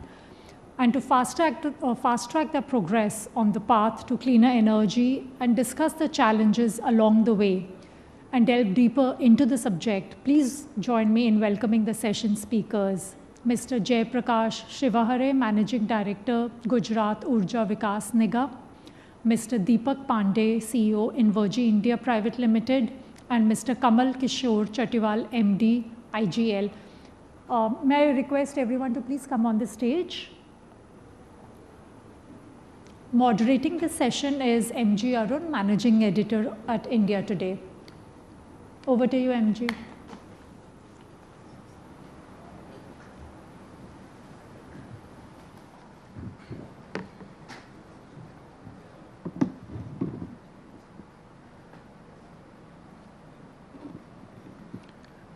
Good afternoon, ladies and gentlemen.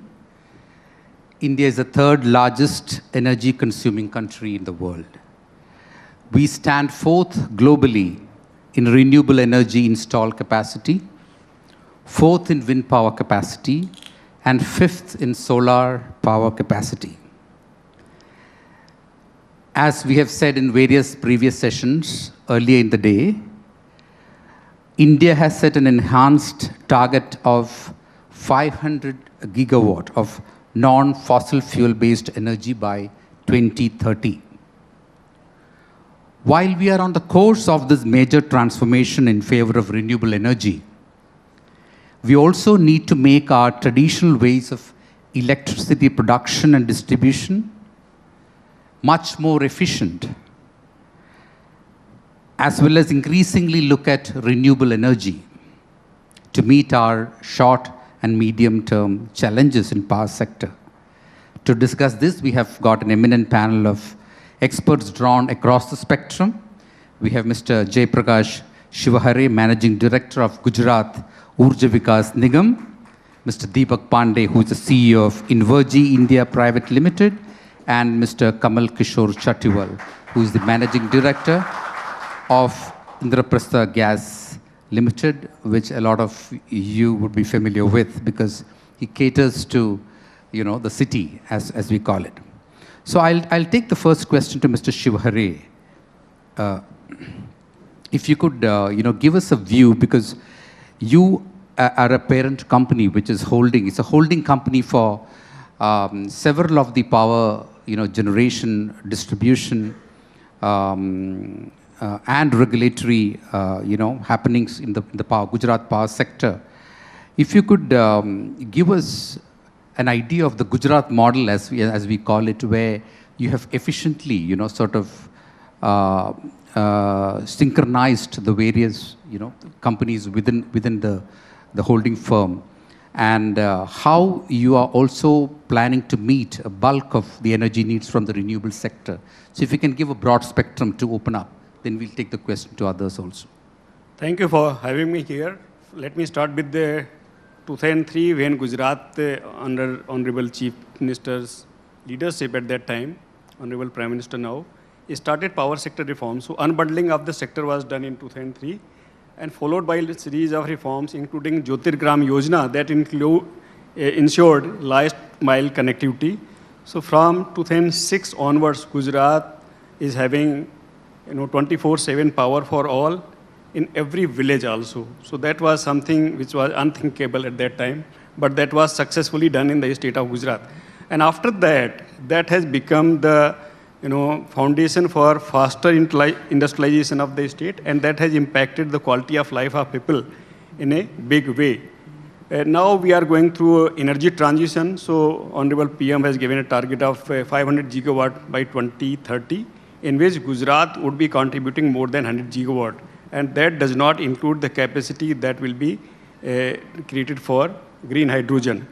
And on energy transition, a lot of good action is happening in our state.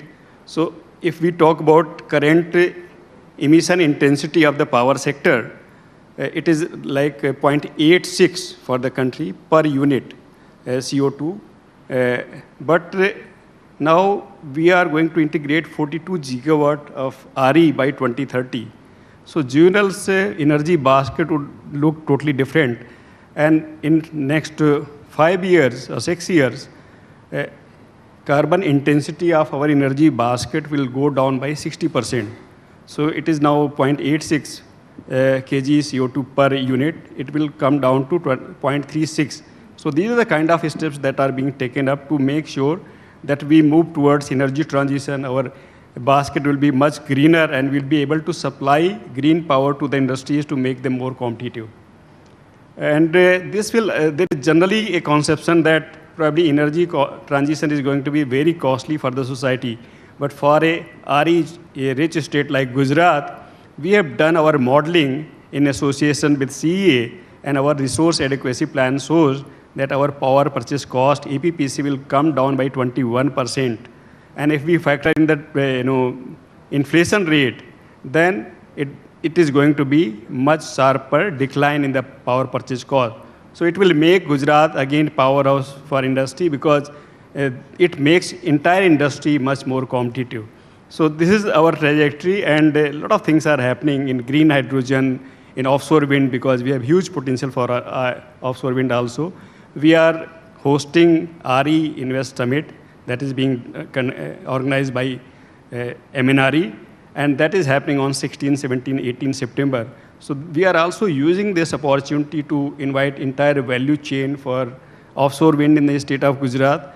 And there will be a lot of focus on financing options also, because We have very good track record. We also want to create a fund, a separate fund for juvenile bids, because we directly don't need funding as such in the holding company. But because of our track record, a lot of companies prefer to bid only in juvenile bids in this country, because all our companies are A+ rated, profit making.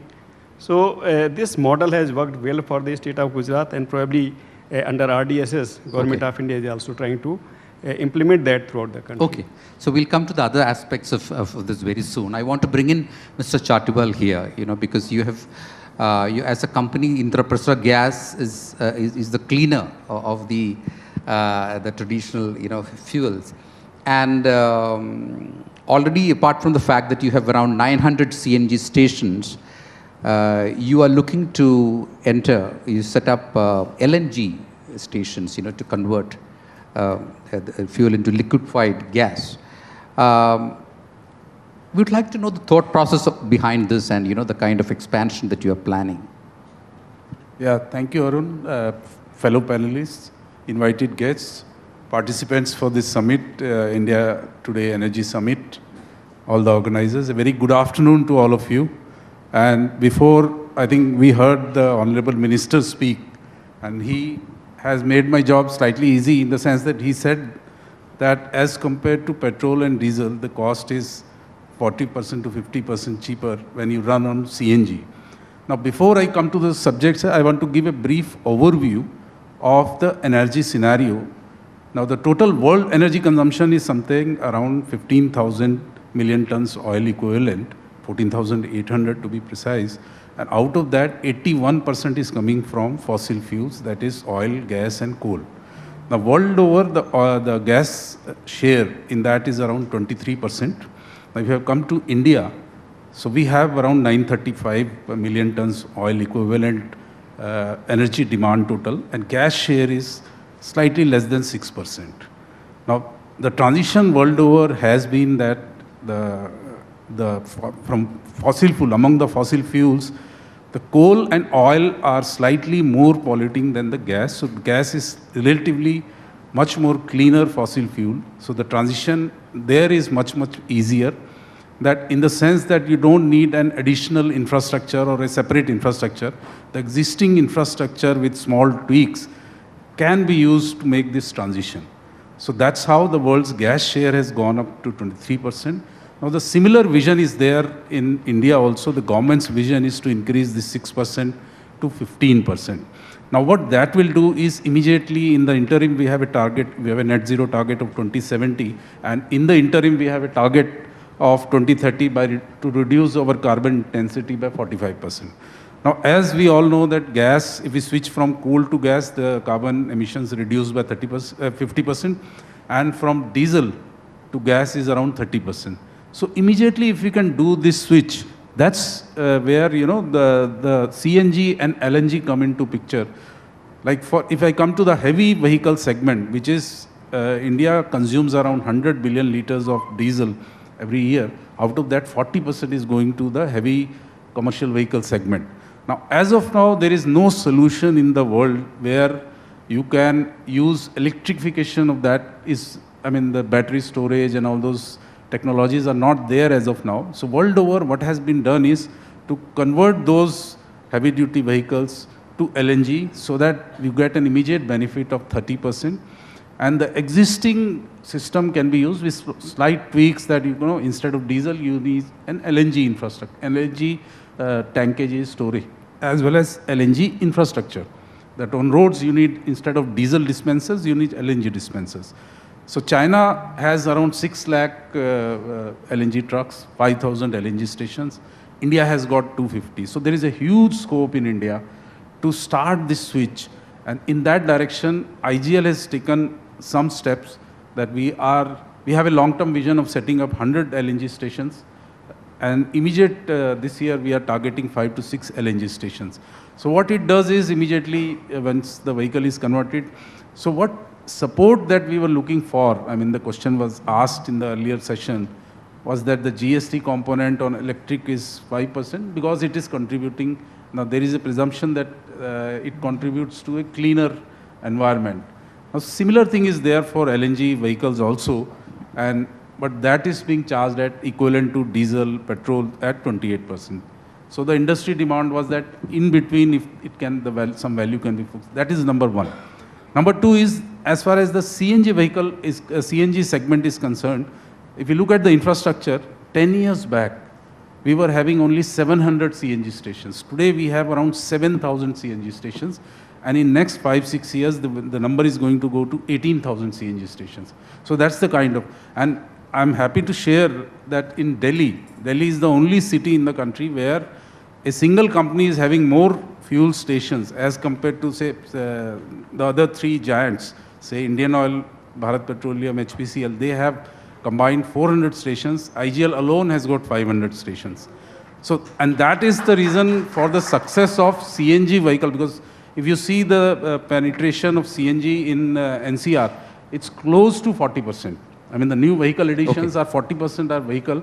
And the primary reason is that we have so many stations and the cost is around 20-25% cheaper as compared to petrol. And the efficiency part, the per kilometer average is around 20%. So the combined cost is, the combined benefit is around 40%.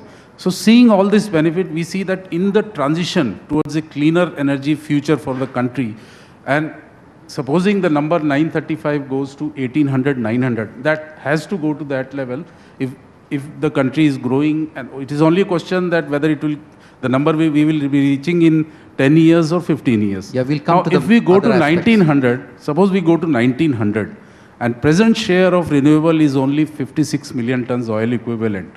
So where from this additional 950 or 1000 million tons is coming from? Can renewables bridge that gap? We'll come to that. I think that's a question we'll ponder in the second phase of what we are saying. I wanted to bring in Mr. Deepak Pandey of Invergy into this whole debate.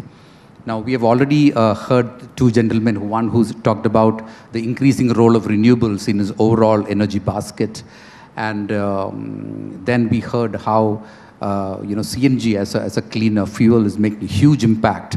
We'd like to know the potential of solar. I mean, some of it has been discussed very, very threadbare in our earlier session, moderated by Mr. Chengappa. I believe that you're also working on, certain new technologies, including the storage. So if you could give an overview of, the kind of work you're doing, and also the, some of the questions related to the solar potential. Maybe we can open up with that, and then we'll go into the other. First of all, thank you, Arunji. And I warmly welcome the panelists and the participants sitting here. So as we are talking about the solar, so the amount of industrialization, India is just around the corner. The renewable is going to contribute a lot in that. And in last 9 years, if you see, the renewable has increased its contribution by more than 30%, 30 times, and which is a very good number. And out of which, till date, we are standing somewhere around 195 gigawatt of installations, including all the renewables, small hydro, big hydro, and then solar, CBG, and all these things.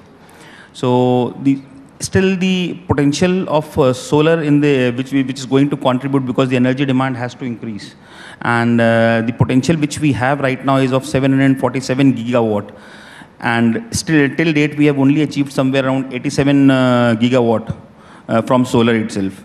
So the difference between the potential difference between the 87 and 747 gigawatt is huge, and which is still unexplored. And the government policies are very much in line with that. The kind of subsidies, the Prakash sir has already told about the Gujarat, and sir is contributing in their own ways. So the kind of opportunities which we have in the solar is huge. And the government, I firmly believe that the policy structure has to be in line with the demand, which is increasing day by day. And that policy structure will only contribute to the successful and the fast pace of achieving this energy demands. And the demand supply gap, which is increasing with the industrialization and all these things, is a very important role to play with the RTS, these battery storage solutions, wherein we are also playing a very important role. We are setting up our own factory of gigawatt capacity very soon in next 10 months, to just contribute our bit in this net zero contribution and the RTS solutions. So this is what I think. Could you say something about your storage solution? So storage solutions, we are working on two technologies basically. One is the lithium technology, which is already known to everybody, and we are also having a very strong technology advancement in that. Along with that, we are also working on a latest technology which is going to be very useful in the RTS round-the-clock power supply systems for the commercial segment, which is called the supercapacitors, graphene-based batteries. So for that also we are contributing, and fortunately we are fortunate to start our setup installations in India with approximately 500 kilowatt right now with a small setup, but sooner or later it will be on the megawatt levels. And in the lithium, we are already working on more than 10 megawatts of contributions we have contributed in the industry right now. Thank you. Mr. Shivare, I wanted to bring your attention to something that was discussed earlier here. Both the minister as well as some of the panelists in the earlier sessions talked about the role of the states in ensuring that there is much more focus on renewables, and also in bringing down the tariffs in a very competitive manner. I mean, gone are the days when we used to talk about very high tariffs in this segment. So that part looks more or less sorted. But then there are other issues, and as you were talking some time ago, meeting the peak shortage. I mean, it is not just enough that although Gujarat is a state which, I mean, is no longer a power deficit in that sense, but you do have to meet your shortages. So how do you envisage getting into generation of renewables in a much bigger way? Is there some interesting aspects of your policies you would like to share as a state in encouraging more and more RE? So that's a very interesting aspect. Last year, Gujarat government came up with a very progressive RE policy that encourages renewables in a big way, and we are targeting, as I have said earlier, 100 gigawatt installed capacity in the state of Gujarat by 2030. Out of that, roughly 60 gigawatt would be in our energy basket of GUNL, and for that kind of penetration of RE, we require huge storage capacity, as my co-panelist was talking about. So in fact, we were again through our generation company, we set up one plant for storage that was 157 megawatt for 4 hours per day. And now so this storage technology is totally indigenous? So they are mostly EPC contractors are bringing it from outside. But again, this year we floated 2 tenders and finalized those. One was for 250 megawatt, 4 hours per day. So that makes it 1000 megawatt hour per day. And next tender in July, 500 megawatt into 4 hours per day. So our total now is 3,600 megawatt hour of PPA has already been signed by GUNL. And now we have come up with another tender for 400 plus 400. So we are going ahead with the huge storage solutions. And we are also targeting 18,000 megawatt of pumped storage capacity. So we are working on 23 sites. We have published the list of locations. We are going to float the tender. DPR is under preparation. So storage would be required in a big way because we need to store energy during daytime and then make that deficit during evening hours or morning hours. So all these plans are underway, and as we have discussed, in fact, this will bring down our power purchase cost with a huge number. Secondly, now if we talk about RE-RTC, even battery plus storage, it's cheaper than coal. So we are going ahead with those kind of tenders also. Even SECI has come up with those kind of bids. So yeah, fossil fuels are going down, but will require these for base load. But increasingly, RE will play a more important role along with storage. That could be battery storage or pumped storage. We are also exploring concentrated solar. So all these technologies, with the existing technologies, as it is clearly said in the IEA report, which is published in May 23, that with existing technologies, it's mainly implementation issues till 2030, which is crucial. And beyond 2030 till 2050, technologies which are at pilot stage, these will be commercially viable, so that will play more important role. So now execution issues are being focused by state government, and we have seen huge traction in that. Like GUNL used to contract 1 or 2 gigawatt per annum. Now last year we have reached 13 gigawatt. And this year we are targeting 10 to 12 gigawatts. So this is the scale now we are trying to achieve. And this is helping our industry, our consumers in a big way. Okay.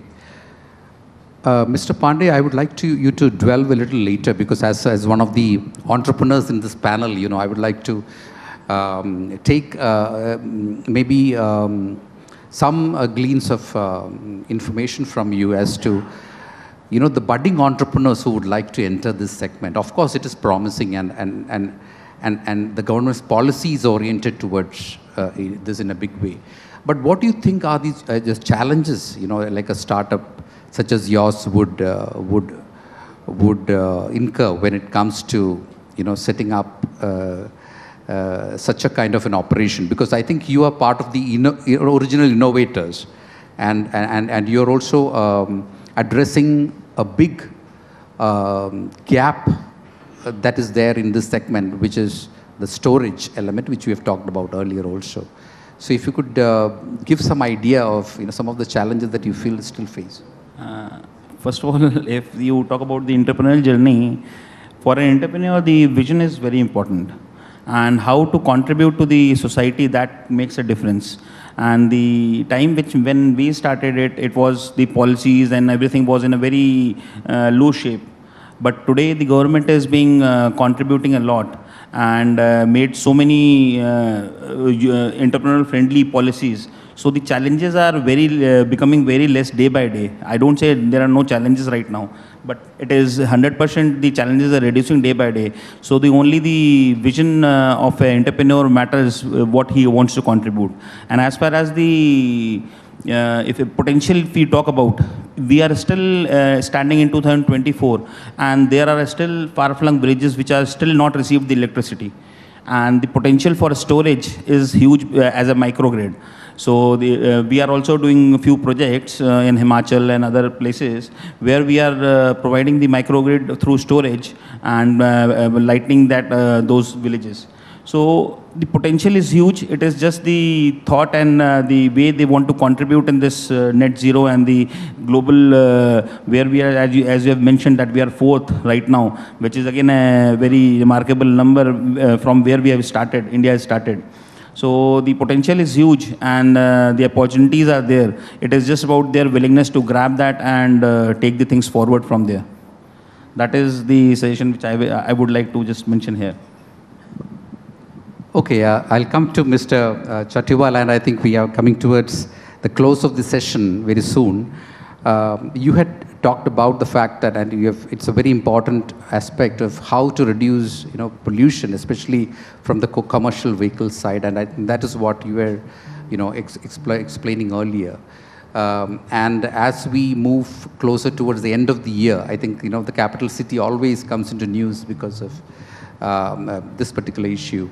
So could you throw some more light on, some of the work you're doing, and what percentage of reduction, that you can bring about by switching over, making the switch from fossil to the cleaner part of yours?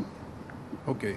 I think for this, we have to slightly understand the root of the problem. Now, the root of the problem is that we have a agriculture season coming up, or the harvest season. Now, farmers have a waste product there, the rice straw. They have to burn that so that they can start the fields again for the next season. So that is the issue. Now, government has come up with a scheme where we can use this agriculture waste to produce gas, CBG, biogas, and then use that into the existing gas infrastructure. Now, the challenge is that in using gas is that you have to create an infrastructure.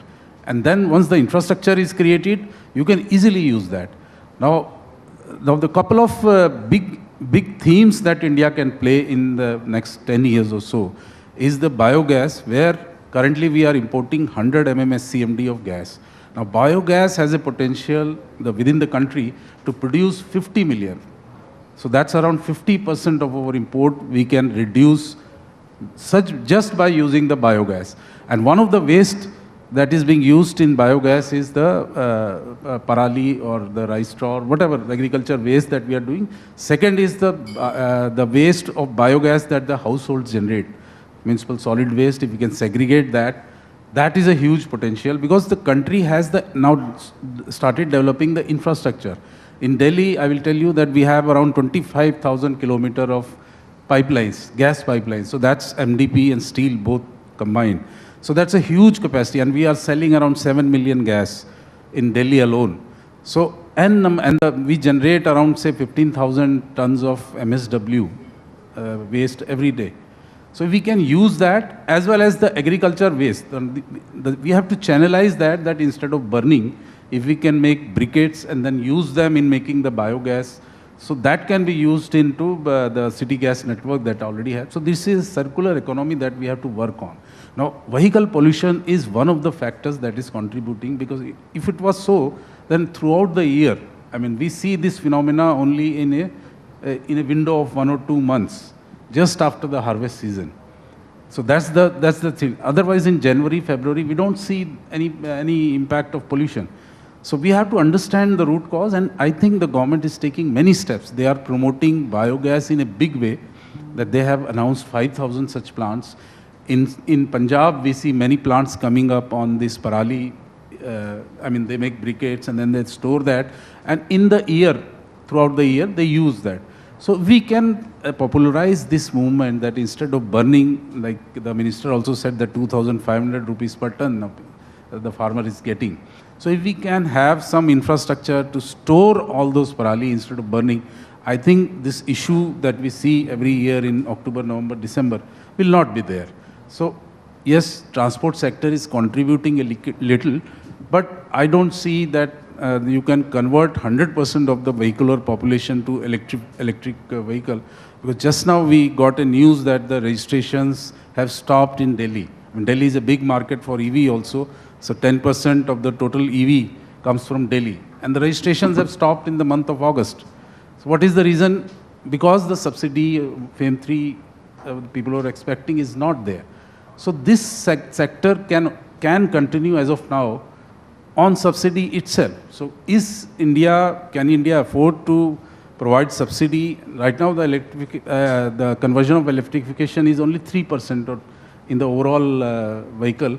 So if it increases, so you can imagine the extent of subsidy that we have to give to sustain this sector, where you have the alternatives available, and we can work on the efficiency part or reducing the pollution in the existing thing.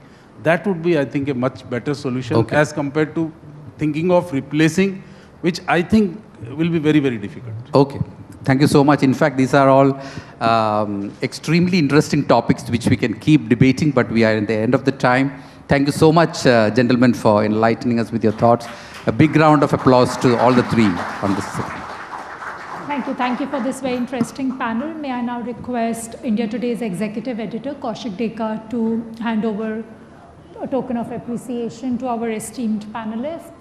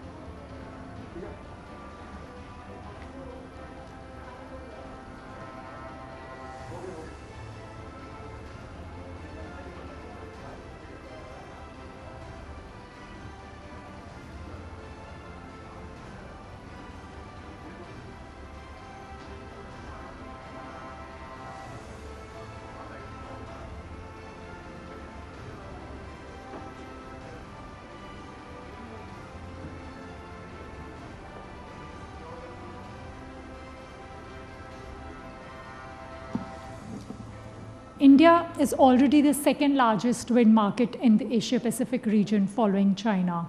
However, despite the right policy and regulatory push, more needs to be done to achieve the government's 140 gigawatt target of installed capacity by 2030. For the panel discussion on wind energy, overcoming the headwinds, please welcome the session speakers on stage. Ladies and gentlemen, please join your hands together to welcome Mr. Girish Tanti, Vice President, Suzlon Energy, Mr. Ajay Shankar, Distinguished Fellow, TERI, Mr. A. Nityanand, CEO, Renewable Business, India Semcorp Industries, Mr. Bala Venkat Kuti, Promoter, Indowind Energy, and Mr. Sambitosh Mohapatra, Partner, Leader, ESG, Climate and Energy, PwC India. Welcome, everyone. Please also welcome MJ Arun, Managing Editor, and Analesh Mahajan, Deputy Editor at India Today, to moderate this discussion. Over to you.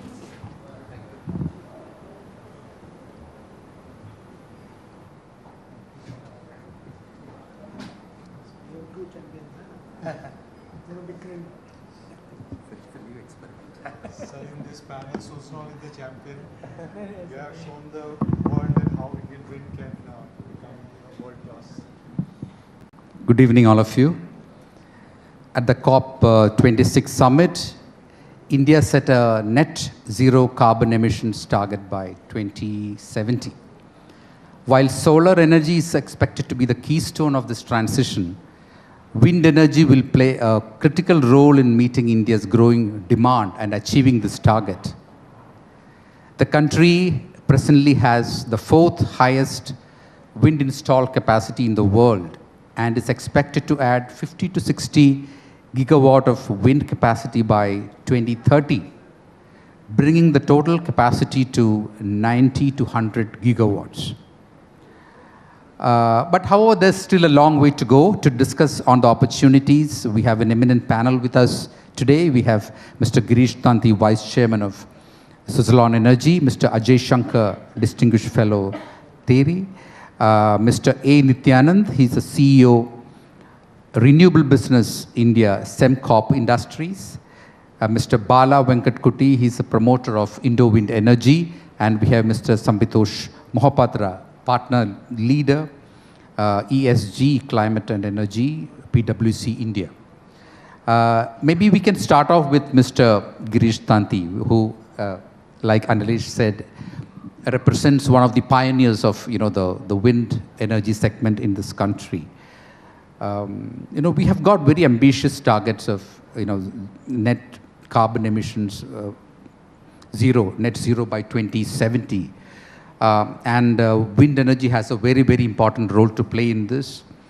However, we have not yet achieved our full potential. So maybe we could take some opening remarks from you as to what are the potentials, what are the opportunities that we have, and the reasons why we are still not acted up to our full potential.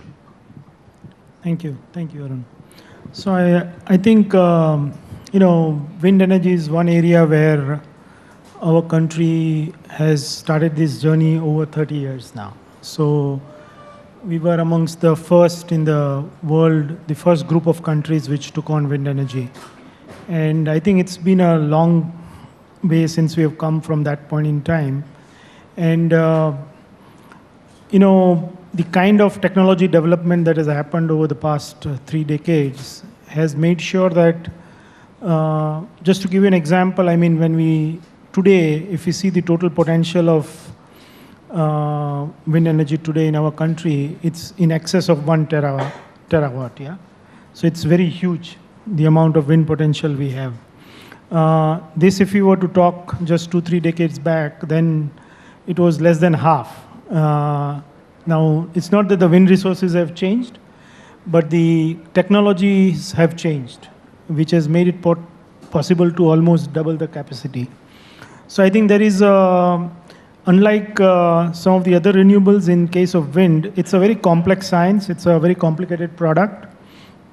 And there is a need for continuous innovation to be able to bring down the LCOE over the years. Even if you see the cost of generation I think over this period, we've almost brought it down from 6-7 rupees to, at 3 rupees today. So that is also kind of reduced significantly from there. And I think what we need to also compare is that compared to the world, how are we doing? Because, just comparing wind and solar locally would not make sense. So I think from that point of view, if we see, we still remain reasonably amongst the top 5 players in the world as far as wind energy is concerned. So I think that way the potential is there, the technology is there. And the challenges that we have had historically is that we have not had very stable policy environment. And, wind energy by itself being a high capital intensive, innovative product, you need that long-term view. Unlike solar, which is more of a commodity, you don't need long-term view. You could get into manufacturing and putting it together. So I think that is one reason why it has not taken off the way it could have taken off. Lately, I think having this policy framework which we have now, the target which is there of achieving 140 gigawatts by 2030, if we look at what are the building blocks to achieving that target, first of all, if we look, it's from a product point of view, that do we have the technology and the product to make it happen? It takes off, yes. We have that. Today the technologies we have in the country are world class, so they can compete any technology in the world. So that's not an issue. The second is then the manufacturing and supply chain. So unlike solar, the good news for wind is that it is indigenous. We are able to manufacture the value chain of solar wind in India itself. So although we have had this huge boom for solar energy, unfortunately, large portion of that is all imported. So really, you are not able to build up a local economy out of it, but you are building a capacity. So it serves one purpose, but not the other. Whereas in wind, with the value chain which is developed, today I think that is an added benefit that SMEs are being developed, the ecosystem is developed, and a new area of focus which has come for wind energy, for even at the component level, is that now India is becoming the China plus one strategy for all global sourcing. So a good amount of export has started at component level also. So the SMEs and MSMEs are benefiting from that growth. So that's the other huge opportunity, not just India, but the global market. People are looking at India for sourcing from that point of view. I think the challenge where we are facing largely on the growth of the industry is largely to do around, number one, which is coming is around the electrical infrastructure, the grid infrastructure. Unlike in case of solar, in wind, for a country like ours, there are specific areas where you have good winds, where the viability is there. Solar, largely, you can put up at most of the locations. So the grid infrastructure needs to get built up where you have the wind potential. And I think that's some catching up to be done in that space, due to which you are not able to move fast. And then, of course, there is the whole local development. In the earlier sessions, as we discussed, end of the day, this is all state subject. Although you have federal policy, but the implementation is at a state level. Different states have different land use mechanisms and other things. So I think those are getting cleared up. So I think as long as and now most of the states are also charting out their own renewable energy journey. We heard how Gujarat is also doing it, Rajasthan, Maharashtra, Tamil Nadu, all of them. So I think as the states are taking on their own renewable energy journey, now the speed will come. Mr. Tanti, if I can continue with you, great Tulsi Tanti once told me that, because of our roads, many of the, blades and turbines, they can't move through at, 10 years, 15 years back. That situation has changed now. We have wider roads now. You can transport the blades from your factories to the locations. Does that scenario change the wind's prospects in India, or do you think that that was still a minor roadblock? The issues are much deeper, logistic-wise and other things-wise. Transmission is a big issue right now. ROWs are very difficult to get. Do you think those type of things are holding Indian growth story, despite the fact we are coming out of some bottlenecks or the other? Yeah, no, I think that's a very valid question. I think, again, purely with the size and scale, the turbines are going large. Logistics becomes a very important element. And, when you look a country like ours, which is, of course, building up the infrastructure pretty fast, but still, largely the installations of such products happen at the fag end of the economy, And it takes a while for the infrastructure to reach at that stage. So when we do our master planning, we have to factor that into our design also, that which are the areas which are ready for allowing such developments to happen. And so we kind of stagger it in a manner that our project planning is synchronized to the infrastructure development in those regions. So in a way, it's an art which you learn through time, how to strike a balance between your product development cycle and the implementation cycle. So today, if you were to say me that as Suzlon, can you kind of build, say, a 10 megawatt turbine? I can do it. I know I have the ability to do it. But can you stick it in India? No. So, so it's not ready as a country for something like that. So I think you have to kind of synchronize that. At the same time, there are other elements. Infrastructure is one element. The other element is the manufacturing ecosystem. So for going larger turbines, larger components, you need the manufacturing capacity, gearboxes, generators, all those scales change. And it's logarithmic in terms of complication as the size goes. Yeah. So even that ecosystem has to develop. Otherwise, you will end up continuously depending on imports. Yeah. Whereas Suzlon philosophy has been, we will produce it with at least 80% local content. So with that mindset, we kind of develop the whole ecosystem along with the product development. Yeah, I think, perhaps we can bring the other speakers here. We have Mr. Ajay Shankar, to whom I would like to ask the fact that, has the wind energy segment lost out when it comes to the solar, the solar segment, because solar seems to have, really done well. And some of the previous speakers in the other sessions were also talking about it.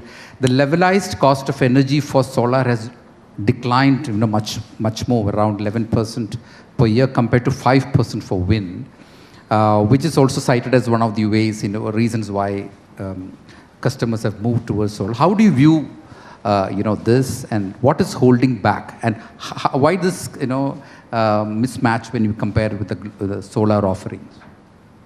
The first thing to bear in mind is that when you make a cost comparison, wind has an advantage which is not factored in, because when you're wanting to meet electricity demand, you need electricity after the sun sets, and for that you need storage. Now, wind needs less storage than solar. So the price differential needs that kind of adjustment. But the prices of both wind and solar are considerably lower than new thermal. And the price of renewable energy with storage is also lower than new thermal. So on purely commercial considerations, India now needs new renewable plus storage and no new thermal. And that needs a rapid scaling up of deployment of both renewable energy and storage. And I think given the fact that we have decided to achieve net zero by 2070, and to get to net zero by 2070, we also need to produce a lot of green hydrogen. I think we need to just think big and think of developing the entire of land mass-based wind potential as well as solar potential.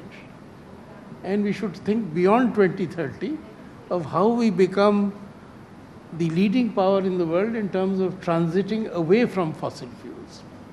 And we have the potential to do that in a cost-effective manner. So I think we need to think big and not get into this thing of whether wind is slightly expensive or solar is slightly expensive. We need to go full steam on both. Both are cheaper than thermal. So that's the key point. And just to add a little bit to what Sai is saying, I think if you see the 500 gigawatts target which is set, this is built up from the least cost option, the mix which is designed by CEA, is that from the least cost option, what should be how much? And in that, you have a role for solar to play, a role for wind.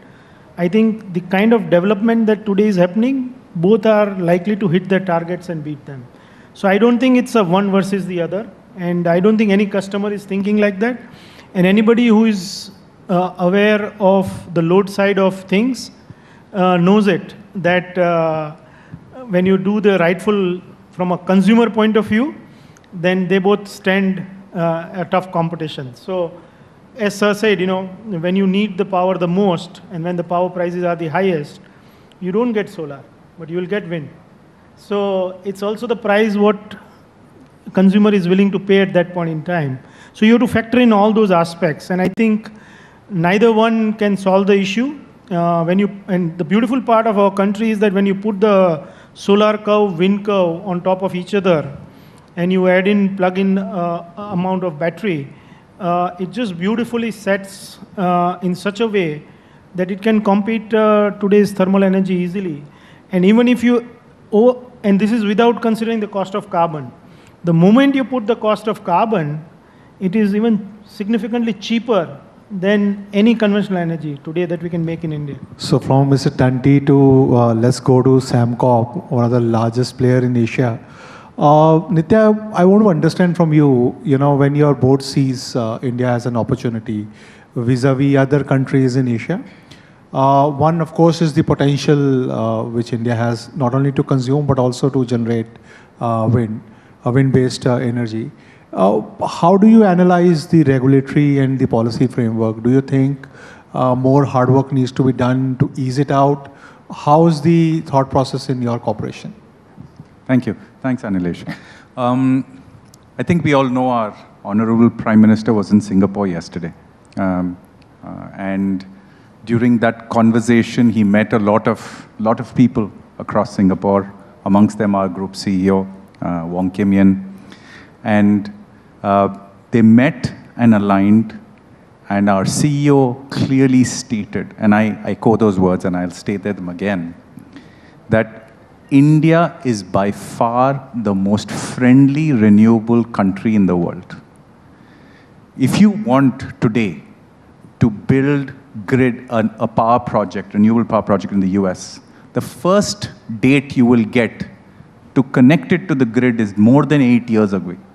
8 years you have to wait. If you try to do it in other countries, it could be even worse. Of course, China is a different, to a large extent, a different kettle. And they have their other issues. But in that sense, the plethora of regulation that has come into India to support the renewable energy sector is staggering. I think everyone agrees. The GNA regulations, transmission waiver, LPS rules, flowing back of cash to all the developers in India. There are the green open access rules. It's just come at a pace that is quite, I don't think any other sector has that kind of regulatory intervention and support that we have. So no complaints. But at the same time, I just want to point out a question we need to ask: are all aspects of government working towards this? Or is it only MNRE and MOP?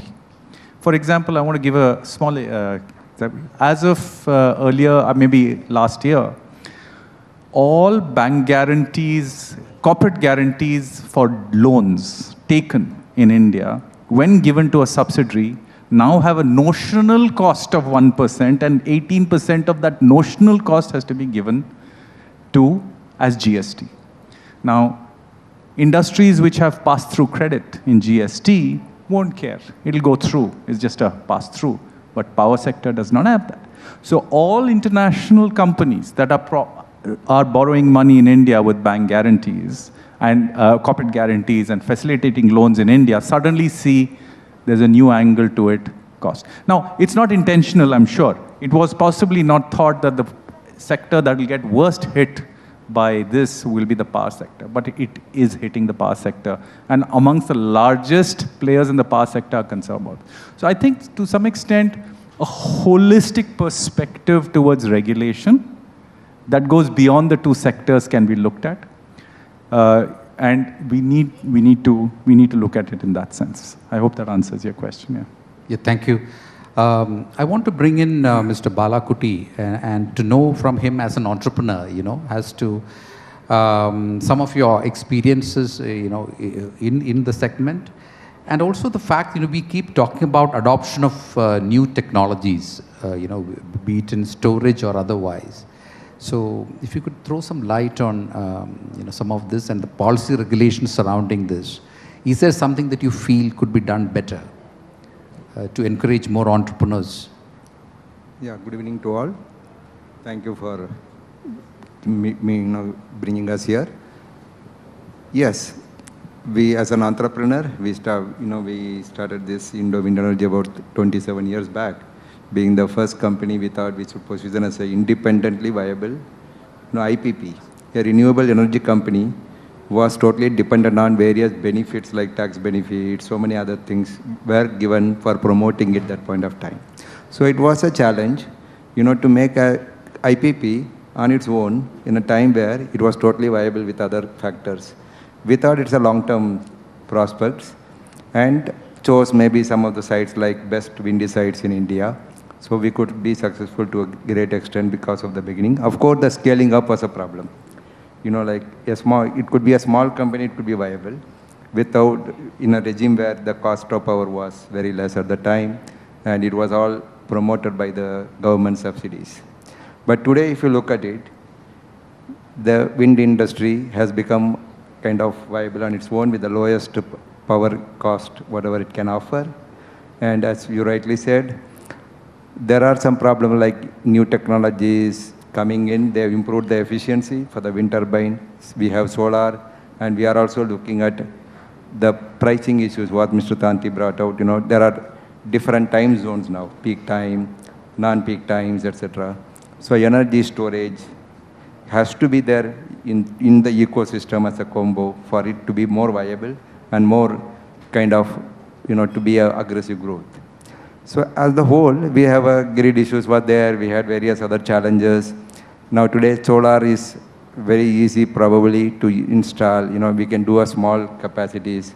But when you think about a wind today, people are talking about 4 or 5 megawatts, and we have moved ahead.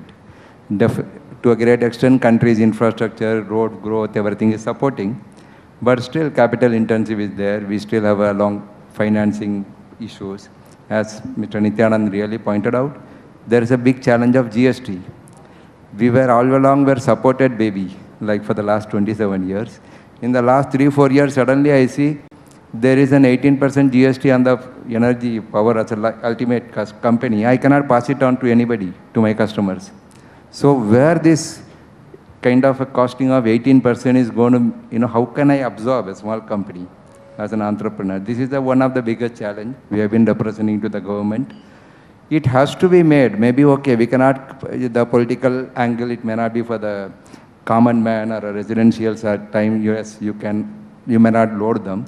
But as a consumers, like my corporate customers, today we are talking the country is ready for slowly from a government sales, we have moved to a group captive schemes, we have moved to a third-party sales now. So the market is opening up. Then as Indian Energy Exchange now, we have seen models in Europe and in other countries, there is a free trade of power is encouraged. Now in the earlier session, we heard that they even want to connect all the grids, not only within the country, India, also with the neighboring countries like UAE. So where are we leading to? These kind of challenges or innovations or new technologies and software, technology like robotics, they all come into play. A much, much bigger game I could see.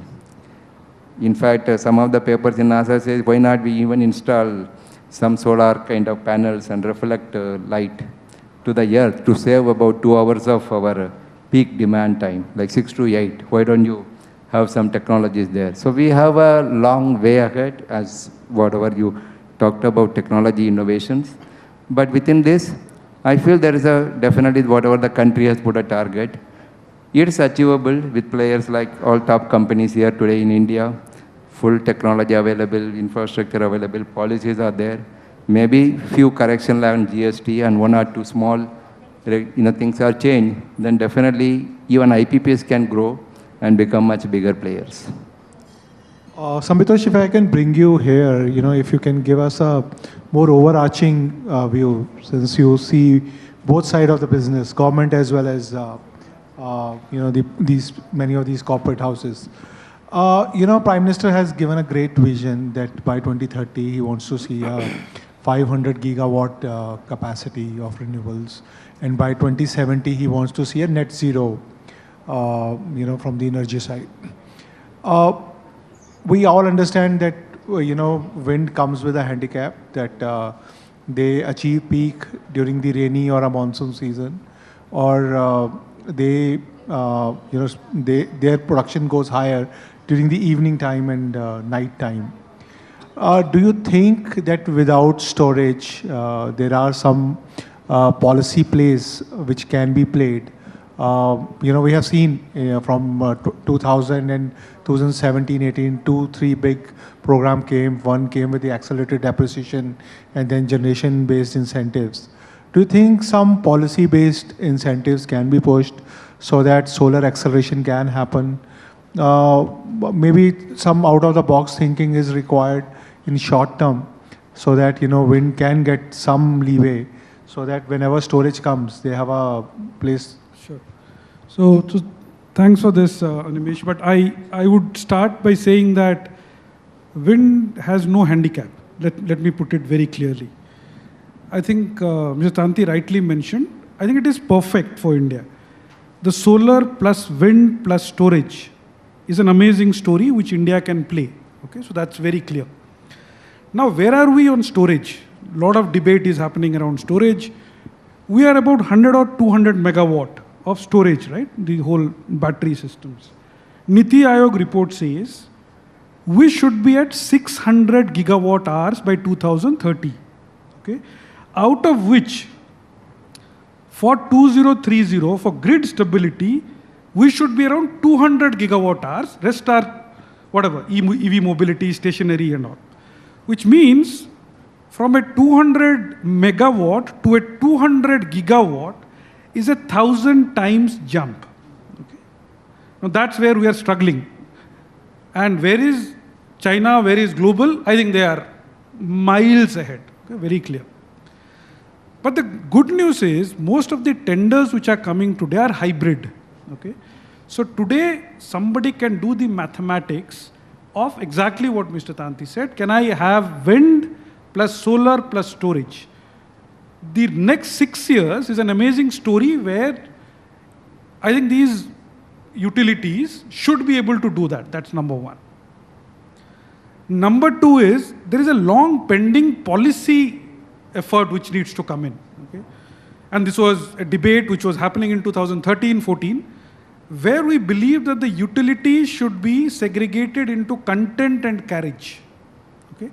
Today the utilities have both.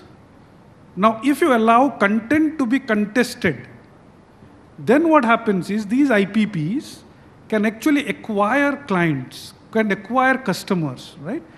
Then the kind of model which is possible is quite different than today they're waiting for these SECI tenders to come in and bidding for it. I allow people to acquire consumers, it's absolutely a different game. Okay? And the third thing very clearly is around wind has an amazing ability. Each wind turbine is what, 3 megawatt? Yeah, 5, 3. So somebody can actually institute a 10 megawatt, 20 megawatt, 25 megawatt. So today when Gujarat says that I will allow feed-in for less than 10 megawatt, it's a great sign, right? Because do understand that wind was having an amazing run till February 2017, I guess, right? When the auctions came in. So I think somewhere we have to stimulate that. So I'm extremely positive that government will have to do the last mile reforms that has been pending for a decade on content carriage. These smaller kind of units have to come in. And the other thing, as you said, corporates, right? This is all effort which is happening at government level. Now look at the SEBI regulations which are coming around ESG, net zero. Top 1,000 companies have to produce a report around their ambitions. Everybody has a net zero ambition. They have all come out in the last 2 years. They will all have to go in that journey. Now, whether these wind and the solar guys directly interact with these corporates to structure some of these deals will become very interesting space to watch out for. Great. In fact, we are running out of time, so I think what we could perhaps is ask each of the gentlemen as to maybe 2 or 3 key things that you feel needs to be done to boost investments in the sector, because I think that is where, and what Mr. Mohammed also highlighted. Quickly, if you can come up with, and in case you have anything more, you can interject. Yeah, so I think, as an industry, if we look, first of all, if you see from the demand side, now demand trajectory is already set by the government, with the bidding calendars which is published, with the India Inc. on an ESG path, which have set out their goals to get their own net zero targets. I think demand side of renewables is all set. So good visibility for next decade is there. So I don't see that there is a challenge from the demand side. Normally, most businesses have that as the major challenge. Now, if you look on the supply side, then on the supply side, there are 2 elements. There is the product element and there is the project element. On the product element, luckily, since the ecosystem, unlike solar and wind, we have locally made products available. Scaling up there is also not an issue. If we have to hit that 100 gigawatts target by 2030, there is no issue. We have the capacities, we can get there. There is not a problem. I think the only area where we are getting slowed down is on the execution bit, which is largely the last mile, as my colleague was saying, that basically we need to get that state level infrastructure going to make sure that the projects happen. So, reforms are coming at different states. Some states are a bit faster than the others. But as states add up renewable energy in a big way, then the implementations will kind of smooth out. I think what's important in terms of what more could we do to make most of this advantage for the industry. I think if you see in the last 1 decade, effectively any kind of financial support of any nature that has been given to renewable energy, wind has got 0. Yeah? So there's nothing. It's assumed that you guys can manage your stuff. You don't need anything. And so everything else is just going to solar. And that's why you see the story slightly different. So I think what's important now that, they are at 60, 70 gigawatts, we are at 40, 45 gigawatts on that. There's already that maturity curve for both which has come. So I think the looking forward, what should be important is any kind of new benefits that we give should be more harmonized. Okay. Because that will allow the ecosystem to develop in a more smoother way. Otherwise, you just kind of give one too much, then you kind of create the imbalance. And with the market moving to an FDRE today, I think it will be a beautiful balance of wind, solar, and storage. And I think that's the way to go. And that is the only way to go to make firm energy. Okay. And with that, we will see a very balanced growth. Mr. Ajay Shankar? 3 quick points. First, I repeat the earlier one that if we stop building new thermal, then this will automatically take off and this is cheaper. The second is state governments should replicate what they did with solar parks, which is aggregating land for individual projects. So wind farm parks in the states which have wind potential, it would be a good idea for the state governments to develop parks so that individual developers can do projects faster. And the third point, and that is an important point, that we need an investor-friendly policy for repowering the existing wind farms where the technology is obsolete. So you can get twice or thrice as much electricity from a good site at a far lower cost. But we are not able to put together a policy which is win-win for the existing investor and the new investor. Mr. Nityanand? Yeah. I think very quickly, grid, land, regulation, and under grid, we know what we mean. Regulation, I think wind RPOs. But if you ask me 3 points, land, land, land. And I go back to the point made earlier, everyone struggles in wind. It's it's the bad cousin, so to speak, that no, everyone's running away from it because they think, who's going to ever go and build that level of lines? Just to clarify for some of you who don't understand, a solar park requires between 5 to 15 kilometers of line. A wind of the same size requires more than 350 to 400 kilometers of line because each turbine needs connectivity. So land on the ground, support, demarcated land areas, district administration, police needs to be facilitated. But just to step back, I think we all understand this, but just to step back, I just want to bring what I think is where we are at. And I was recently at San Francisco. I met some people from Tesla. And during that conversation, very senior, I just want to bring that perspective, which is very important for wind, which is today, over the last 18 months, battery prices have fallen 50%. Over the last decade, they've fallen 90%. And as we look forward, that will continue its acceleration. Of course, it's led by the EV industry, but the collateral benefit comes to the utility industry.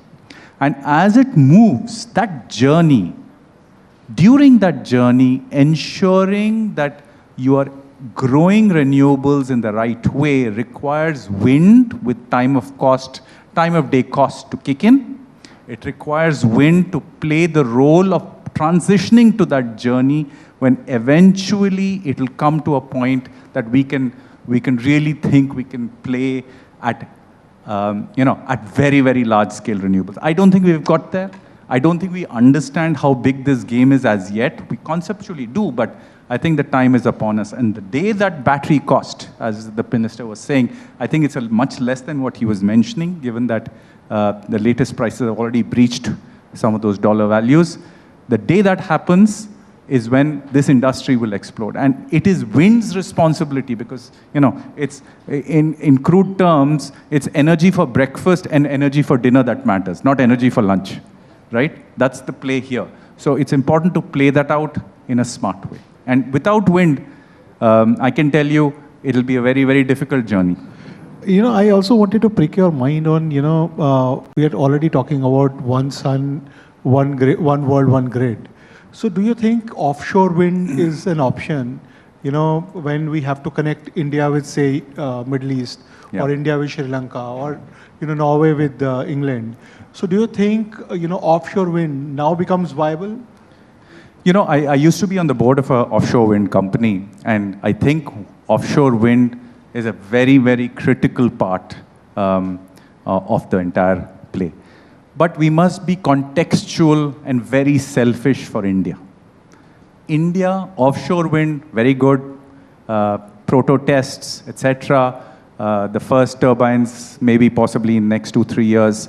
But viable deployment, I think, is a little longer than that. We have so much ground to cover on the renewable side in the next 5 years or 6 years, that I think we can leave that to the Suzlons. As a developer, I'm leaving it to the Suzlons and some of the other guys to play that out. Mr. Tenty is more than ready to answer this, huh? Yeah. Yeah, I think, offshore wind is important. And historically, we've had the opportunity of, owning one of the largest offshore wind companies out of Germany. So there's a good insight into offshore technology and understanding of that. When you look for India-specific offshore situation, I think the things are slightly different for India. Unlike the Northern Hemisphere, when you see our Indian Ocean, it is reasonably calm ocean. And the winds onshore and offshore in India, you do not get that significant higher winds. The delta which you get in the North Sea or even in the US is significantly higher than what you would get on the Indian Ocean.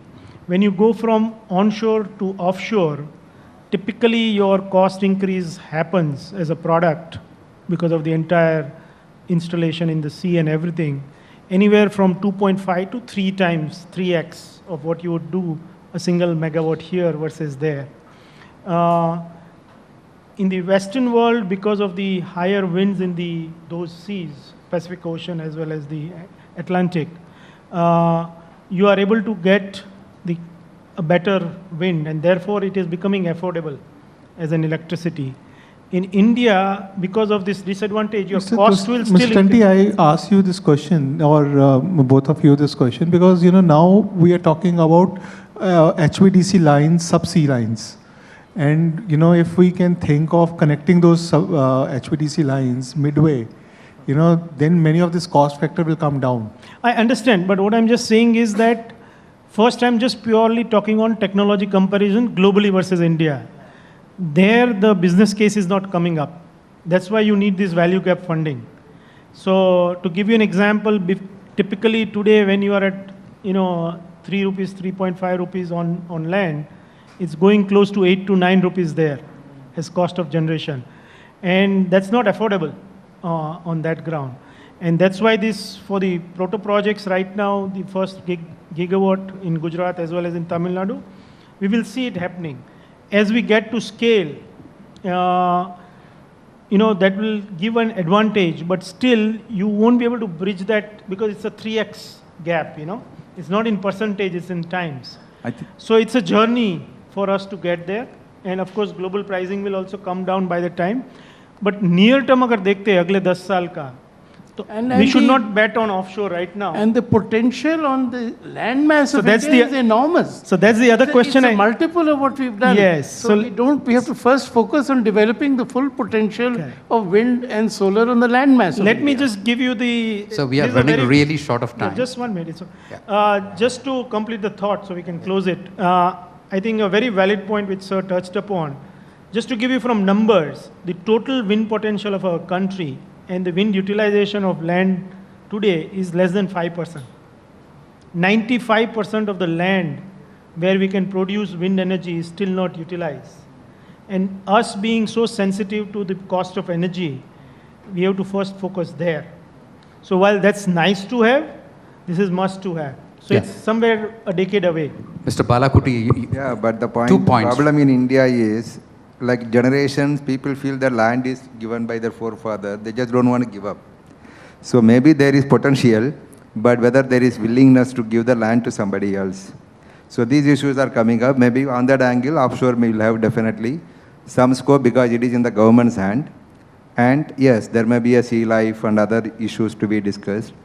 But even if 8 rupees, as Tanti says, even if it is the case, today the commercial prices in Bombay are 11, 12 rupees. So what is required is today country is dividing discoms, distribution companies, producer companies, everything, and they are all going to be, on their own.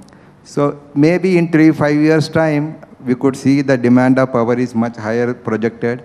So I could also see the prices of power will definitely go up. After a long gap, the industry suffered, wind industry, because there were no, prices were only going down tariff. But now the prices are on the up with the demand going up.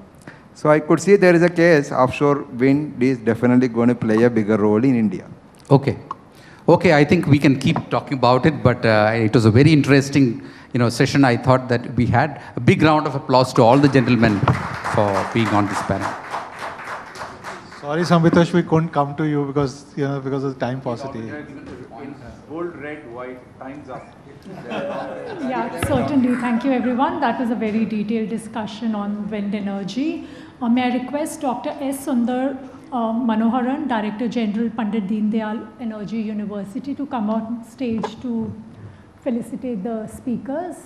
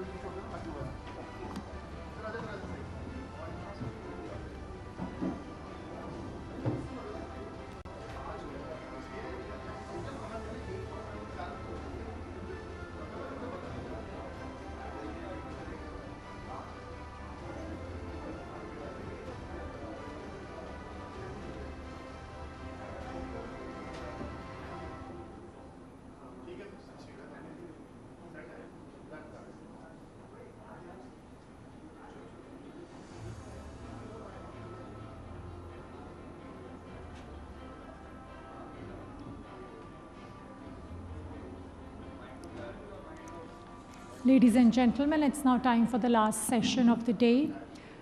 India has made remarkable progress in achieving 100% electrification, and it's now the third largest producer and consumer of electricity globally. However, inadequate access to reliable power remains a challenge due to systemic flaws and operational inefficiencies at distribution level.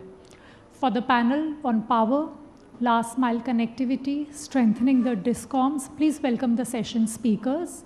Mr. Karunati Varun Reddy, Chairman and Managing Director, Telangana State Northern Power Distribution.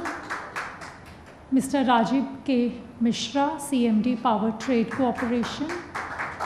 Mr. Yogesh Chaudhary, MD Dakshin Gujarat Vij Company. And Mr. Ashish Goyal, Chairman UP Power Corporation. To take the panel forward, I invite the session moderator Anilesh Mahajan, Deputy Editor, India Today, back on stage. Thank you.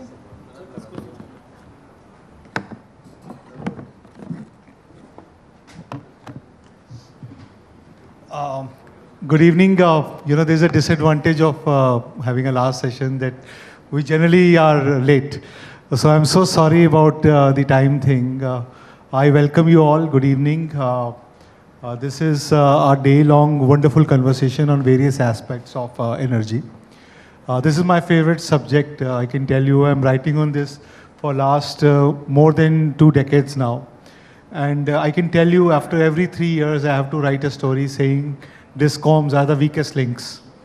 And post 2014, when reforms started setting in on generation and transmission side, the glaring things in DISCOM started to show that, how operationally as well as financially the DISCOMs have become, a very, very complex story to be told. We have seen Uday, we have seen reforms which were done by Mr. R.K. Singh. But suddenly, we again see that the debt is a big issue. The operations are still, a weak point in the DISCOMs. So probably this is the session for introspections and discussions and to see how we can, clean up the things. Maybe start with Gujarat. Gujarat has one of the most profitable DISCOMs.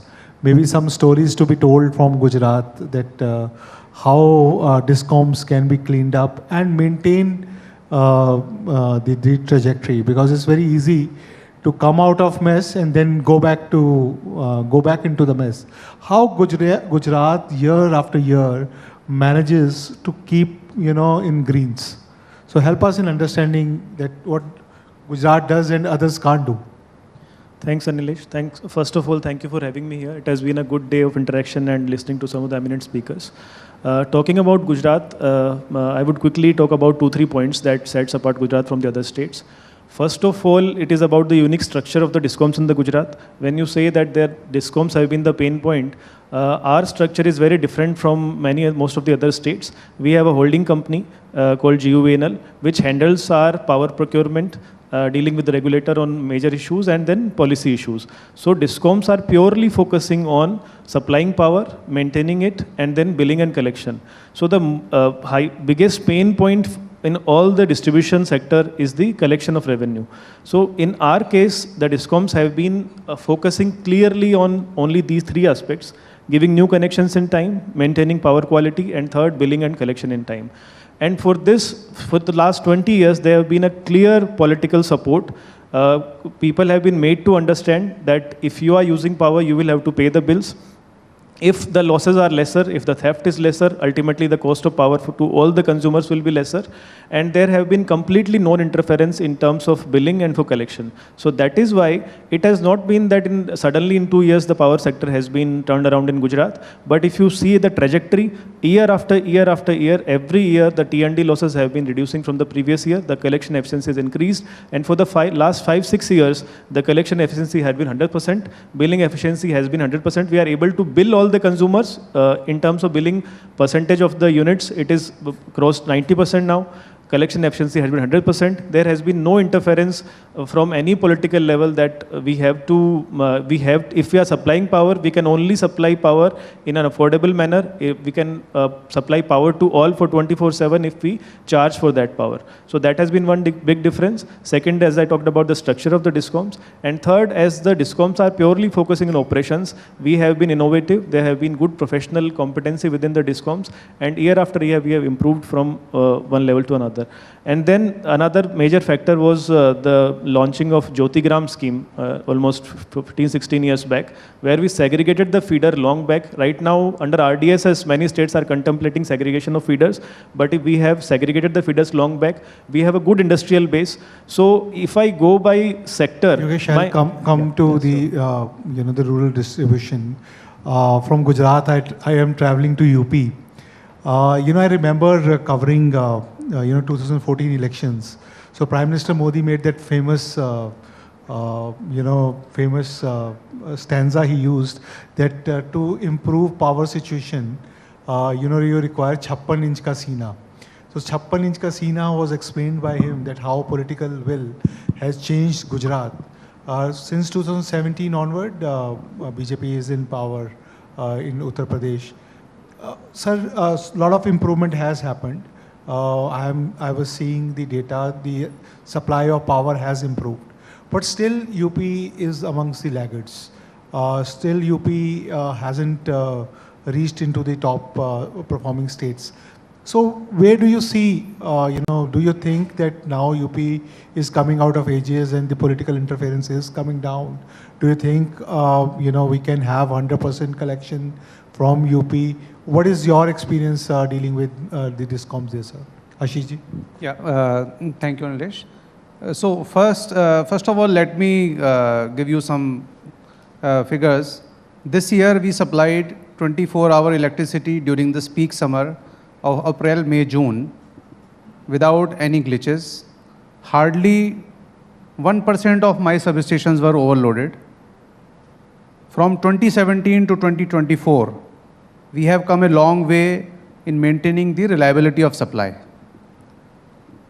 So the challenges on the front of procuring sufficient power and having a good infrastructure to deliver that power to our consumers, we have almost won that battle. And we are in the advanced implementation of our plan to have proper procurement for the next 10 years.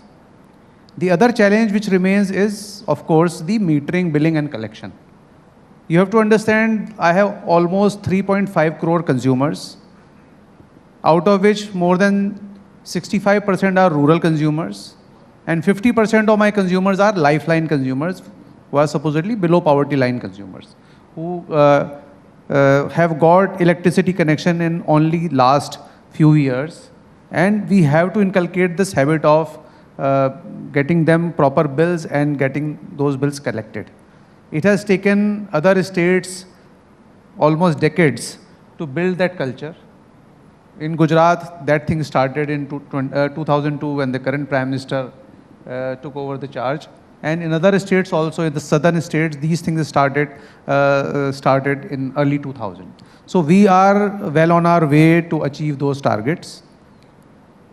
A smart metering project is underway in the Uttar Pradesh, and more than 3 crore smart meters will be installed. And with that, we hope that this culture of paying up for electricity bills will be there. I would like to bring to your attention some very non-conventional thing which threaten the sustainability of DISCOM. Ashishji, sorry, I'm cutting you because there is. Yeah, I'll just take one minute. No, I want to stay with you only. Yeah. I was counting when he was making Gujarat things. He mentioned 8 times that how there is no political interference in Gujarat, which is helping the DISCOMs come to town. So I'm not mentioning it because there is no interference. So that is not an issue. We have a free hand and we have to do our work, and we are progressing towards that goal. So if somebody says that there is a political interference in our work, no. There is no political interference. We have been given a clear mandate that we have to make DISCOM sustainable. The other thing that is threatening the sustainability of DISCOMs all over the country is the energy transition. I am not saying the energy transition is bad, but we have to prepare the DISCOMs, all our DISCOMs, to handle this energy transition. One from the grid stability point of view, and the other is from the sustainability point of view. When we say open access to commercial and industrial consumers, if all of them are moving to green open access, then DISCOMs have to be recognized that they are a public good, they are providing some service to the society, and they need to be strengthened to handle this open access. Otherwise, what will happen? The cream skimming will be done by green open access generators. All my paying customers will go to open access. At the same time, they will be dependent on me to provide them electricity at the peak time. So this dichotomy of policy has to be recognized, and DISCOM's sustainability has to be done. What we are proposing, we are holding a distribution utility meet in November in Uttar Pradesh, and what we are proposing that all the DISCOMs should make an association and should be able to put forward and agitate for its sustainability in front of different forums, in front of government, in front of regulators, and in front of the society and the various stakeholders. Like they have made associations of generators, and there are associations of transmission companies, but DISCOMs are a disunited lot. So what I am proposing today is that we should have a loose association of DISCOMs so that the stakeholders in the DISCOM ecosystem can put forward their views, and also develop some common specifications of equipment, develop collective bargaining power vis-a-vis the suppliers, and also on other policy issues. This is really out of the box thinking to have a association of DISCOMs. That too, when majority of them are government owned. May I, before I come to you, Ranjeev, may I request Varun? Varun, Telangana is amongst very few states which provide free electricity to their farmers. There are a lot of papers, there are a lot of CRC and state regulators, recommendations that one should not, give free electricity. I want to understand that how are you dealing with this issue? Because we have already seen the Punjab's DISCOM struggling with it, Andhra Pradesh DISCOM struggling with this, and they have not been able, because we all know that states' finances are also in a problem, so they can't pay the subsidies upfront. So that creates problem for your cash flows. I want to understand from you that how Telangana is dealing with this. Thank you, Amlesh, and thank you for having us here, having me here. Regarding providing free electricity to agriculture sector in Telangana, so one of the key positive points with what is the intention with which the free power supply to agriculture is not only given for restricted hours, but it is the state proudly claims that we're giving for entire 24 hours, that at any point of time the farmer has supply for their farm. And what it led to after formation of Telangana. So Telangana hitherto, during our childhood, the way we used to see the state, is very drought prone. People used to migrate to other states, to brickle industries, or because they're predominantly rain fed. So after the policy of giving free electricity for 24 hours, the crop production in the state has increased by almost 6-fold. Previously, Andhra used to be the rice bowl of the country along with Punjab. Now it is Telangana has become the predominant paddy, and now it is shifting from paddy to oil palm. So there is a lot of prosperity which was brought in because of the scheme.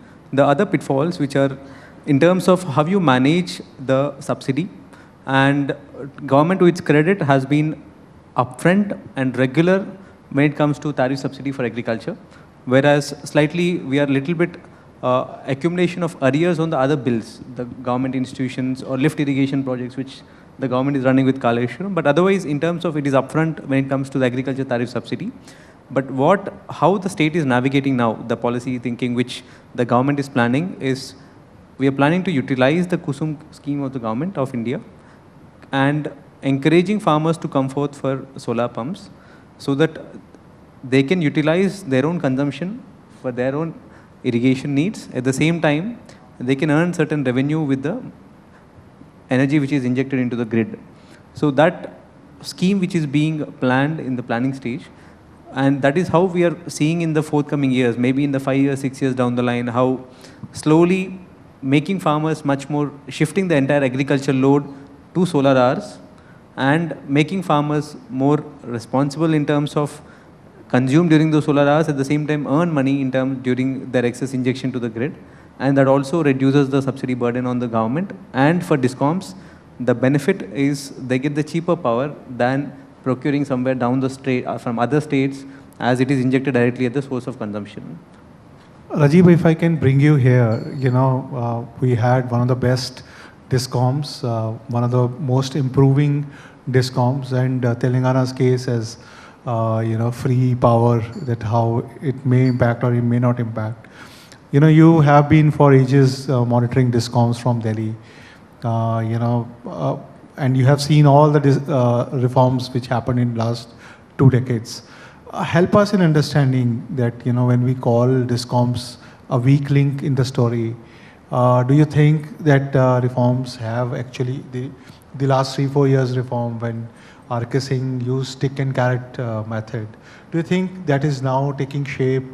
DISCOMs are improving, or what sort of improvements do you see? Or do you think there can't be a Delhi ka model, there has to be state-specific models, and those models need to be monitored very carefully? What is your thought process?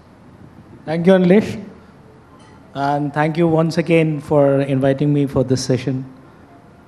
You rightly said this is the weakest link in the reform process. And in the power sector, if you have asked me, I have spent 38 years now. And I have seen just this journey when there was hardly any power in the country to 450 gigawatt of a capacity with a national grid, which is one of the best in the world. So we should be proud of that. Now the weakest link, what we are talking, is the DISCOMs. Again, it's a concurrent subject. Most of the other two what we are discussing is on the national agenda. That is the capacity at the national generation level, and the transmission is being dealt at the CTU level, which is again at the central level.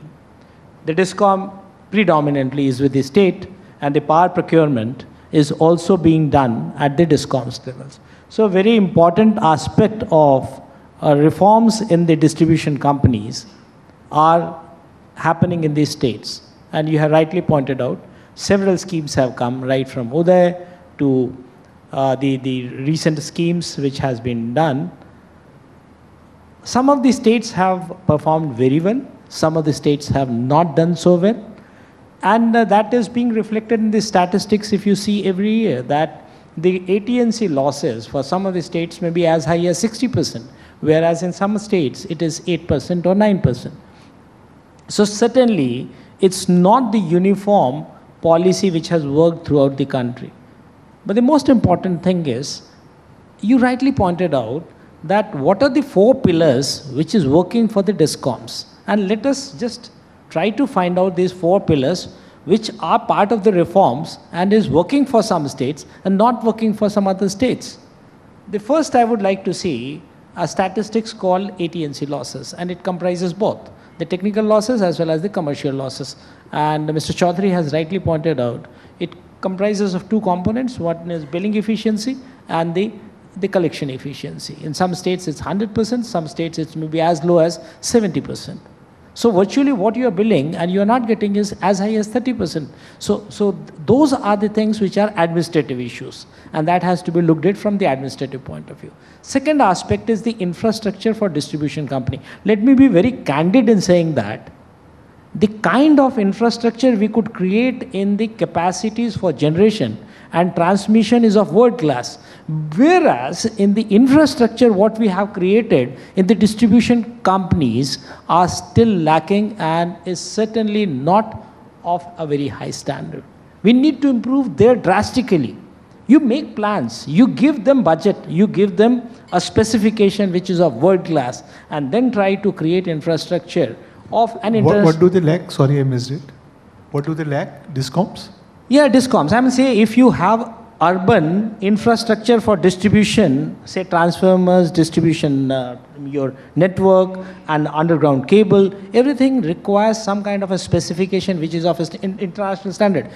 Very candidly, I can say that if you want to put a bulb on, you can just take a wire and connect it. The second thing is dress it properly, get it done for 20 years. So we have to create a distribution infrastructure for 35 years, not for 2 years or 3 years down the line. So getting connected to the last consumer, the purpose is not to create something just for some years. You need to create infrastructure which has to last for many years. So that is the physical infrastructure part I am talking about. The third is the technological infrastructure. You reduce the manpower for human intervention in customer facing. And that creates the difference. Let me tell you, smart meter is not a smart meter in itself. It does three purposes. One is it will measure what you are consuming. The distribution company can monitor what the consumer is consuming. This distribution company has all the controls for disconnecting or connecting when it wants. So virtually, you are removing all the interfaces from the system. And the fourth and the last, which is the most important thing, is you need to draw investment in this sector. You have investors in creating capacities in generation. You have investors who are creating infrastructure in transmission. But for distribution, you are dependent upon the central government for aids. And anything for a very long time which is dependent on central government for some kind of aids or support will not work. It has to be self-sufficient. And before this discussion, we were discussing that it's not that the customers are not willing to pay. If you pay, give them good services, if you give them reliable power, they are willing to pay. And that's how it should work. So here I want to take actually UP's experience, because UP got a lot of benefit because center gave them funds through IDPS and rural electrification missions and all that. The Deen Dayal Upadhyay, Gram Jyoti Yojana, there are a lot of benefits, and UP took the benefits. Sir, Ashiji, tell us, how more do you think that center can help? And do you think that, by becoming self-sufficient, or states are, having the capacity that they themselves can do investment on their own books? What sort of scenario is best for a state like UP? Yeah, that's a very pertinent question. So till now, whatever investment that has been done in the distribution sector, be it rural electrification or IPDS, most of these funds have been for the expansion of the network. So expansion of the network means giving access to the last household to access electricity. It doesn't necessarily mean that it is beneficial for the DISCOM to expand the network. When in fact the network has expanded to those customers in which we have to inculcate the habit of paying for the electricity. So that is a twin challenge. One is giving access to everyone, So that challenge we have already met. And I mentioned that now the other challenge is to inculcate the habit of giving them quality supply and getting back the money that for the supply that we are providing. One exercise that I have been doing for the past few days, my current electrical network is around, the replacement cost of the network is around 2 lakh crore rupees. To maintain that network, even if I say I need 3 to 4%, just to maintain, not enhance, not expand, I would need around 6 to 7,000 crore rupees. And I have 25 lakh transformers, out of which more than 50% have already done their useful life. So to replace them, to enhance the capacity of my electrical network, as Mr. Mishra said, that we need to have a reliable network. We need humongous investment, not only in expansion and maintenance of the network, but also in the capacity enhancement of the network. So that kind of money is not going to come very easily, given the fact that we are in losses in terms of revenue. So not only we need a huge amount of money in subsidy and loss subsidy, but also in terms of capital investment in maintaining as well as improving our infrastructure. That is my limited point, that there are states which still require hand-holding, but there are smart states like Gujarat. There is a saying in Delhi that Gujarat is so smart that they are in profits, but they are also smart in taking best of the center aids and they keep it for rainy day. So, as Rajiv sir and Ashish sir rightly pointed out, I want to add on to that point only. So in first generation reforms, we took care of the access and availability of power part. Our discoms are viable, our tariffs are cost reflective, we are 100% collection, doing 100% collection, we are viable. So in the second generation reforms, our Gujarat discoms are purely hardcore operational entities.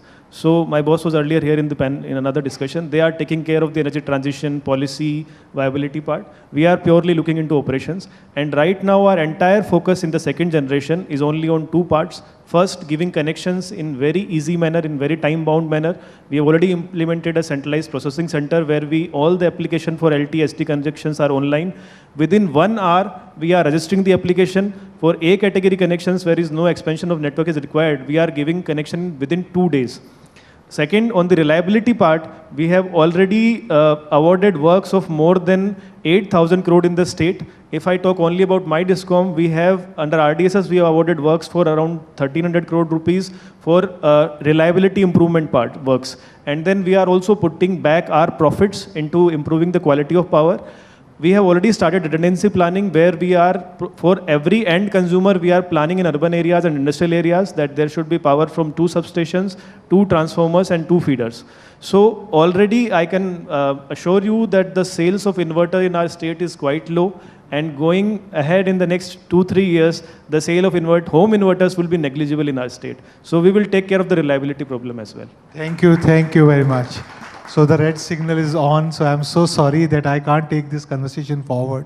But it's wonderful talking to you all, gentlemen. Thank you very much. Sonal, the mic is yours. Thank you, panelists, for sharing with us the growth path for discoms. May I now like to invite India Today's Group Editorial Director for Publishing, Mr. Raj Chingappa, to hand over token of appreciation to our esteemed panelists.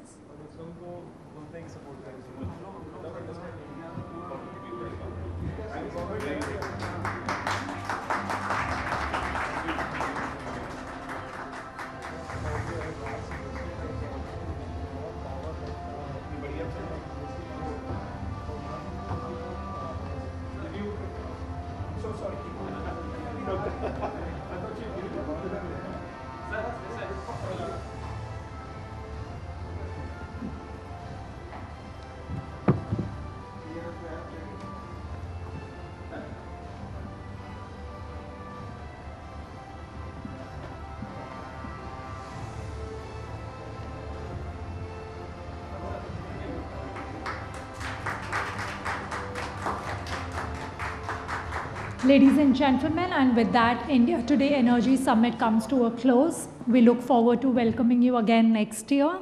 Before we conclude, I would like to extend my gratitude to our esteemed guests, our speakers, and of course, all of you, our wonderful audience, for taking the time out to join us today.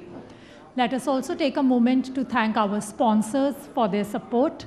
Partners, Uttarakhand Government, Mahavitran, Mahatransco, Academic Partner, Pandit Deen Dayal Energy University, Associate Sponsors, Tata Power, GMDC, Avada, Indraprasth Gas, Indowind Green Power, GPES Solar Energy, SECI, and GAIL India. Please join us for high tea. It is being served just outside. Have a good day.